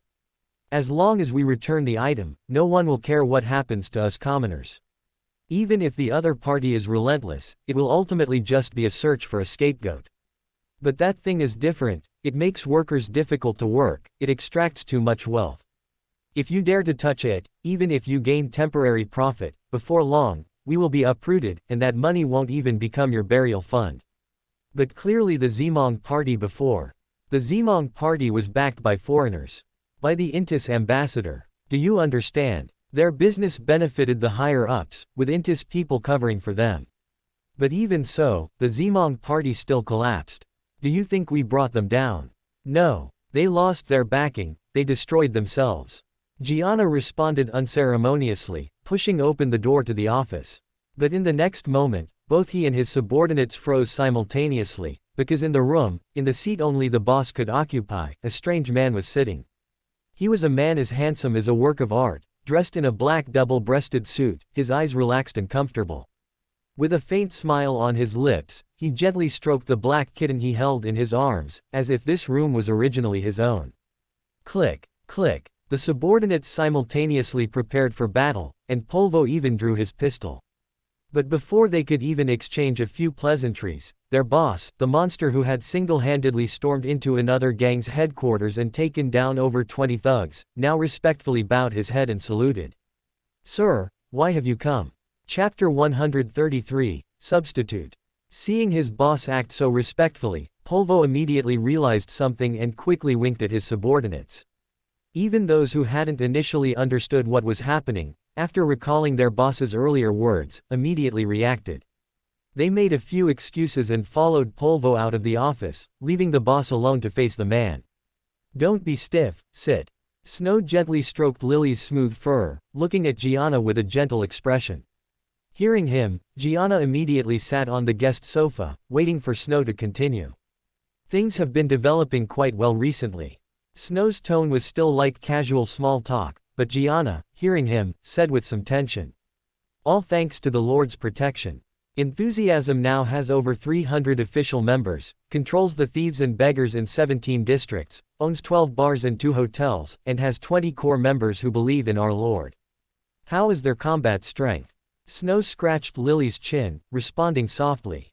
"They've just started praying, so they can only use level 1 spells, but with devout prayer, they should be able to improve quickly."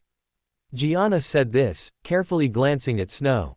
Although only a month had passed since they met, with such convenient prayer-granting power, he had only developed this many people, and there was inevitably some selfishness in it. Snow didn't think there was anything wrong with Gianna's little schemes, but a warning was still necessary. So he nodded and said, "I understand." The office fell silent. Beads of sweat appeared on Gianna's forehead. Although he desperately wanted to kneel and admit his mistake, he felt as if he was locked by some powerful force, completely unable to move. This rigid posture lasted for a full 3 minutes. Just as Gianna's forehead was covered in fine sweat, Snow slowly spoke.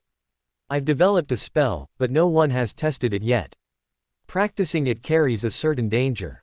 I'm willing to try," Gianna said without hesitation. Although he didn't know if this was his last chance, he clearly didn't have the capital to let it slip by now. Ultimately, the foundation of enthusiasm was not his ability, not some special channel, nor loyal subordinates, but originated from this gentleman, from the great existence behind him.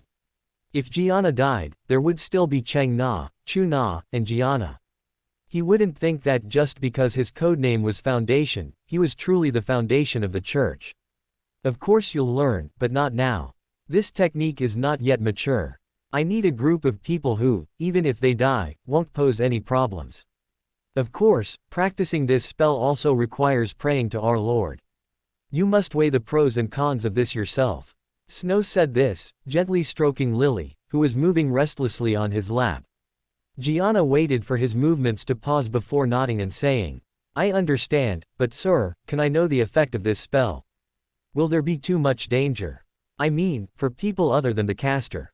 "Not necessarily." Snow shook his head, gently tapping his forehead with his index finger. "The basic purpose of this spell is to seek a glimmer of hope in a situation of certain death.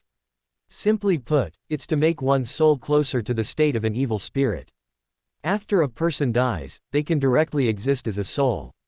As long as a suitable body is found, they can be resurrected. But in this way, the strength of the soul must be sufficiently guaranteed. However, the human soul is too delicate.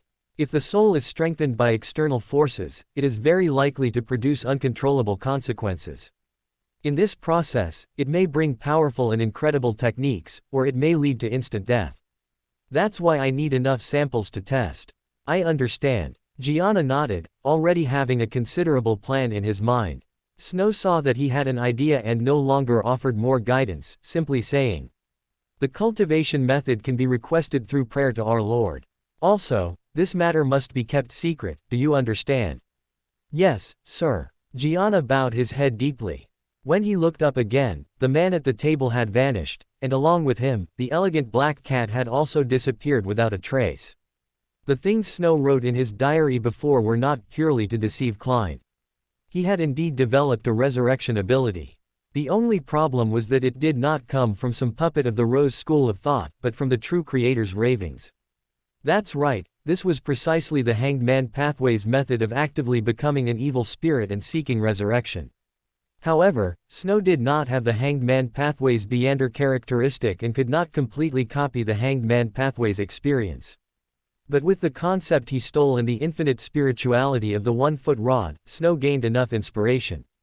The Hanged Man's evil spirit transformation is to awaken the point of fallen self-nature, the divinity in all things have divinity, within the spirit body, which is the spirit body itself, and based on this, successively encompass one's astral body, mental body, and etheric body.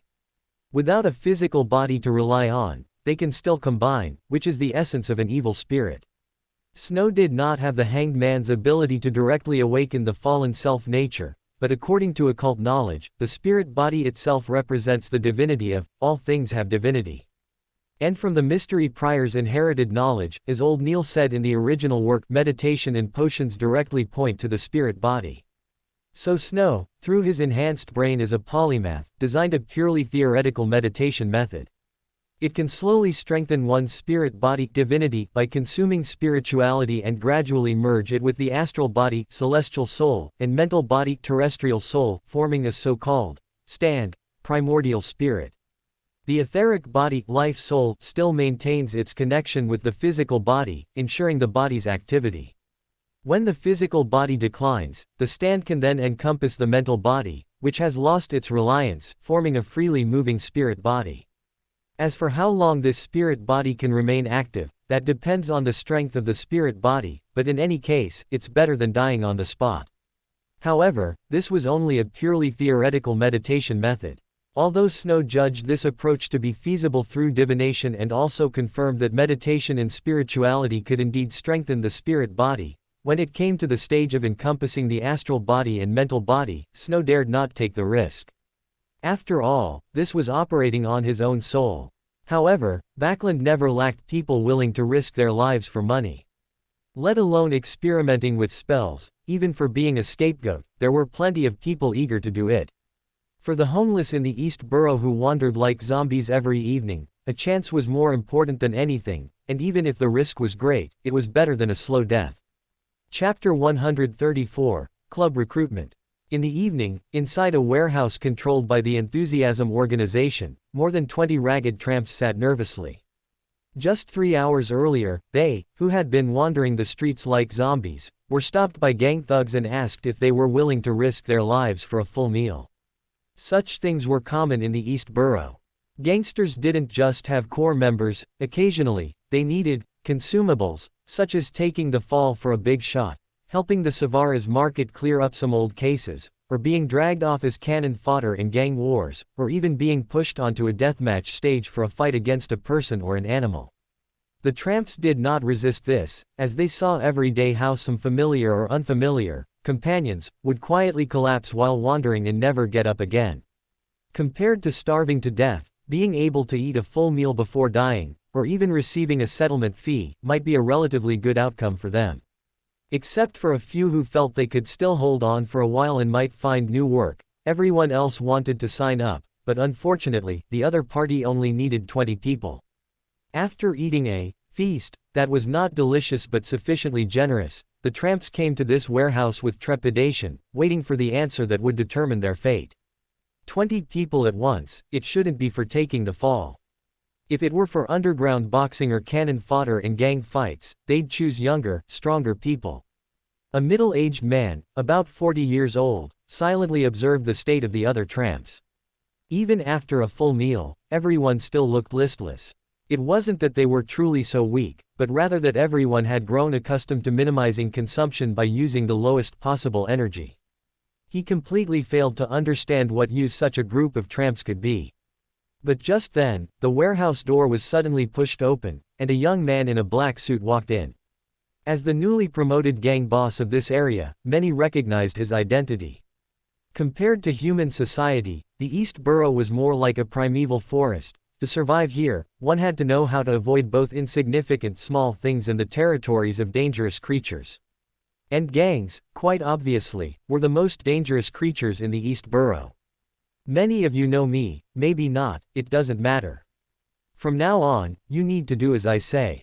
As long as you can meet my requirements, you will be able to eat your fill, dress warmly, and even live a life befitting a human again.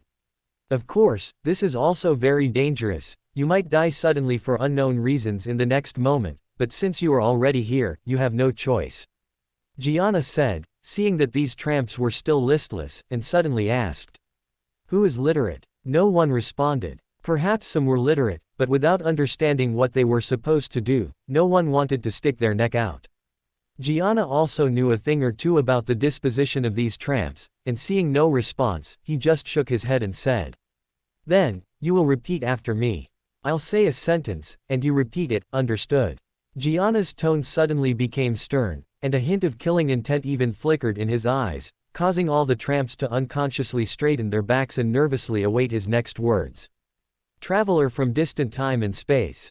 Difficult and obscure ancient Hermes words slowly emanated from Gianna's mouth, but these tramps clearly did not understand what ancient Hermes was. They could only mimic Gianna's accent, repeating the corresponding phrases, and accompanying this process, a gust of cold wind seemed to blow through the warehouse. You are the contradictory spiral of logic and wisdom. As the second sentence was recited, a few tramps had already fallen behind because they couldn't keep up, but the others were still trying to repeat it. They didn't know what learning this was for, but they didn't want to be eliminated and return to that zombie-like state just because they couldn't keep up with a sentence. You are the reflection of knowledge, the back of truth. A few more people were lost in repeating the third sentence, but Gianna didn't wait too long and recited the last sentence. I beg for your listening, I beg for your gaze, I beg for you, to bestow the knowledge of language, writing, and mysticism. A total of 6 tramps completed the recitation, and with that gust of fierce wind, as if it would blow off the roof, accompanying the completion of the prayer, they suddenly felt that something had been added to their minds. Lonus, Phosak, Intis. Hermes language, ancient Hermes, ancient dragon language. Rituals, supplications, sacrifices, bestowals. All sorts of words and symbols were injected into their minds out of thin air, yet they were distinct and not chaotic, as if they could switch languages at will just by thinking about it. The more knowledgeable tramps had already realized what had happened, but Gianna paid no attention to their surprise, excitement, or fear, and continued. You are very fortunate to be qualified to become followers of my Lord, but you also need to contribute to my Lord. Next, teach your companions to pray, let them receive the most basic knowledge, and then we will proceed to the next step. The 6 who had completed the prayer first were somewhat disappointed that their early success hadn't brought a reward, but at the same time, they were curious about this magical knowledge that had appeared out of thin air. Through mystical knowledge, they knew they had just prayed to a great existence for a bestowal and had received a response. Praying to evil gods other than the 7 orthodox deities was forbidden, but for these tramps who couldn't even get food, let alone praying to evil gods, if they could eat their fill, even a collective charge against the church was not out of the question. Thanks to the convenience of the bestowed knowledge, all 20 tramps quickly completed the prayer. At this point, Gianna turned and opened the box placed at the warehouse entrance, taking out a stack of documents and saying, "These are contracts with mystical power. As long as you cultivate according to my Lord's method, I will provide for your living needs." You cannot disclose your cultivation methods to others, nor can you pry into others' cultivation methods. All right, now come up and sign. Gianna didn't say what would happen if they disagreed, and the tramps didn't ask. Instead, they scrambled to their feet, pushing and shoving with the same eagerness they'd shown when vying for spots at welfare institutions, and quickly signed their names using the written knowledge they had just acquired. A sense of magical restraint flooded their hearts, and at the same time, Gianna, in accordance with the contract, handed each person a piece of paper with a cultivation method written on it. It seemed that everyone's cultivation method was different, but due to the contract, no one tried to communicate. Chapter 135, The Summoned Mr. Fool. 3 of them fainted. As expected, the spiritual body and the astral body aren't that easy to merge. Snow felt the feedback from the white horse's not horse, put on his monocle, and while drinking sugar water to cool down, he pondered improvement plans. Whether relying on divination or research by the polymath, Snow's results were the method is feasible. However, it was only feasible. To maximize the elimination of risks, Snow broke down the entire cultivation process into multiple steps, then designed 20 progressive plans according to different permutations and combinations. Through actual cultivation and testing, he would gradually discover problems in each link, and only then might he arrive at a relatively safe solution. Of course, this was dangerous for the test subjects acting as guinea pigs, but at the same time, Snow also paid the deserved remuneration. Even if they became disabled from cultivating this spell, enthusiasm would support them for life. Even if they died, the pension would be given to their designated beneficiaries, and they would receive considerable care. Under heavy rewards, there are bound to be brave men. The 3 who fainted not only did not cause fear among the remaining people, but instead made them see enthusiasm's sincerity in fulfilling its promises, and they meditated and cultivated even more diligently. Even when enthusiasm recruited new guinea pigs, and clarified the fate of those who had fallen, countless vagrants were still willing to participate in such experiments. Because even as test subjects, their lives were much better than their current ones. After transmitting the updated cultivation method to Mr. Foundation again, Snow was about to hang up the communication when he suddenly received an interesting piece of news. Miss Hall, these are all the once renowned fallen nobles of the Loan Kingdom. Do you have any other questions? The royal heraldry expert Bruce looked kindly at the beautiful young girl in front of him, seemingly pleased that a young person would be interested in his field of study. Mr. Bruce, your profound knowledge amazes me. Besides these, are there any other fallen nobles in the kingdom? I heard there was also a Pandrax family. Audrey was organizing her gains for the day and found that Mr. Devil's surname did not appear. She couldn't help but feel a little curious. After all, Glaint had said that Mr. Devil's ancestors seemed to have been nobles. Pandrax, huh? Bruce's face showed a thoughtful expression. After a moment, as if remembering something, he shook his head and said, "That was just a small noble family that suddenly rose and then suddenly disappeared. There are simply too many such fallen nobles, so many that even the most knowledgeable heraldist would find it difficult to know them all. However, I do have some impression of this Pandrax family. Since Miss Hall wants to hear it, I'll tell you about it." "That's exactly what I hoped for." Audrey politely expressed a smile and curiosity. Seeing this, Mr. Bruce pushed up his glasses and patiently explained. Pandrax was not originally a native noble of the Loan Kingdom, but joined the kingdom about 100 years ago, roughly after Emperor Rosel's death, when the continent once again fell into chaos. Like many soldiers at that time, they obtained their title through military merits and received a small fiefdom. No one knows where Baron Pandrax's hometown was. Even in the Loan Heraldic Compendium, it only records that the family's emblem was a white horse. And when this family was still relatively prosperous, heraldists speculated based on the von in their name that this family originally came from Lindbergh. Then how did this family decline? Audrey blinked, feeling a little disappointed. She had originally thought she would hear a more magnificent story. Hearing Audrey's question, Bruce gently tapped the connection between his glasses temple and lens, revealing a helpless smile. Like most grassroots nobles of that era, they rose through military merits but lacked experience in governing land and did not understand business or politics, eventually fading away in obscurity. "I see," Audrey nodded, seemingly not entirely satisfied with this outcome. From her understanding of Mr. Devil, he was definitely a powerful Beander of a very high sequence, and his family also possessed a lot of profound occult knowledge. Such a family, no matter how bad at management, wouldn't even lose their title, unless they had a conflict with other Beander powers, and therefore had to disappear. But now Mr. Devil has reappeared. Is it because the Beander force that threatened his family has disappeared? Audrey's mind had already imagined a magnificent and grand tale of revenge, like Emperor Rosel's Count of Monte Cristo. But Bruce clearly misunderstood something, coughing twice as if to admonish, yet feeling that it was too intimate for their acquaintance, and finally just shook his head silently, not dwelling on the topic. Seeing that Mr. Bruce only knew this much, Audrey then picked out some less detailed information from the noble data he had previously introduced and inquired about it. Only then did she organize the information and return home with her clumsy maid Annie, just as Klein received the information on the fallen nobles from Audrey.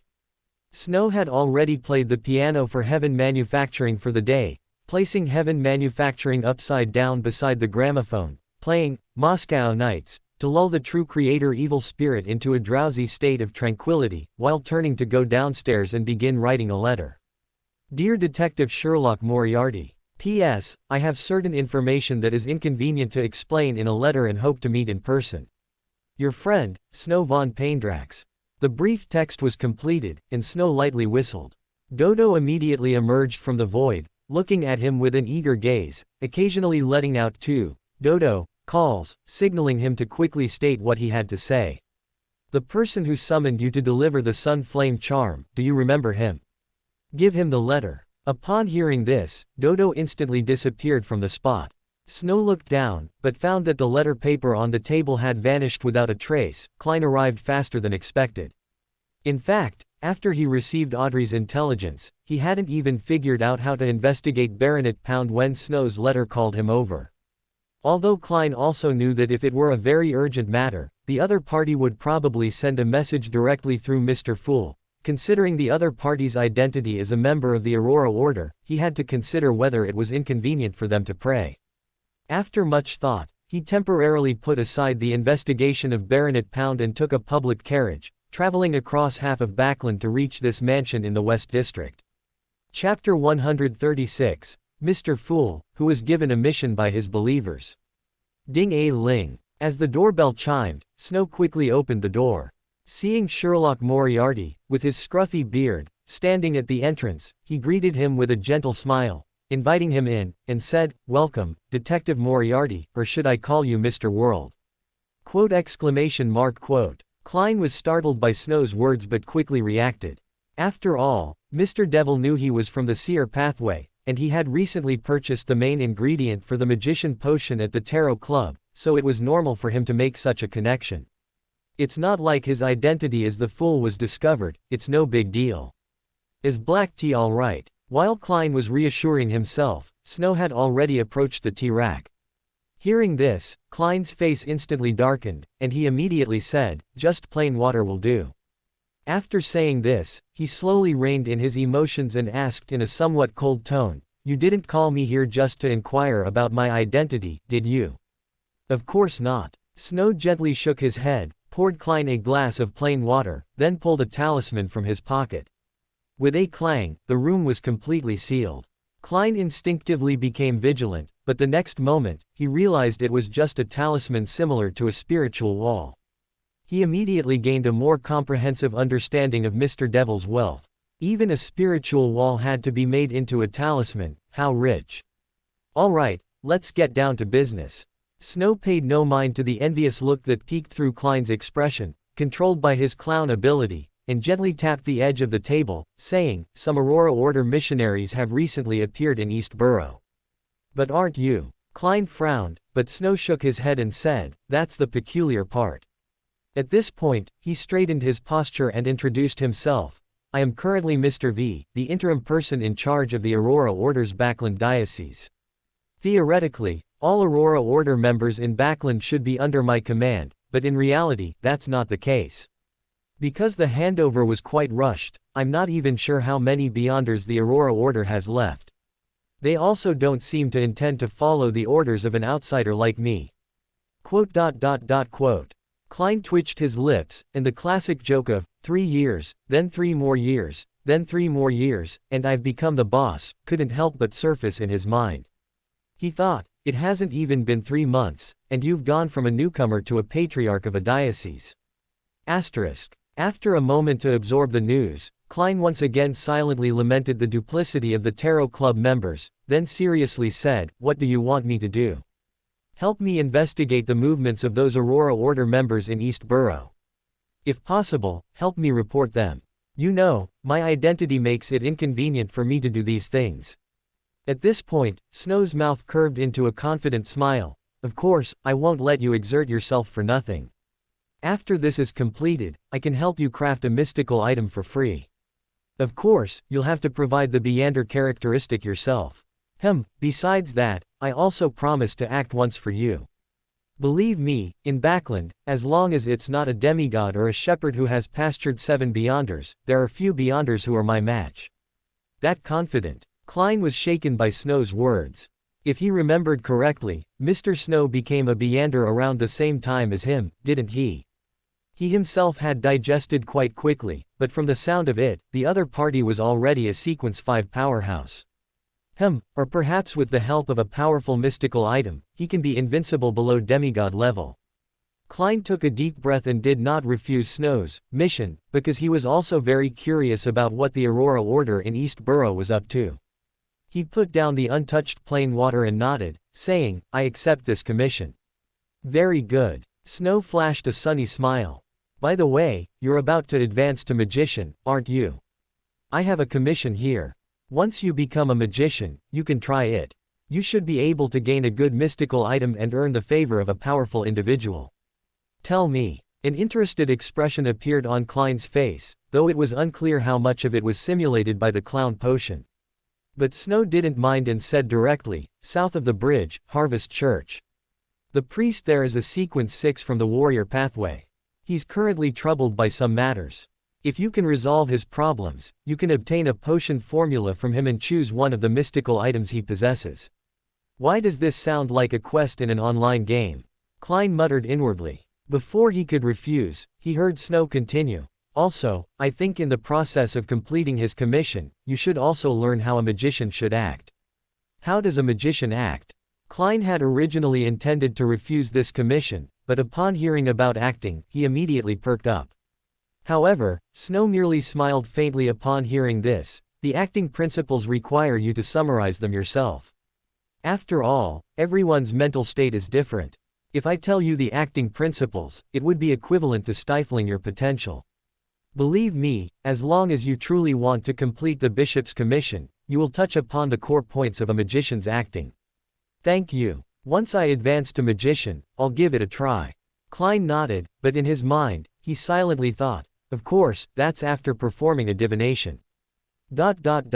Watching Klein leave, Snow removed the room's seal and sat quietly on the sofa, contemplating something. The Aurora Order in East Borough made him feel a little uneasy. Logically speaking, at this time in Backland, apart from his own shell company subordinates, the highest-ranking members would only be a few Sequence 8 listeners. Even if they advanced through other channels, they shouldn't be proselytizing so openly. There could only be 2 reasons for the current situation. Either Mr. A secretly returned to Backland and began to reorganize the Aurora Order's forces. Or Mr. Shadow Ascetic, the general person in charge of the Loan Diocese, felt that the Backland Diocese was lacking in talent and therefore intended to develop new blood. However, if these 2 big shots had truly returned, they should have come to him first to inquire about the situation. After all, even if his identity as Mr. V, a divine envoy, wasn't considered, his current identity as a true creator's favored one should be. Could it be that some recently advanced shadow ascetic has lost his mind?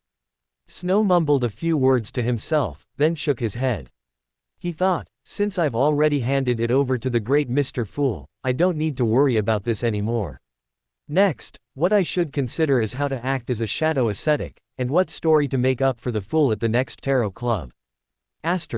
Chapter 137. Huang Beibei feels that the information is a bit too much. Monday, October 8, 1349, hazy weather. Snow arrived at the editorial department with his new manuscript. Because Phantom Blood was not very long, after more than a month of serialization, it was finally coming to an end. Today, what he brought was the beginning of the second part. The editor did not give too many opinions on the practice of killing the protagonist at the end of the first part. Or rather, in this era, people accustomed to traditional literature were quite accepting of such tragic endings, just as Baron Zeppeli said. To love and be loved is the best of things. To love and lose is the next best. After discussing the release of the single volume with the editor, Snow walked home with 5 sample copies. Compared to Phantom Blood, Battle Tendency was significantly longer. Conservatively estimated, it could sustain updates for at least 3 months. By then, Klein would have become a marionettist. Should I start another project? Like Hellsing, Snow thought about his next update plan as he walked. In a way, his readers would also become his anchors. And in Hellsing, there were abilities similar to his sequence, but the background setting seemed to require some modifications. For example, changing Natter to Intis, Fosak, and other rising nations, or even replacing it with the Solomon Empire of the Fourth Epoch, using the War of the Betrayer or even the War of 4 Emperors instead of World War II. As for the Church, that would naturally be the Sun Church. After all, in Lowen, the Sun Church was considered a cult, and those fanatics also fit the characteristics of the Sun Church. Of course, these changes were not made overnight, and it would take a lot of time to revise them, which was why Snow hesitated. It would be great if a history scholar could help. Snow thought, shaking his head. He did know 2 history scholars. One was the esteemed Mr. Fool, and the other was Mr. Fool's father, cough cough. Just as Snow completely cleared his mind, the surrounding environment suddenly darkened. The bustling street instantly became quiet. All the hustle and bustle seemed to be rapidly stripped away. Vines hung down from the sky, replacing the surroundings with a palace that seemed to reside in the clouds. And a pair of long legs in black leather boots dangled before his eyes. Morning, Huang Bebe. As soon as Snow spoke, his expression darkened again. After their last farewell, he had actually forgotten to reset Bernadette's default address. However, Bernadette merely raised an eyebrow slightly, nodding and saying, "Morning to you too, Feng Cece." Snow helplessly observed Bernadette, relying on the side effect of Zhuangzhou's fish, which made him easily influenced by others' emotions. He could clearly feel the playful amusement hidden beneath Bernadette's calm exterior.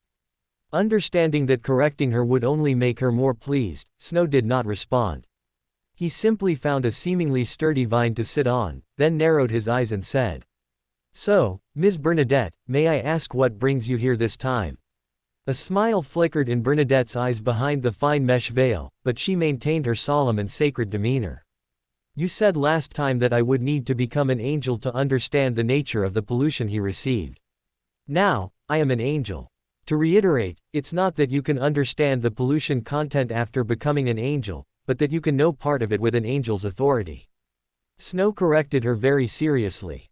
Bernadette nodded upon hearing this, and while summoning 3 pig-headed men to build a wall in the vine space, she said, "You can state your remuneration first."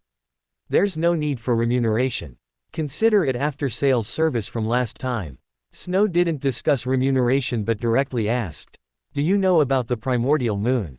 The celestial sect?" Bernadette frowned, but Snow shook his head. The one behind the celestial sect merely controls the high sequence characteristics of the moon pathway, redirecting prayers meant for the primordial moon. "I'm talking about the true primordial moon." Bernadette fell silent. She actually had a lot of information about the primordial moon, such as the Rose school of thought-absorbing vampires who worshipped the primordial moon, and Lilith, the progenitor of the sanguine. But none of these seemed sufficient to cause a pollution that even a true god couldn't escape. Seeing Bernadette's expression, Snow spread his hands and said, "Then let me rephrase the question. Do you know about the apocalypse? I'm not referring to the sequence 1 of the demoness pathway, but the true apocalypse. The year 1368. Bernadette uttered a number. Snow nodded and said, "Perhaps you know, perhaps you don't, but it doesn't matter. In short, our world is a sphere, and outside the sphere is a barrier. This barrier restricts some existences that would cause pollution just by thinking about them. And 1368 is the approximate year when this barrier will disappear." "Is the primordial moon one of them?" Bernadette asked. Snow merely nodded slightly. I cannot say more, and you had best not think about it. These secrets are poisonous, merely knowing them will cause those existences to gaze upon you. Without an angel's authority, merely being gazed upon will drive one mad. While an angel's authority can sever such connections using its own power, it is still very dangerous. So I myself use sealing methods to forcibly make myself unknowing. This can be done by seeing a psychiatrist, provided there are temporary means to isolate the gaze. In short, your father, in order to confirm something, foolishly ventured beyond the barrier and went to the moon. There, he was polluted, and after returning, his temperament changed drastically. While he restrained the pollution, he also did many things under its influence. Finally, he chose to jump into the Black Emperor pathway, attempting to escape the pollution through the Black Emperor's resurrection ability, but clearly, this was unsuccessful. After Snow finished speaking, both fell silent. Bernadette took about 2 minutes to absorb this knowledge. Then, she gazed into Snow's eyes through the fine mesh veil. Is there a way to save him? As of now, there are only 3 methods. Snow raised his fingers one by one. First, the hanged man escapes madness. Second, the fool revives again. Third, Paradox ascends to godhood. Bernadette looked at Snow, waiting for him to explain, but found him with an expression that said he had said everything.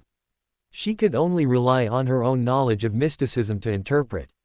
The hanged man should refer to the true creator, but who were the other 2? The fool and Paradox, there seemed to be no information about these 2 ancient gods.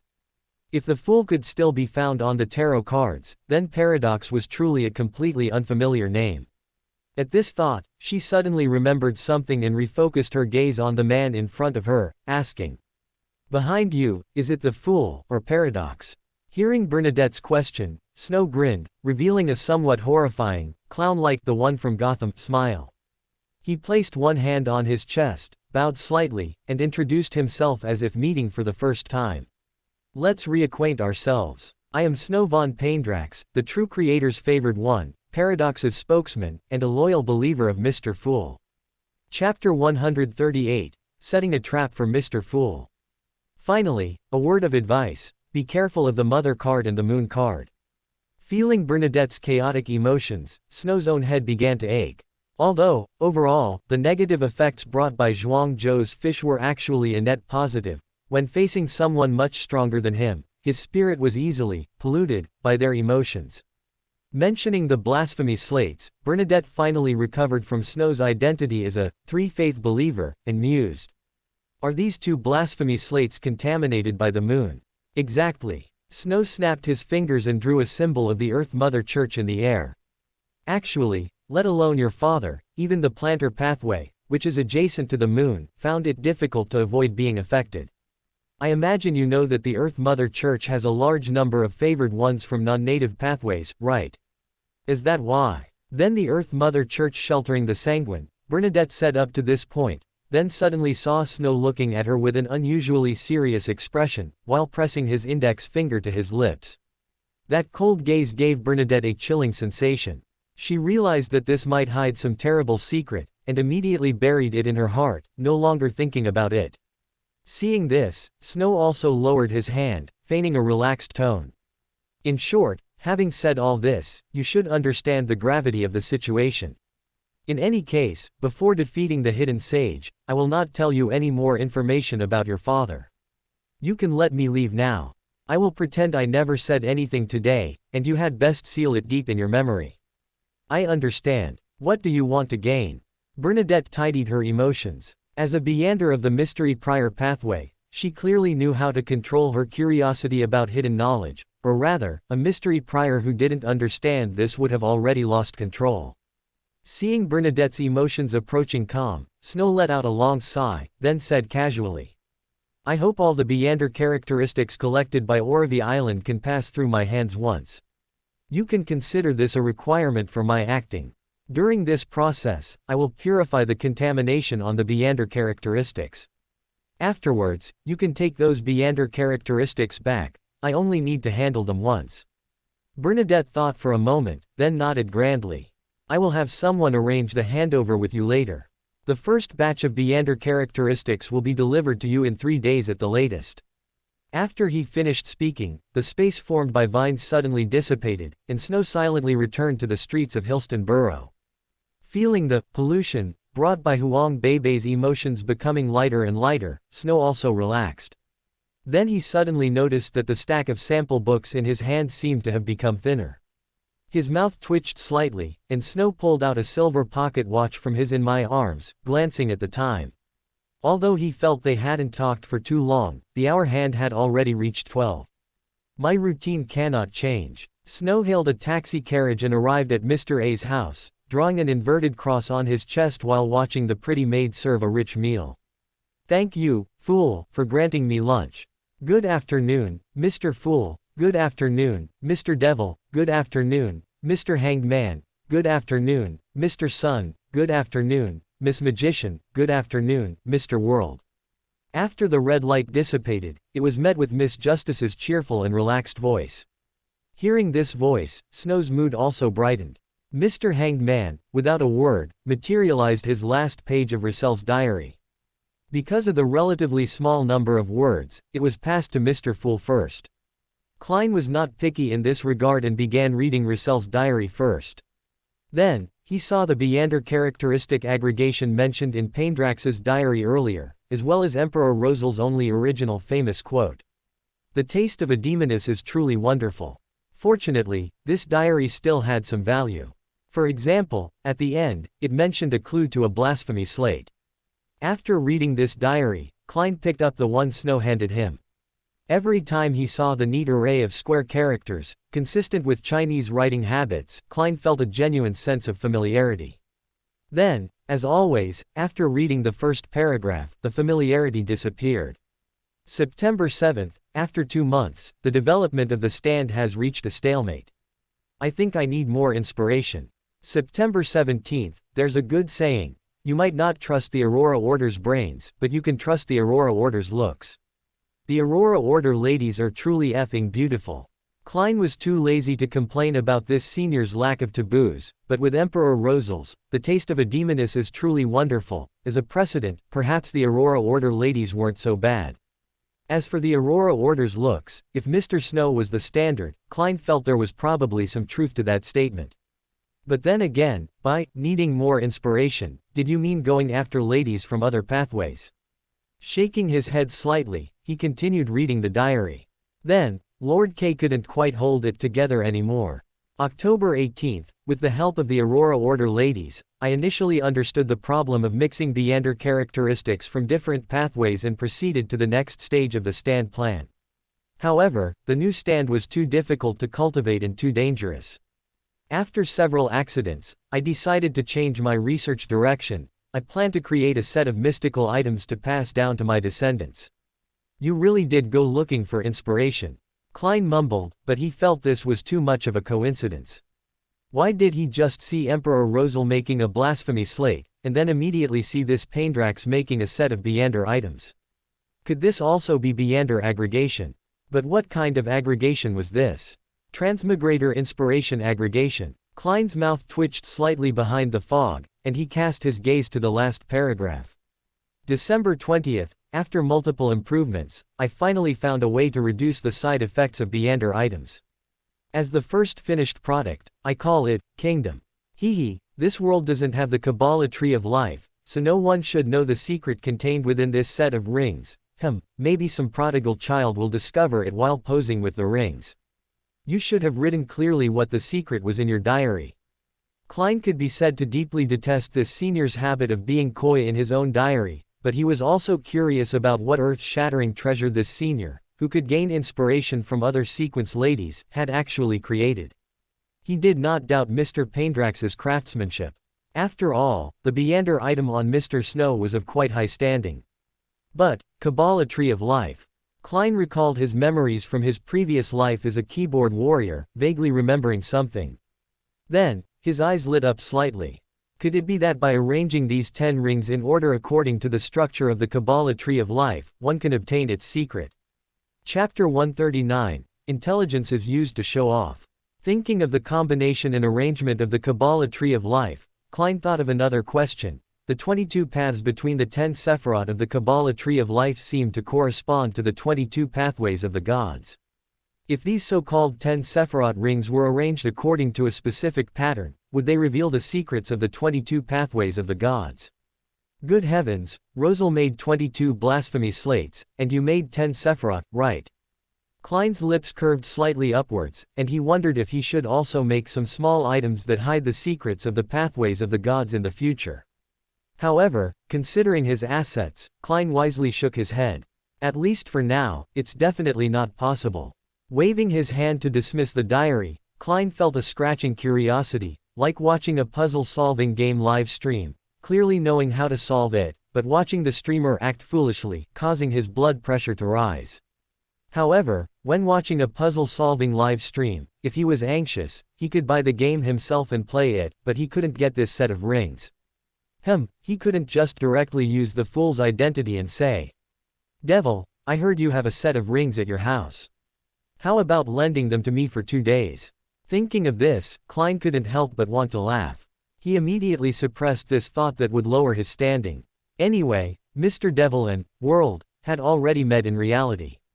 Afterwards, he could have World find an opportunity to inquire privately, and it might work out. Having made up his mind, Klein leaned back and smiled slightly. "You may now communicate freely." As Mr. Fool's words fell, little son Derek immediately raised his hand, mimicking Miss Justice's usual action, and said, "Mr. Devil, the blade of power you crafted was unexpectedly good. I have successfully advanced to sequence 8. These past 2 days, I plan to use my remaining merit points to hire helpers to acquire Beander materials. However, I haven't heard of such a creature as an agate peacock near the City of Silver. Although there are succubus and widow giant spiders, their strength is terrifying and not something a sequence 8 can deal with. Can I pay with other potion materials first?" "No problem, in fact, if you use other materials, I'll earn more." Snow showed a faint smile, though it wasn't very obvious due to the gray fog's obstruction. Little Sun nodded upon hearing this and said, 5 Beander materials equivalent to the value of a sequence 7 potion's main ingredient, I've noted that. I plan to hunt mist tree ants first, is that okay? This way, I can also get the mist tree ants sap that Mr. World wants. Little Sun is such a good child, still remembering my insignificant auxiliary materials, Klein thought silently in the dark, anticipating Mr. Devil's response. Although he felt it would be interesting to tease Klein at this moment, Snow still didn't hold him back on the issue of Lord K's advancement. He nodded and said, "No problem, I'll accept any Beander materials." Hearing Snow's boastful line, Mr. Hanged Man suddenly spoke. "In the Sonia Sea, there will be a grand gathering of pirates soon. The fleets of 4 pirate kings and 6 pirate generals may participate. Hey, it should be 7 pirate generals, someone else has joined their ranks. At such a grand event, there will definitely be transactions of Beander materials. Since you intend to acquire the true roots of the mist tree ant, I presume you won't refuse the spinal fluid of the evil patterned Black Panther. Coincidentally, at pirate gatherings, such materials are not uncommon. Of course, in fact, as long as they are sequence 7 level Beander materials, you can try to acquire them. I can buy them back at a 10% premium over the market price, or help you craft Beander items. In addition, I also know the main ingredients for the Wind-Blessed potion. Although there are no auxiliary materials, you can at least start collecting the materials first." Upon hearing the words, Wind-Blessed, Alger's eyes immediately straightened, and he promptly decided. How many potion main ingredients are needed to exchange for the incomplete Wind-Blessed potion formula? The price of the Wind-Blessed potion formula is approximately £3,000. Although my formula is incomplete, it includes both main ingredients. If your digestion progress is good, you can even consume it directly and attempt to advance. I think £2,000 is a reasonable price. You can trade with 4 sequence 7 level Beander materials, or the Beander characteristic left by 2 sequence 7 Beyonders. Additionally, I can acquire characteristics of the Demoness pathway, all the blood of an abyssal demon fish, the eggs and tail feathers of an agate peacock, the eyes and hair of a succubus, the silk glands of an adult widow giant spider. These materials, I can acquire at a 50% premium. Of course, under the witness of Mr. Fool, you can pay half up front. Snow effortlessly reeled off a price list. Alger pondered for a moment, then nodded and said, "That's a reasonable price. I will help you collect 2 sequence 7 level potion main ingredients as soon as possible." Watching Alger and Snow finalize the transaction, Miss Justice, however, had eyes gleaming with the light of a discovered secret. Mr. Devil is collecting Buridan materials of the demoness pathway. He definitely isn't drinking them himself. So, it seems that cat is indeed of the demoness pathway. Ah, I really want to know what a cat would turn into after drinking a witch potion.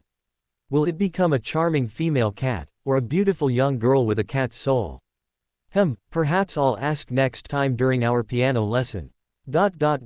After Little Sun and Audrey finalized an oral agreement to exchange a psychiatrist for the sequence 7 formula of the Sun pathway, everyone entered the intelligence exchange segment. And Mr. Hanged Man was the first to speak. Vice Admiral Hurricane Kilangos's fleet has been subdued, and a new pirate general has been born. Miss Justice Audrey was always quite interested in matters concerning pirate generals. She immediately displayed her skill as the Tarot Club's top hype man, cooperating by asking, "What is her name? What is her current title?" There hasn't been similar news circulating in Backland. Mr. Hanged Man slowly nodded and said, "She is a lady who was a very famous pirate before, Maiden of Disease, Tracy, you should have heard of her, right?" "No, I don't know much about that." Audrey honestly shook her head, but Snow smiled and said, "I do know a little about this. She is a sequence 5 demoness of afflictions, backed by the demoness sect. Her mother is the sequence 3 demoness of undying, Katarina, an existence that was already a demigod in the 4th epoch. Additionally, this lady seems to firmly believe she is a man and likes young, beautiful girls. My advice when facing her is not to approach within 50 meters before sequence 5.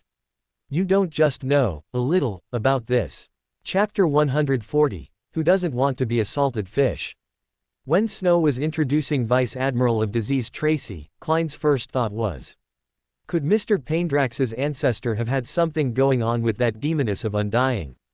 After all, Mr. Paindrax kept an assassin cat, which required assassin potions, and this gentleman seemed adept at obtaining potion formulas by working as a mud carpenter. But if the other party was a demoness, then was he going to work as a mud carpenter, or to tea tasting?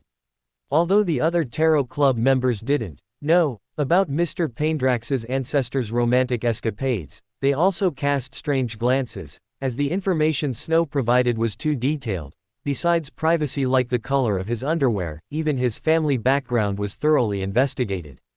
Seemingly feeling that if this continued, his thunder might be stolen, Mr. Hanged Man, eager to establish his position in the Tarot Club, immediately said.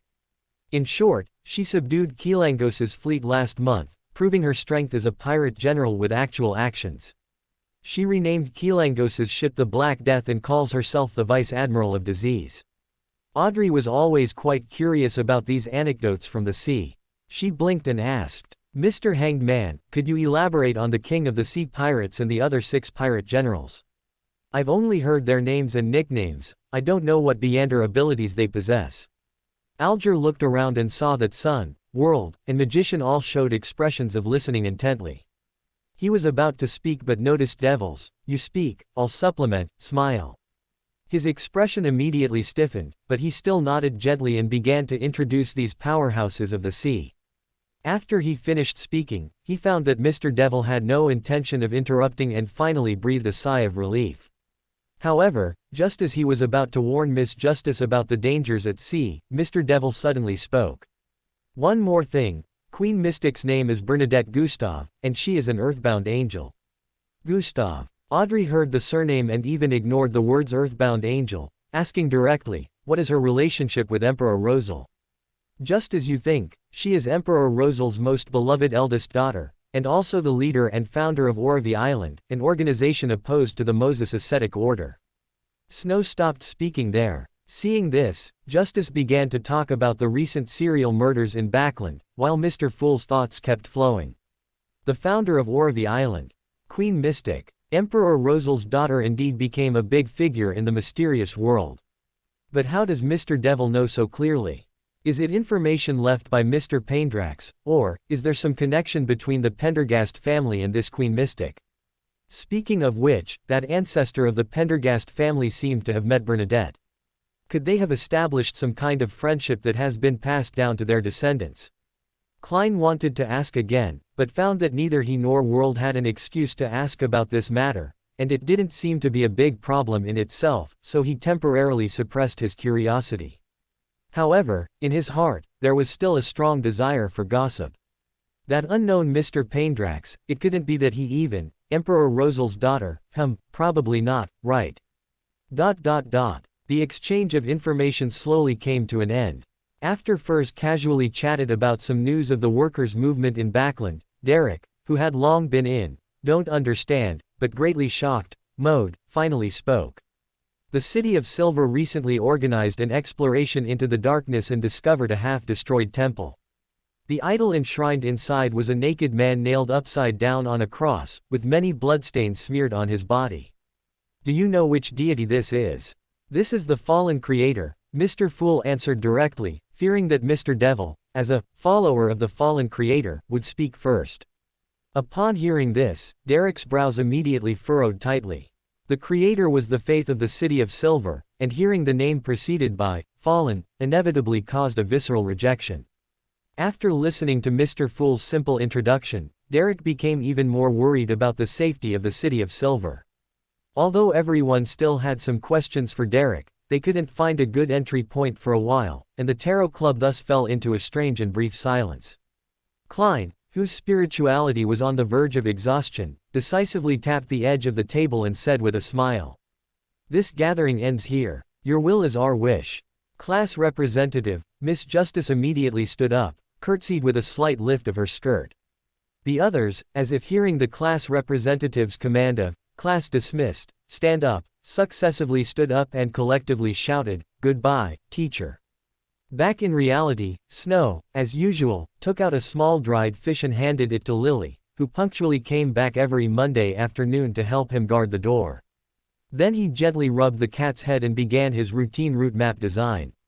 Lines extended from the current time point, and the patterns on the paper in front of Snow became increasingly complex. Various events were circled in small circles, and after being relisted, they corresponded one-to-one with the plot time points recalled through potions in his mind. Seemingly feeling that his brain was not enough, Snow took out the polymath monocle from his pregnant and put it on his left eye. As his brain began to overdrive, many knots began to unravel. Even casual moves in the original Lord of the Mysteries could be fatal traps. Snow had to bypass these traps and earn as many benefits as possible to gain the power to resist the apocalypse. Becoming a god. Just thinking about the sequence 1 characteristics required to become a god already gave him a headache, not to mention that bizarre god ascension ritual. In fact, his future plan was to be an angel or king of angels under the Lord of the Mysteries. As long as the Lord of the Mysteries could maintain his humanity, then he, as an angel, could live a very comfortable life. He wouldn't have to consider fighting the outer deity, nor would he cower helplessly in a corner, trembling. Open black lens bracket true creator expletive close black lens bracket. An angel under God Almighty also seemed like a possibility. Hearing the murmurs of heaven manufacturing starting to come from upstairs, Snow shook his head and took off his monocle. After destroying all the mind maps on the table, he pushed open the door and went upstairs. Looking at heaven manufacturing, which was stuck upside down next to the gramophone and constantly uttering strange, unintelligible curses, Snow smiled and took it out of the slot. "No cursing, no cursing. I'll play the piano for you." Chapter 141 Inches Safekeeping. The night in Backland was always deeper than anywhere else. Under the dense, fog-shrouded night sky, a ghost-like figure drifted silently through the streets of south of the bridge. South of the bridge, with its slow pace of life, had no nightlife to speak of. Only faint, yellow lights, peeking through the darkness, hinted that some rooms were still occupied. The figure, treading in the dim yellow glow cast by the streetlights, made its way to Riverbend Avenue.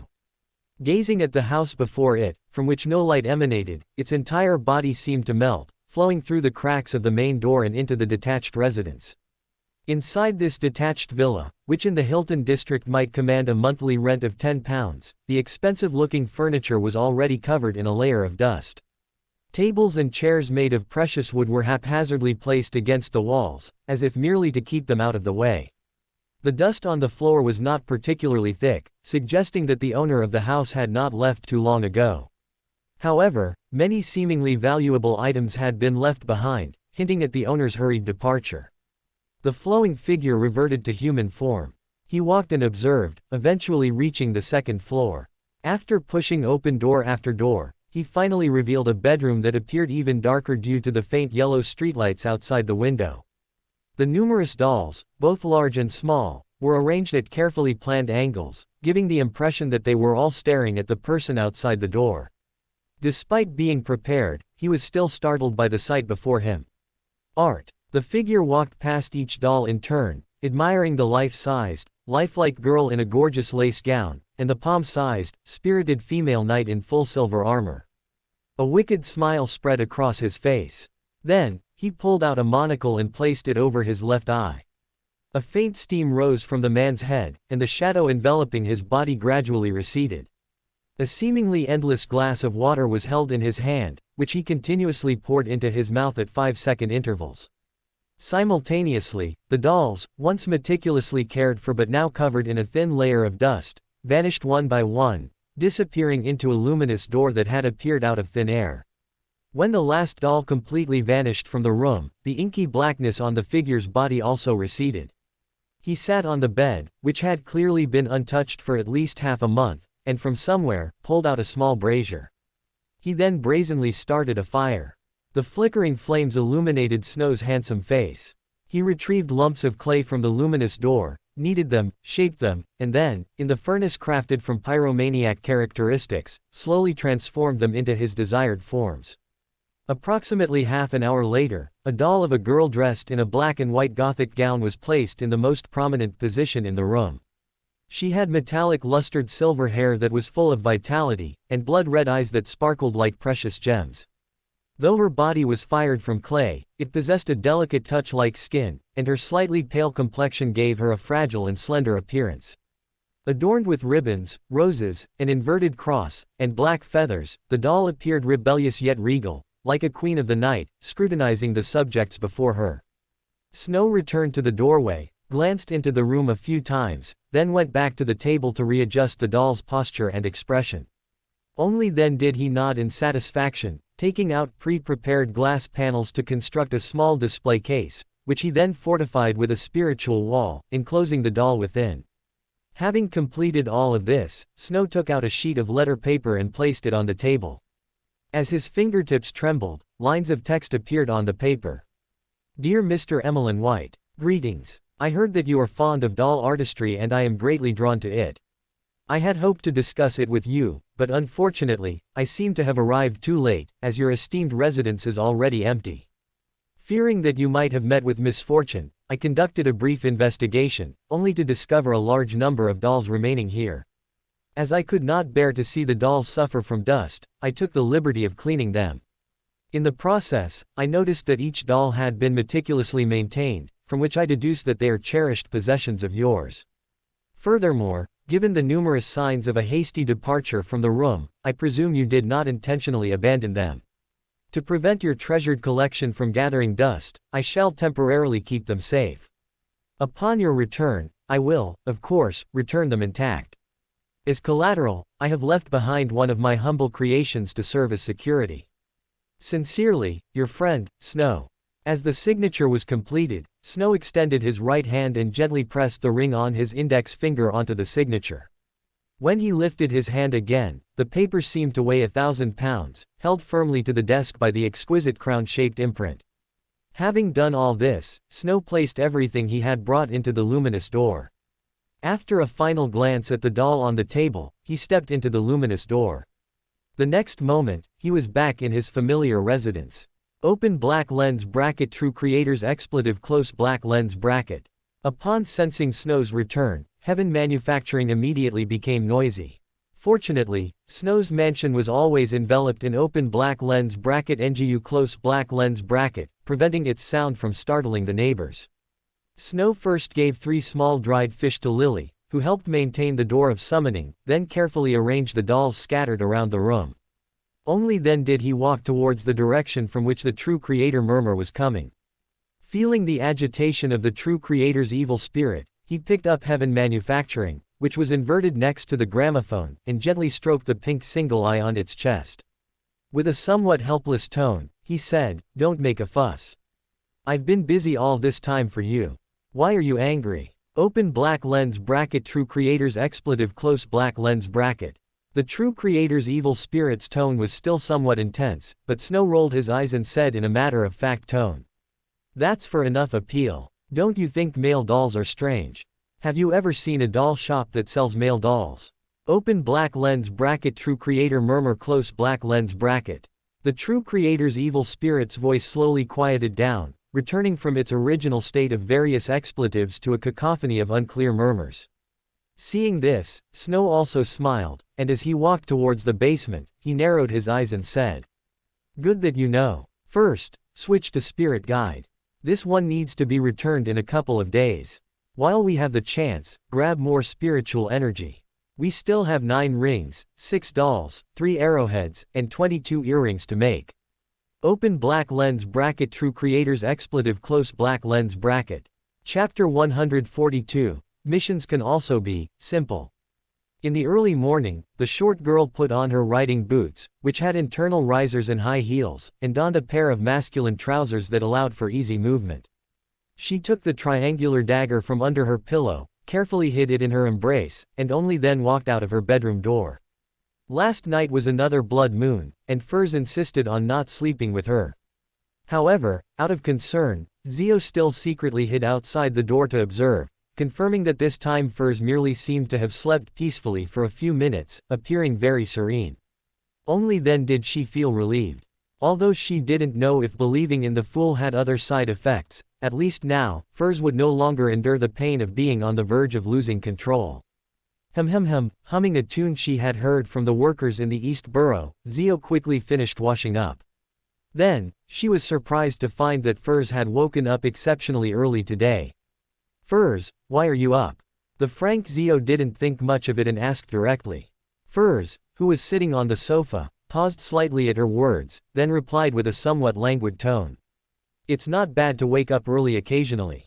That doesn't sound like something you'd say." Zio shook her head with certainty. Normally, Furs wouldn't get out of bed until 9 o'clock. Moreover, at this moment, Furs had a dreamy, ethereal look, as if she could fall asleep at any moment. By no means did it look like she had woken up voluntarily. "All right, anyway, a mission came in." Furs spread her hands, pointing to the table. Zio followed her gaze, her eyes suddenly widening as she said, "Phantom Blood. When did the single volume come out? Where did you buy it?" Furs looked down, then sighed. "Snow sent it with a letter, saying he heard you liked it, so he sent you a copy.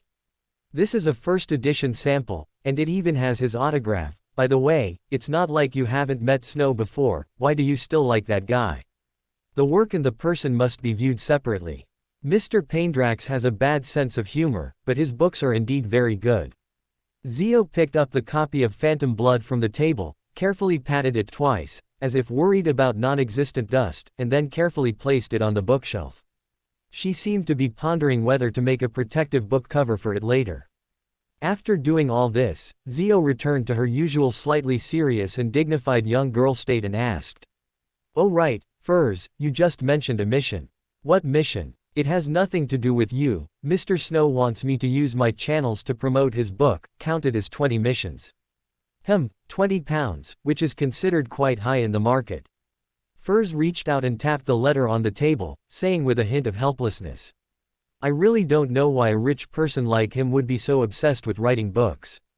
I heard he's even accelerating his updates recently. Haven't you noticed that the Tassoc newspaper has given him more space? Isn't that a good thing? I remember many books have a slip recommending other books when they are sold. Couldn't you just recommend his that way?" Zio naturally spoke like an amateur.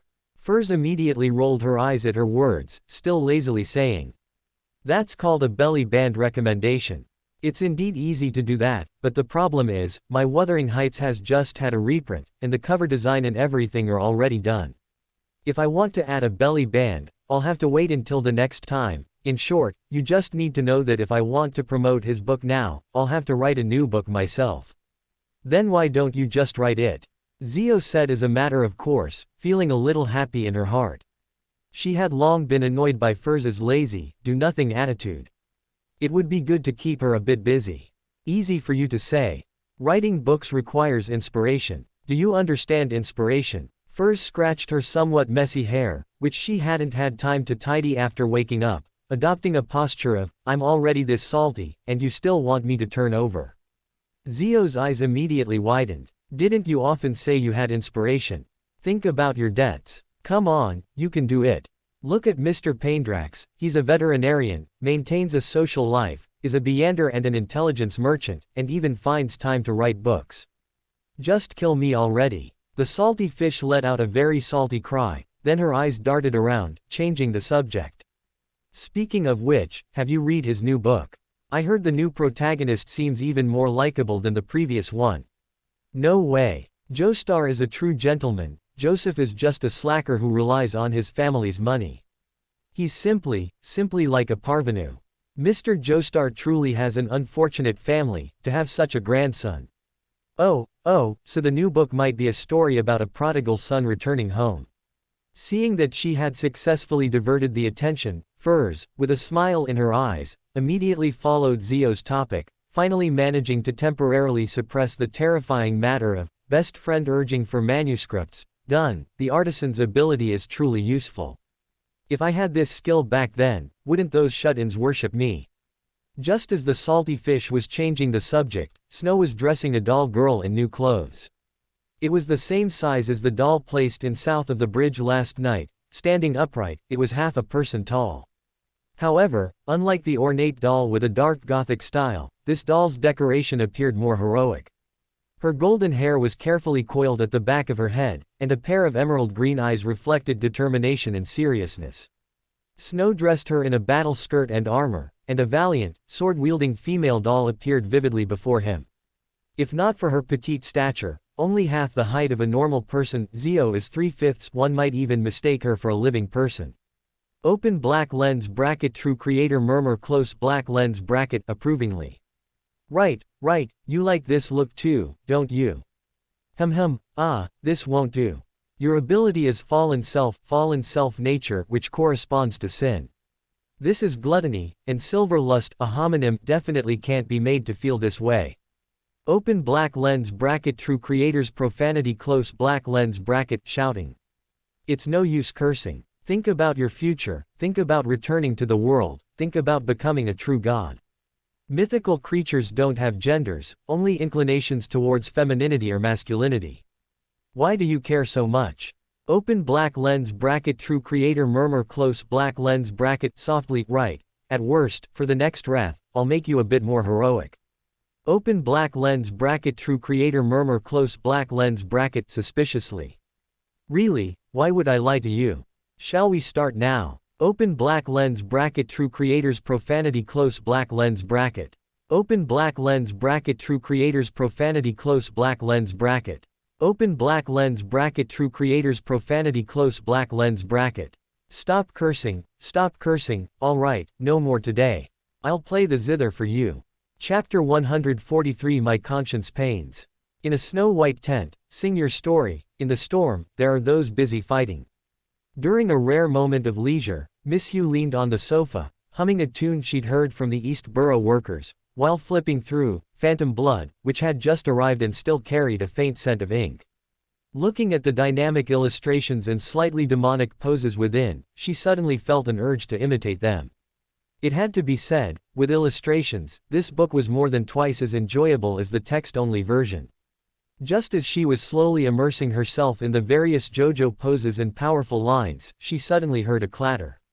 She sharply turned her head, only to find Furz, who had been lazily lying on the sofa, had suddenly rolled onto the floor, her face showing a very uncomfortable expression. Furz, what's wrong with you? Miss Hugh immediately placed the book aside, scurried over to Furz's side, and asked with some anxiety. Nothing, it's just, I don't know why, but I always feel a pain in my conscience. Furz pressed her hand to her chest, her face revealing an indescribable look of distress. Miss Hugh's expression immediately became strange when she heard her words, and she asked, puzzled. Conscience. What bad deed did you do? No, Before she could deny it, Furs felt her heart suddenly twitch, and she let out a soft cry. Miss Hugh anxiously circled her, but found that Furs truly had no physical problems. There were no signs of losing control, nor any precursors to illness. It was as if she was simply, mentally uncomfortable.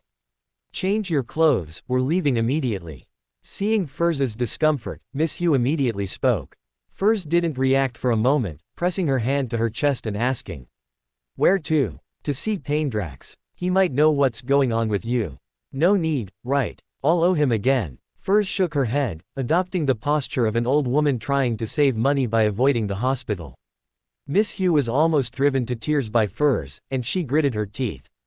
If you don't go, I'll go myself. Don't. Furs grabbed Miss Hugh, and said with a somewhat embarrassed tone. I'm really fine, it's just what? The more Furs refused to say, the more worried Miss Hugh became, fearing it was a side effect of praying to Mr. Fool. Seeing her friend's anxious and worried expression, Furs felt a little guilty, and finally sighed.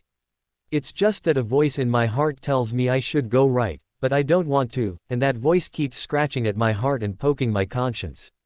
Although conscience isn't a real organ, I just feel my conscience hurting.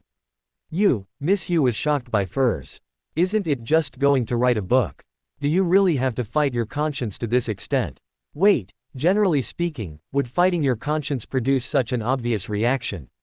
Miss Hugh's face showed a suspicious expression, and Furs just shook her head. This is my first time. Normally, there's nothing. Well, sometimes when I procrastinate on drafts, I feel a little uneasy, but it's never been this serious. Then why don't you go write quickly? Miss Hugh stamped her foot. Although she didn't know why, but it was a problem that could be avoided by simply writing, so why was she so resistant? Isn't writing your job? Even without a guilty conscience, you would surely have to write, right? I'm writing. Although I haven't put pen to paper, I'm conceiving it in my mind, Before Furs could finish her sentence, she clutched her chest again and gasped, apparently quite affected by her conscience. I'm going to write now. Furs knew she couldn't deceive herself anymore and immediately headed to the study. Although she hadn't started writing yet, the stinging pain in her conscience had already disappeared. It's actually better, so am I, All right. Furs gritted her teeth and sat at her desk, beginning to think about the outline. Miss Hugh, however, suddenly felt a strange urge to laugh. Then she picked up Phantom Blood, which she had casually tossed aside earlier, confirmed it hadn't been damaged, and relaxed. However, just as she was contemplating whether to continue reading or go supervise Furs's writing, her expression suddenly changed. She immediately put the book back on the shelf and then called out loudly to the study. Furs, I'm going out for a bit. Got it. Bring me some snacks when you come back, I need sugar to replenish my brainpower. Furs's conflicted voice came from the study. Miss Hugh nodded lightly, turned, and walked out of the room. Knock, knock, knock. Come in. Snow, who had just finished his performance and was adjusting the doll, heard the knock and said calmly. With a soft creak, the butler's figure appeared at the doorway. Sir, a young lady has arrived at your doorstep. Oh, I see. Snow nodded, took the Heaven manufacturing from the doll's chest and refastened it to his own. Then, like a father holding his daughter, he cradled the blonde doll in his arms. Don't touch the tools in the workshop. Also, please purchase another batch of clay for making dolls for me.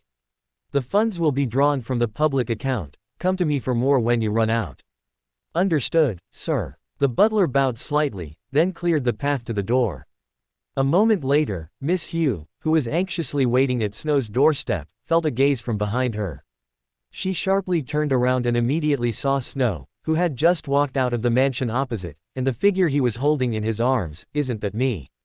This thought immediately shattered as it arose, but a faint blush still appeared on Miss Hugh's face. Fortunately, this dignified lady still remembered her purpose for coming here, and she immediately took a few steps forward and greeted him. Good morning, Paindrax. Good morning, Miss Hugh, you can just call me Snow. Snow smiled gently, not quite clear about Miss Hugh's purpose today. As he moved towards his own doorway, he asked seemingly casually. Miss Hugh, is there something you need this time? It's mainly about furs. Miss Hugh replied softly, but her attention inevitably turned to the doll. Although at first glance it resembled her, in reality, only its eyes and hair color were somewhat similar. Its golden hair was neatly coiled at the back of its head, its attire was dignified and exquisite, and even the deliberately left upward curling strand of hair on its head appeared particularly adorable. As she thought about it, Miss Hugh's eyes suddenly became a little moist. Because she realized that her one-sided belief that the doll resembled her was actually because she instinctively felt that if her father hadn't had that incident, she too would have grown into such a woman, right? The side effect of Zhuangzhou's fish was triggered, and Snow instinctively felt a slight tremor in his heart. A faint sadness spread through his heart, scaring him into thinking that the salted fish had met with some accident, and he immediately asked in surprise. Miss Furs, I sent her a letter this morning. Did something happen to her? Yes, she seems to have contracted an illness where she'll die if she doesn't write. Chapter 144 A Commission. So that's how it is. Snow's lips curled slightly as he listened to Zio's account, but he still explained, this is normal. In fact, if you strongly resist the task I give you, you will also feel uneasy. Is it really a contract? Although Zio had vaguely guessed some things before, hearing Snow say it himself made her feel relieved. As long as the problem was found, it was fine. After all, I'm an intelligence broker. If I can't collect my debts, I'd be very distressed. But don't worry, the contracts I sign don't have too high an enforcement power. Even if you stubbornly refuse to do it, there won't be any life-threatening danger. Snow said these seemingly unthreatening lines with a smile, but Zio only felt that there was a hidden meaning in his words, not because of his tone or expression, but because of her intuition. Noticing Zio's concern, Snow's smile became even brighter. He placed the doll from his arms onto the sofa beside him and said casually, speaking of which, Ms. Furs is really interesting. My contract is very lenient. If a task is strongly resisted by the person, or if they are unable to complete it, they can choose to refuse without punishment. This is written in the contract. You should know that, right? Zio nodded lightly. In her years as an arbiter, she had seen too many contract frauds, so she had read the contract very carefully when she signed it. However, Snow bringing up such a thing now made her unsure of his meaning. But soon, Snow gave her the answer. In other words, Furs is not resistant to the tasks I issue, is capable of completing them, and even finds them very easy, but she just stubbornly refuses to do them. This is truly the first time I've encountered such a customer. Zio's face showed a somewhat ineffable expression, and she finally realized why Snow had that strange expression after hearing her words earlier. If there's nothing else, I should head back. Thank you, Mr. Paindrax, for clarifying. Zio made up her mind that she would force Furs to write the book when she got back. Although Snow said there would be no life-threatening danger, what about dangers beyond life? Such an intelligence broker wouldn't be so kind as to only inflict pangs of conscience, would he? Wait a moment. Snow reached out and stroked the head of the doll beside him. Zio, who felt a certain empathy for the doll, felt a slight blush, but soon, she heard Snow say, "You seem to like this doll very much." "Ah, no, Zio was a bit flustered for a moment, because as a former noble lady, she knew very well how expensive a high-quality doll of this caliber was. Even at the price of a doll workshop, it could buy a sequence 7 Beander potion formula. She liked it, but she couldn't afford it. It looks like you like it quite a bit, but I can't give you this one. How about this? I'll give you a task, and if you do it well, I can make you a similar one. Snow's eyes narrowed slightly, and Zio immediately became vigilant. Having witnessed Furs being tormented by her conscience, she was now a bit allergic to the word task. Mr. Paindrax, although I like dolls very much, I am also very aware that I am burdened with debt, so it would be even better if I could use tasks to repay my debt. Zio spoke these words rationally. Snow heard her and nodded approvingly. Very well. Actually, this task is simple. All you have to do is take this doll and hide it near famous high-end restaurants and entertainment venues in Backland every day during the day, changing the location daily. That's all. Although this task is not dangerous, it is a long-term task and can offset 100 tasks. All you have to do is drop off the doll every morning and pick it up every evening. Zio didn't answer immediately. Instead, She re-examined the doll with a puzzled expression. She was a bit worried that this thing was an alchemical bomb or something, fearing that she would become an accomplice in a terrorist attack. Although generally speaking, no one would use a doll worth several thousand gold pounds to do such a thing, what if? It's not a dangerous cursed item. You can think of it as an unfinished mystical item. As for whether it's dangerous, you can take it for appraisal, as long as you don't dismantle it, it's fine. Snow saw Zio's hesitation and immediately reassured her. Zio nodded but still worried, this doll is so exquisitely made. What if it gets stolen? Do I really not need to keep an eye on it? This doll has solidified Beyonder powers that evade gazes. To be aware of its existence, one must either be a demigod-level powerhouse or notice it under the influence of others. So you only need to complete the pick-up and drop-off tasks. As for being taken away by a demigod powerhouse, that's even better. Okay, I understand. If the doll is confirmed to be fine, I will complete this task. Zio nodded, very eager to earn this task, which was equivalent to 100 commissions. The prerequisite was to confirm there was no danger. The petite Zio, carrying a huge doll about 60% of her size, walked quickly along the streets of Backland. At first glance, it looked as if an older sister was carrying her younger sister. However, to her surprise, Zio did not notice anyone looking at her as she walked. Logically speaking, shouldn't such a large and exquisite doll be very eye-catching? Is this the Beyonder power Mr. Paindrax mentioned? It's truly amazing. If I had such a Beyonder ability, I would surely be able to uncover the truth of my father's death more easily, right? No wonder Mr. Paindrax can obtain so much secret intelligence. Zio muttered to herself, but she didn't intend to linger on the road. With her heeled boots, she quickly boarded a public carriage and, after about 10 minutes, returned to her residence in Hillston Borough. Gently opening the door, Zio, carrying the doll, slipped in quietly. It wasn't because she was sneaking into her own home, but because she wanted to see what Furs was doing. She carefully walked to the living room. Good, Furs wasn't on the sofa.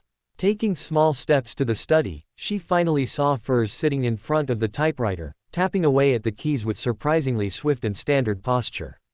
As her fingertips danced, letters were struck onto the paper, forming concise sentences. Excellent. Zio watched Furs in her work state and let out a long sigh of relief.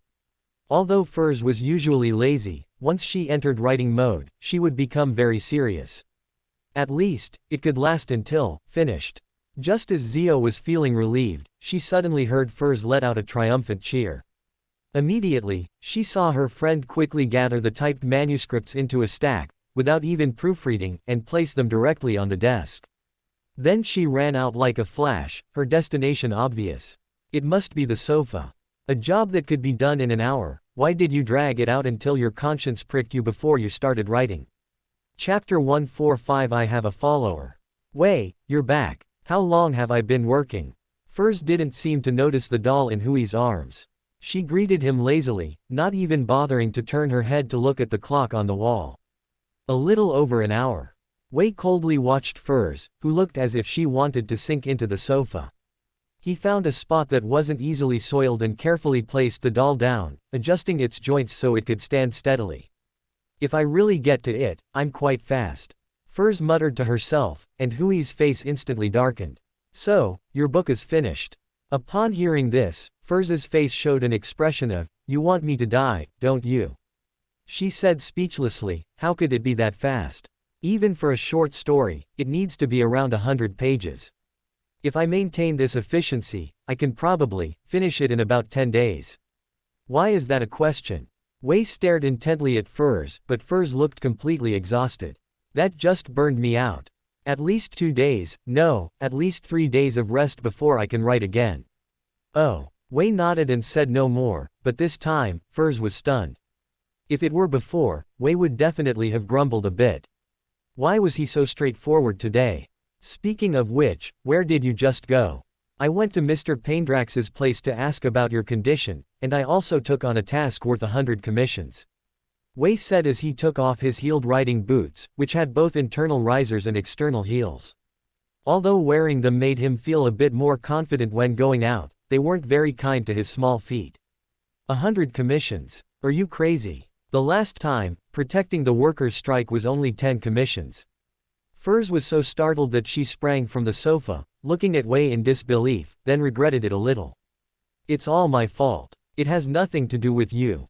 Wei really wanted Furs to feel guilty, but seeing her expression, he couldn't help but explain, your problem is the consequence of breaking the contract.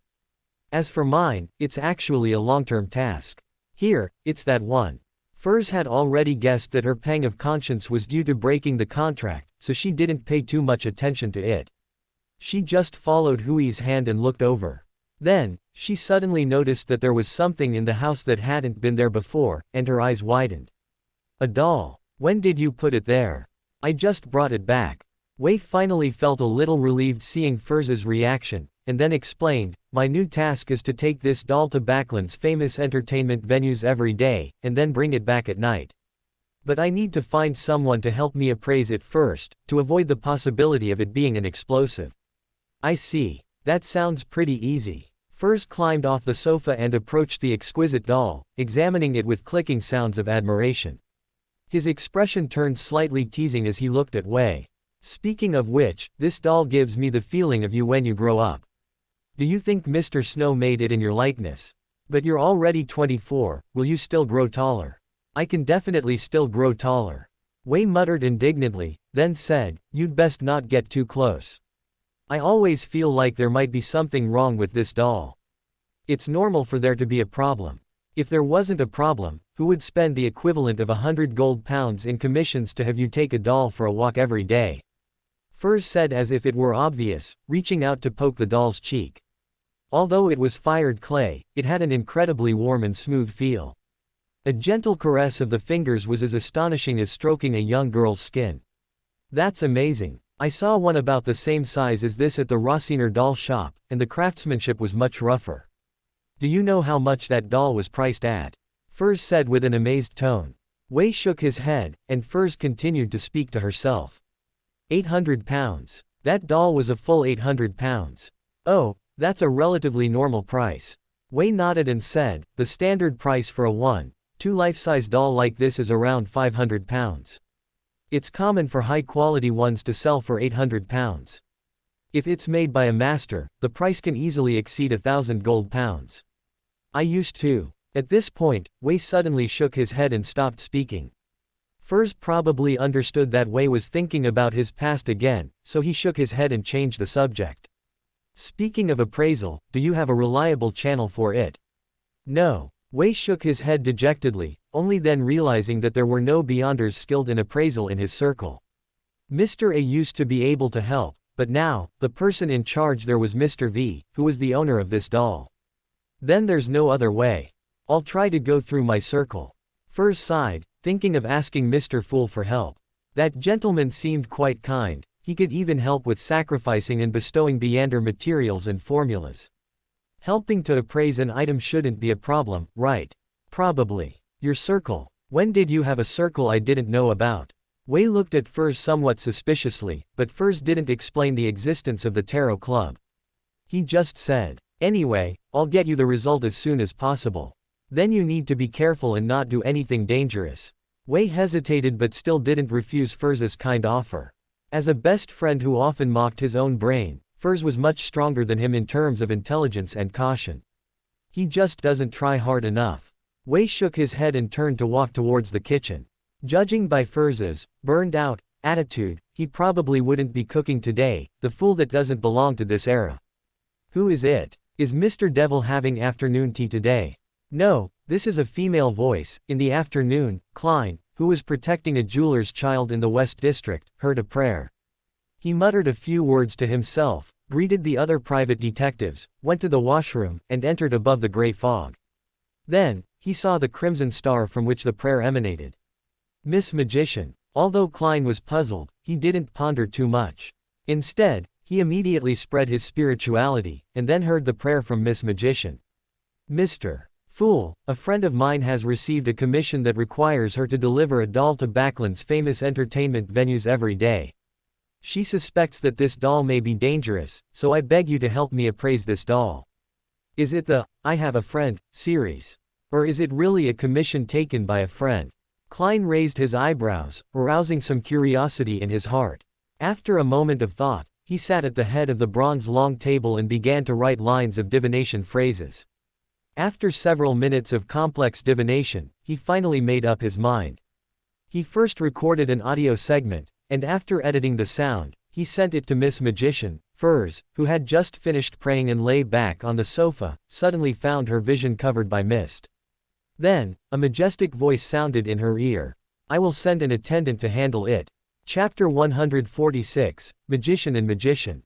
After leaving the detective gathering hosted by Azinger Stanton, Klein followed the connection with Miss Magician and arrived at Hillston Borough. Although it was almost impossible to locate a specific position through divination without a personal item, it was a different matter for a tarot club member who had already established a connection above the gray fog. He had originally planned to go to the Harvest Church in south of the bridge today, following the clue given by Mr. Devil, to inquire about the bishop's situation and thereby gain experience in playing the magician. However, considering Miss Magician's request yesterday, he decided to come here first. If possible, Klein did not wish to meet members of the tarot club in reality so early, but considering that Backland was not peaceful recently, he still decided to make the trip. Although his intuition told him that the puppet should have nothing to do with the serial murders, in his brief career as a Nighthawk, almost every time he heard words like doll or puppet, they pointed to a considerably dangerous sealed artifact. Even if it was just for the safety of Miss Magician and her friend, who he wasn't sure existed, he intended to go and see. After all, it was at most a sealed artifact. As long as he was prepared, and without a Beander controlling it, the danger shouldn't be too great. This was the conclusion he reached after multiple divinations above the gray fog. In fact, it wasn't impossible to have Mr. Devil come, but Mr. Devil was overtly a follower of the true creator, and having him come to find Miss Magician might bring unnecessary trouble, and, unless necessary, he did not want to actively expose the true identities of the tarot club members. Their mutual acquaintance and forming their own small circle was one thing, but having him, the host, expose them, was another matter entirely. Seeing the house he had seen in his dream divination appear in his sight, Klein stopped his wild thoughts, briefly estimated the distance, checked the paper figures he had prepared again, and then took out a box of matches, beginning to repeatedly strike and extinguish them, leaving behind sparks for flame jumping all along the way. And in this process, Klein actually found that his potion showed signs of being slightly nudged. What did I do? Preparation. A magician needs to prepare before a performance.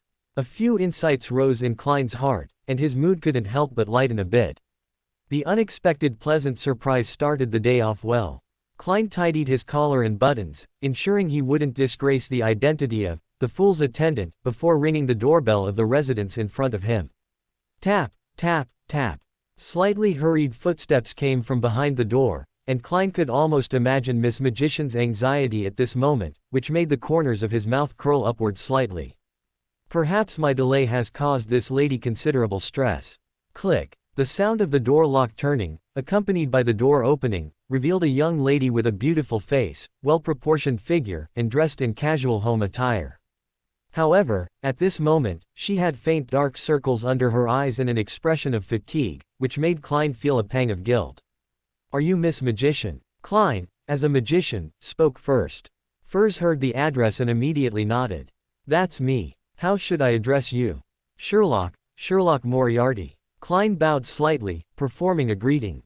Furs immediately returned the bow and then welcomed him into the house. This seemingly rash action was the result of Furs's long consideration. Since receiving Mr. Fool's notification yesterday, she had been thinking about how to receive this attendant.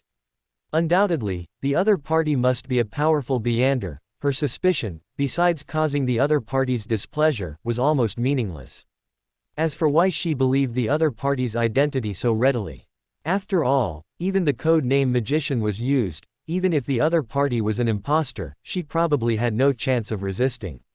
"Mr. Sherlock, would you like something to drink?" Furs asked politely as she led Klein into the living room.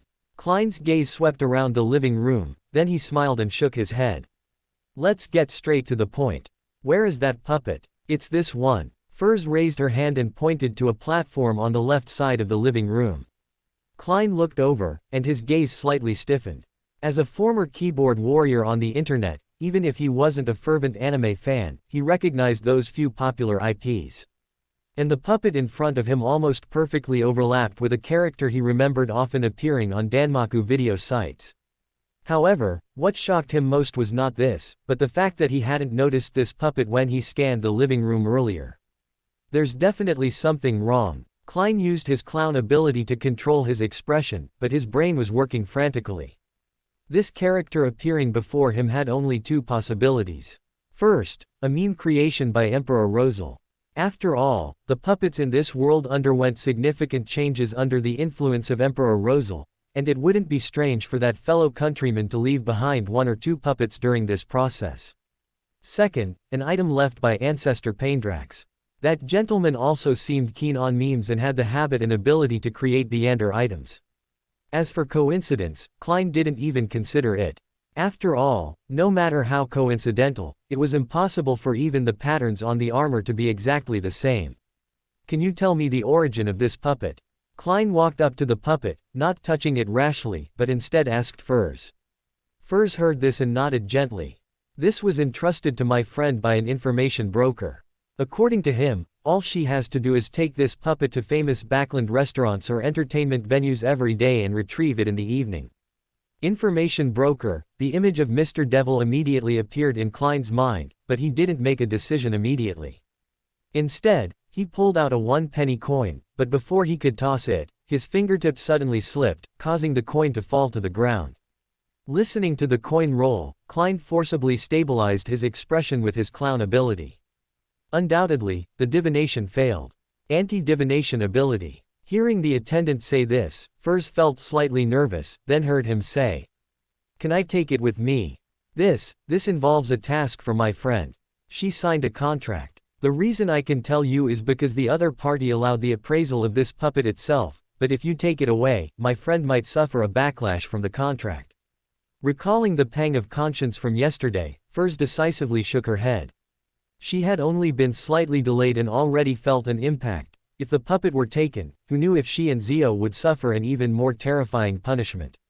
Of course, if it were snatched away, that would be an act of irresistible force, but she couldn't say that to him and Zio. Klein didn't know that Furs was praying for him to forcibly take the puppet, but Migos' experienced psychological trauma made him dare not observe this anti-divination puppet with spirit vision. After a moment of thought, he said, "Then, can I be alone with this puppet for a while? I need to implore the power of my lord for appraisal." Chapter 147 The Role of the Doll. Someone will break in midway, someone will break in midway. Klein silently repeated 7 times in his heart, tossing the coin high. As it landed in his palm with the back side up, he nodded slightly. Back side up means negative. Tucking the penny into his pocket, Klein stood before the doll, walked 4 steps counterclockwise to above the gray fog. He planned to try divining above the gray fog first, and if that didn't work, he would bring the doll up to the gray fog. Standing at the head of the bronze long table, Klein looked down at his body through the gray fog, taking in the doll. He then clearly saw that within the doll, a spirit seemed to reside. It was a very weak spirit. It was hard to classify this spirit, as it was neither twisted like the undead he had seen before, nor did it possess the various characteristics of natural spirits old Neil had described. Instead, it was a, pure, formless entity, like a faint speck of light, residing within the doll. Living characteristics. Doesn't seem like it. Klein scrutinized the spirit from above, but couldn't discern anything. In the end, he decided to set the issue of the spirit aside for now. Although the divination result indicated that magician would not break in midway, no one knew how long the time frame of this divination was. Klein no longer delayed, immediately materializing paper and pen to write a line of text. The origin of the doll before me. Clutching the slip of paper, and silently repeating the divination phrase 7 times, Klein's eyes turned pitch black. He leaned back sharply, entering a state of slumber, and his consciousness entered a hazy dream. A pair of slender, elegant hands were mixing clay, adding sugar, spices, and some fragrant hydrosols and essential oils. As this process continued, the clay slowly kneaded into a ball, and under the guidance of some power, it took on a skin-like color. Those hands quickly molded the clay into the desired shape, then placed it on a palm-sized furnace that could erupt with terrifying heat, to bake it. Faces, hands, legs, the doll's components were arranged on the table by those hands. Then, a large hammer suddenly fell, smashing most of them to smithereens, leaving only a very few flawless parts, which were then assembled. Klein watched those hands dress the host doll in a skirt, don armor, apply eye makeup, insert hair, and style it. But just as the scene slowly shifted, about to reveal the owner of those hands, a white mist suddenly filled his vision, completely blocking Klein's observation.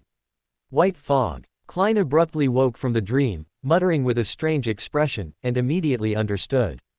It's indeed related to Devil. So, the intelligence broker who gave the doll to Magician's friend is Devil. But why would he do that? New doubts arose in Klein's mind, and he immediately wrote down another divination phrase. This doll possesses danger. This time, he used the pendulum method for divination. After 7 repetitions, he slowly opened his eyes to see the pendulum rotating counterclockwise. Divination above the gray fog blocked all influences. If it were interfered with, the pendulum would remain completely still, or show fluctuating movements. The current situation only indicated one thing. That is, this doll truly posed no danger at all. This was too strange. A Beyonder item with a spirit residing in it couldn't possibly be completely harmless, could it? Klein thought for a moment and wrote down the third divination phrase. The purpose of this doll. The dream unfolded again, but this time, the field of vision was no longer restricted as before, because his perspective directly appeared on the street. Klein saw a girl, about 1.5 meters tall, with a sense of majesty that didn't match her appearance, holding a huge doll and walking quickly down the street. It should have been rush hour in the morning, but the pedestrians on the road seemed to completely ignore the girl with the doll. He hurried along, and before long, arrived at a restaurant whose facade alone suggested the exorbitant prices of its dishes. The girl slipped into an alley, went around to the back of the restaurant, then used the wall to climb to the second floor, found an inconspicuous spot, and set the doll down. Next, the doll remained there, while the surrounding scenery began to pass by at an extremely fast pace. It wasn't until evening that the girl reappeared beside the doll, as if relieved, picked it up again, and hurried home. The dream shattered at this point, and Klein woke up again, but he was still recalling the whispers that had emerged in his ears during the fast-forwarded scene. Delicious. I want more. Must maintain my figure. Just a little more. It's delicious, but a bit too expensive. Still, an occasional splurge is nice. Quote. This doll is collecting the emotions of ordinary people eating. Klein made a reasonable guess based on the voices he heard, his mouth twitching slightly. As a keyboard warrior who hadn't watched anime but had seen many mad mashups, he vaguely remembered that this character, known as My King, Ahoge King, and Quilt King, often appeared as a foodie. Is this also a form of aggregation? Klein suddenly found it a bit amusing. Why would an anime character from another world be able to aggregate emotions? However, he didn't delve into the why, because what truly mattered was, as expected, the what. Undoubtedly, Devil was collecting the scattered emotions of diners. This also aligned with Magician's task requirement for her friend to take the doll to various famous restaurants and entertainment venues. And from the conclusions of the dream divination and pendulum divination, this collection should have no impact on ordinary people, at least not in the short term. So the remaining question is, what does Devil intend to do by collecting these emotions? At times like these, Klein would lament his insufficient knowledge of mysticism. He sighed softly, trying to write down divination phrases like, the use of appetite emotions, but whether due to interference or a lack of sufficient conditions, all these divinations, without exception, yielded no results. Should I directly ask Devil? Klein had this thought, but then shook his head. Neither as fool nor as a favored one of fool was he suitable to directly question Devil. But at least for now, the doll itself was harmless. After confirming this, Klein returned to reality, tidied his clothes again, then removed the spiritual wall's isolation, and spoke towards what was likely the study. Magician, the results are in. Chapter 148, Creating an Evil Spirit is a bit wrongful. In Backland, Hillston Borough, at the Dawn Library, Snow sat by the window on the second floor, quietly reading a Rossellian anthology, bathed in the gentle warmth of the autumn sun. To avoid the beep that his predecessor had pulled. He had to understand exactly what kind of beep his predecessor had pulled. However, as he looked at the familiar short story titles in the table of contents, the corners of his mouth still twitched involuntarily. Just then, a young man slowly sat down in the chair behind him, in a back-to-back position with him, and a voice was transmitted over. There are 3 Beander characteristics delivered this time: Notary, Wind-Blessed, and Scribe. Also, Queen Mystic has instructed that if you need it, we can fully support your actions. Please don't hesitate to ask if there's anything you require. The young man's tone was very respectful, as this was the first time he had heard Queen Mystic issue such an order since he joined Orvi Island. In fact, it wasn't just him, a newcomer, who had only joined for a little over 10 years, even his teacher had never heard Queen Mystic issue such a task. Hearing that there was a wind-blessed Beander characteristic, Snow couldn't help but marvel at Mr. Hanged Man's good luck. As a Beander characteristic that had been used to concoct a potion, divining it had a good chance of yielding a complete potion formula. Even if its previous owner had also concocted the potion using the characteristic, at least the auxiliary materials could be obtained. Wind-blessed, then. Oh, and I have a set of semi-finished Beander items that need to absorb enough specific emotions to be completed. 2 of them haven't found suitable places yet, and I think the sea should be a good option. After listening to Snow's words, the young man didn't think for too long before asking. Can you tell me the corresponding emotions? Greed and envy. Understood. The young man nodded, then added, if it's inconvenient to bring them here, you can leave an address, and we'll come to pick them up later. Quote. Your Excellency, the puppets entrusted by that gentleman have been retrieved. 2 hours after Snow left the Dawn Library, the young man who had traded with him appeared in a private room on the 3rd floor of the library. Sitting before him was Bernadette, wearing a pair of black leather boots and with her face concealed behind fine mesh gauze. Is there any problem? Bernadette's face, hidden behind the gauze, showed no emotion. The young man merely shook his head with some frustration and waved his hand for someone to bring in the 2 puppets. Both puppets appeared to be dressed as spellcasters, and were petite in stature, but their styles were distinctly different. The one with a more balanced and full figure had chestnut hair and crimson eyes, and her attire seemed a bit flamboyant. A black cloak, a yellow vest, paired with red leggings and white long boots, giving off a casual and unrestrained feeling. The other, though slightly taller, looked even more youthful. She had long pink hair cascading down her back, and her figure was as tender as her somewhat baby-faced cheeks. Her attire leaned more towards a uniform, a cloak, a shirt, and a short skirt, paired with black stockings and small leather boots, giving Bernadette a strong sense of déjà vu. She then decisively sealed away the burgeoning dark history belonging to a certain someone. So, the combination of stockings and a short skirt is indeed a style from the so-called homeland. Bernadette mused inwardly but still activated her eye of peeping. Mysterious and complex symbols flowed in her eyes, and everything about the 2 puppets was exposed to her vision. 2 weak and pure spirits, bodies made of sugar, spice, and everything nice, mixed with high-quality clay, and the mysterious power that could mislead perception and make people ignore them, all clearly appeared in her mind. However, when the progress bar reached 99.99%, it got stuck at that last tiny bit. There was something that couldn't be analyzed. That seemed to be the fundamental source that allowed the spirits within the puppets to draw emotions. Considering that this was backland, Bernadette did not attempt to enter her mythical creature form. She simply waved her hand and placed the 2 puppets into a spatial item formed by a certain apprentice pathway. I'm taking these. The Beander characteristics will be delivered in 2 days. Your Excellency, do we really need to provide him with unconditional assistance? Although he did remove the corruption, he also took the portion of the Beander characteristic belonging to the low sequence. We don't have to. Whether it's necessary or not is for me to decide. Bernadette's tone was cold and devoid of emotion. The young man immediately lowered his head and sincerely apologized. My apologies, I was out of line. It's fine. It's his ability to be able to take away a portion of the Beander characteristic. Moreover, the mixed and low sequence characteristic is itself part of the corruption, isn't it? With that, Bernadette's figure vanished from the spot. The young man looked up, let out a slight sigh of relief, and then returned to his post. True creator murmur. Is that so? Isn't this a good thing?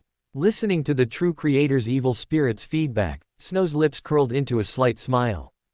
At this moment, he was cradling a slender puppet, carefully combing her cascading long hair. Although the previous few puppets each had their own charm, they ultimately didn't stray from the concept of petite. In other words, they were all lowly style. But the one in his arms now, however, was rarely full of mature charm.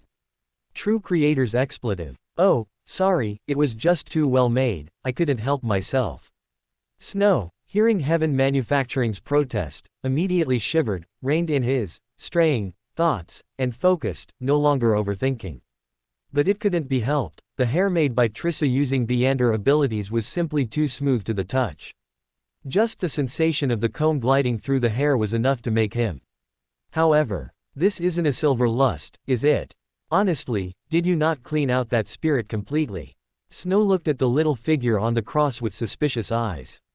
Hearing his irresponsible shirking of blame, the true creator's evil spirit immediately started cursing. Snow had long developed a resistance to the true creator's curses.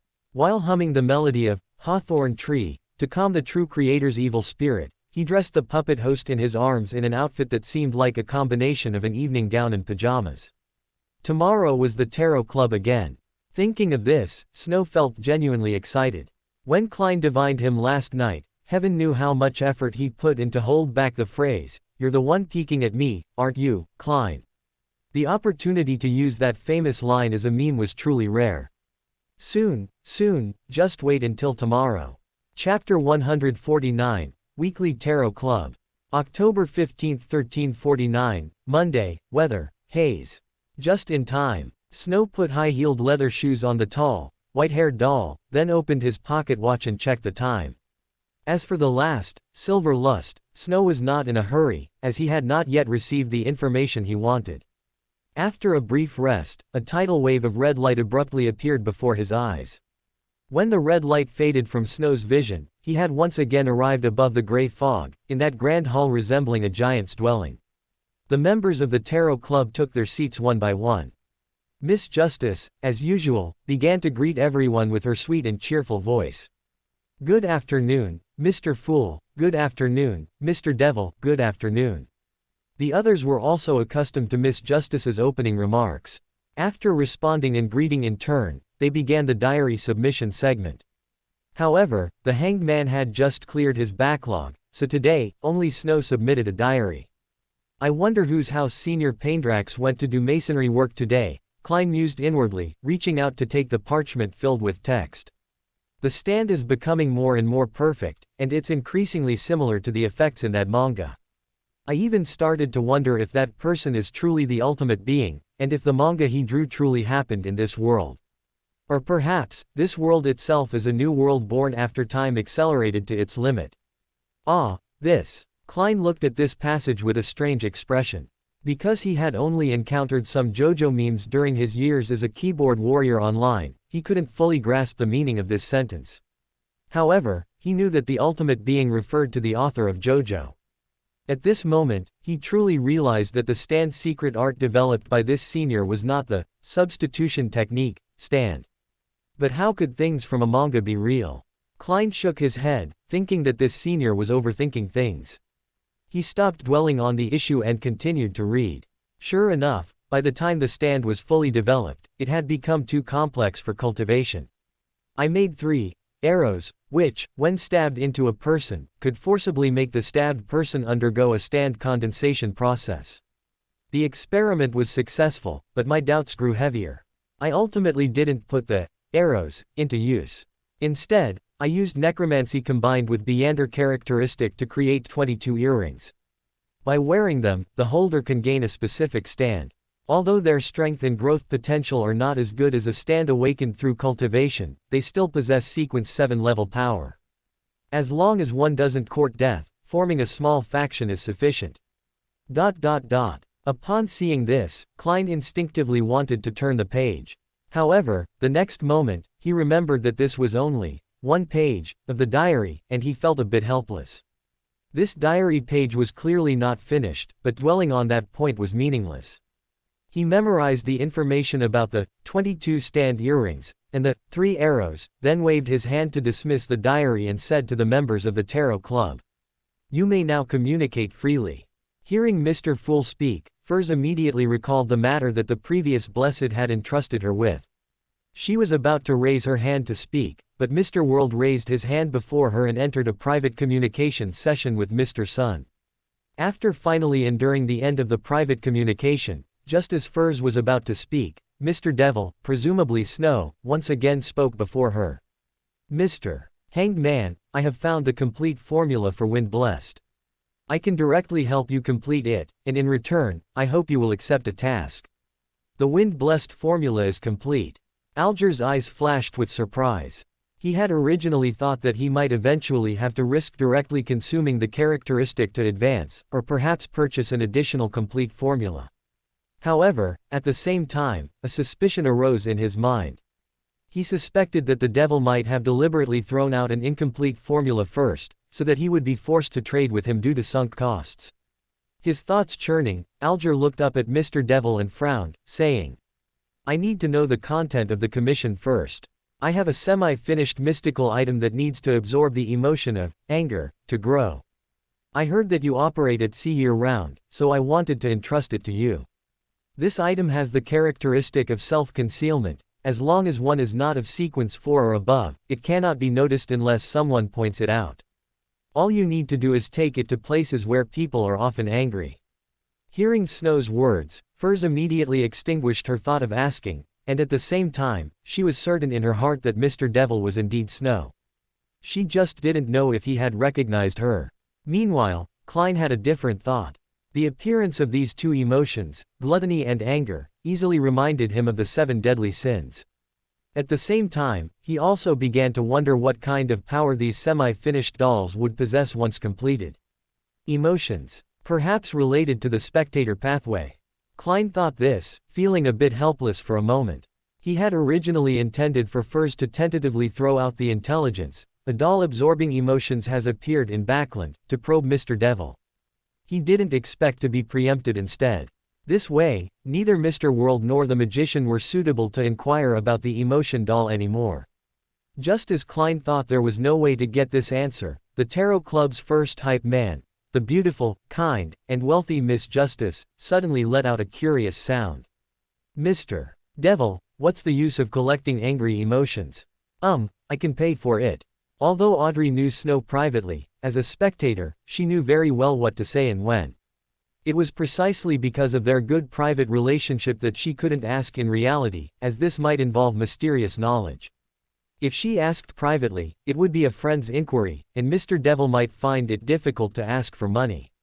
But now it was the Tarot Club, a normal transaction. Her paying for information was an equivalent exchange. Mr. Devil could trade privately or refuse, there would be no burden either way. However, Mr. Devil only smiled and said, "There's nothing bad about saying it. In many Beander characteristics, there will be residual pollution left by the previous owner's death. Potions formulated with such characteristics are more prone to losing control than those made with normal potion ingredients. Even if forged into mystical items, there will be significant side effects. I collect emotions mainly to purify the pollution remaining in Beander characteristics. This can make the formulated potions easier to digest, or create mystical items with fewer side effects." Chapter 150, The Creation Myth of Silver City. "So that's it. Last time, Mr. Devil, you mentioned that mastering Beander potions by grasping the Beander characteristics would wear down the spiritual imprints within them. This method is also based on that principle, isn't it?" Audrey's mind was very sharp. She immediately thought of the theoretical basis for doing so. Seeing Miss Justice being so considerate, Snow was spared the trouble of further explanation and simply watched Mr. Hanged Man, seemingly awaiting his reply. Alger pondered for a moment, then nodded and said, "If it's just that, I think I can manage. However, things at sea change rapidly. What if some accident occurs? There's no problem as long as you don't deliberately destroy or lose it." This will require Mr. Fool to witness it on your behalf," Snow said magnanimously. Hearing this, Alger finally felt relieved and promised, "I accept this commission." "Very well, these are the remaining supplementary materials. I will ask Mr. Fool to hand over the doll after the transaction is complete. Snow quickly materialized the supplementary materials for the wind-blessed Beander potion. Although Alger knew he could ask Mr. Fool to help him recall them, he still memorized them carefully. One transaction thus concluded. Furs had learned what she wanted to know. At this moment, Mr. Fool was contemplating another matter. Can Mr. Devil purify the pollution caused by the true creator's ravings? I'll ask in the name of the world later. Klein thought this, but before the world could even speak, Mr. Sun, who had always maintained an air of, "I'll just watch you chat," vaguely impressed, finally seemed to make up his mind. He gritted his teeth and said, "I want to know who the 7 deities you speak of are, and their general circumstances." Klein knew very well that his fellow student, Sun, had probably wanted to ask this question for more than a day or two. Watching Justice, Hanged Man, Magician, and Devil all raise their hands simultaneously, he also controlled the world to indicate that he could answer. Seeing all 5 members, except Mr. Fool, indicate they could answer, Little Sun hesitated slightly. Mr. Fool then spoke at the opportune moment, asking, "Mr. Sun, with whom do you wish to trade? And what reward are you willing to pay for it?" Derek pondered for a moment before saying, "I will trade with each of them individually. The reward is that you can ask me one question, the kind I can answer, of course." "I accept. I am very interested in the City of Silver," Justice responded with a shallow smile without hesitation. Furs felt a bit presumptuous, as she had no idea what to ask. "Anyway, information about the 7 deities isn't a secret. Perhaps I should ask about the customs and traditions of the City of Silver. A place that doesn't know the 7 deities might offer some insights." The information regarding the 7 deities didn't have much special about it. Klein quickly scanned the answers provided by the 5 members and then translated them into giant language to transmit to Mr. Sun. Because of the statues he had seen in the underground palace earlier, Klein was actually quite interested in the 7 deities. However, even Mr. Devil, who could always produce some precious secrets, did not provide any information beyond his knowledge this time.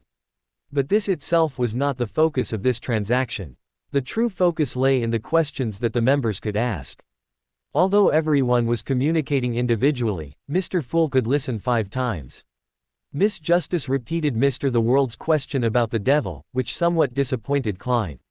And Miss Magician's question about customs and traditions made Klein slightly understand Derek's desire to become Sun. After the 2 ladies had asked, Mr. Devil also entered a state of individual communication, asking a question that greatly surprised Klein. "Has that shepherd elder of your City of Silver recently started singing any unfamiliar tunes? Whether sung aloud or hummed as a melody, it counts. What kind of question is this?" Mr. Fool and Derek were simultaneously puzzled by Mr. Devil's question. However, Derek still shook his head and said, "I don't see Elder Lovia very often, but at least when I've encountered her, she hasn't hummed any songs." "So that's it." Mr. Devil showed a pensive expression, making Little Sun very much want to ask Mr. Devil what he had discovered, but remembering that he was currently paying the reward, he resisted the urge to immediately press for answers, waiting for the next questioner. "I want to know the creation myth of the City of Silver." Hanged Man entered the individual communication segment, asking the question he cared about most. Although this question didn't seem to bring him any immediate benefits, it was enough to resolve a long-standing doubt in his heart. Was the City of Silver truly in the legendary Forsaken Land of the Gods? Hearing Mr. Hanged Man ask this easy question, Derek visibly relaxed. He leaned back slightly, then began to recall the content of his general knowledge classes, slowly recounting. The omnipotent and omniscient God created everything and then entered slumber. Elven King Saniathram, Dragon of Imagination Anquelt, Giant King Ormir, Vampire Ancestor Lilith, Devil Monarch Farbati, Phoenix Ancestor Greed, Abomination King Kavasi Thun, and Demon King Phlegre divided the authority left by the Lord, becoming the deities who ruled the sky, earth, and sea, who ruled reality, the spirit world, and the astral world, and who ruled various races. Beyond their domains, everything was governed by a mad, ancient, evil, and chaotic existence. Some of them fell in their mutual struggles, while others had their authority stripped by the Lord, the omnipotent and omniscient God, after he awakened. And that mad, ancient, evil, and chaotic existence was also thoroughly vanquished after the Lord reclaimed most of his authority. The former is the creation myth, and the latter is the true history experienced by the City of Silver. Listening to Derek's narration, Alger was somewhat unsatisfied. Although he had noticed that Sun did not intend to continue, he still couldn't help but ask, does that mad, ancient, evil, and chaotic existence have no name? No, Derek shook his head and then explained, that existence is different from other ancient deities, it has no sanity whatsoever, no descendants or believers. In the records of the City of Silver, it doesn't even have a fixed form. The Yander who haven't become demigods, merely looking at it, would completely collapse and become part of it. Even the Lord, before reclaiming all authority, could not contend with it.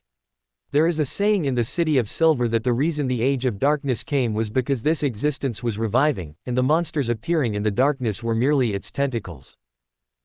For more thrilling fanfiction stories like this, check out my channel Fanfic Audiobook. Dive into epic adventures, mysterious realms, and legendary journeys brought to life through immersive storytelling. Don't forget to like, share, and subscribe for more amazing audiobooks.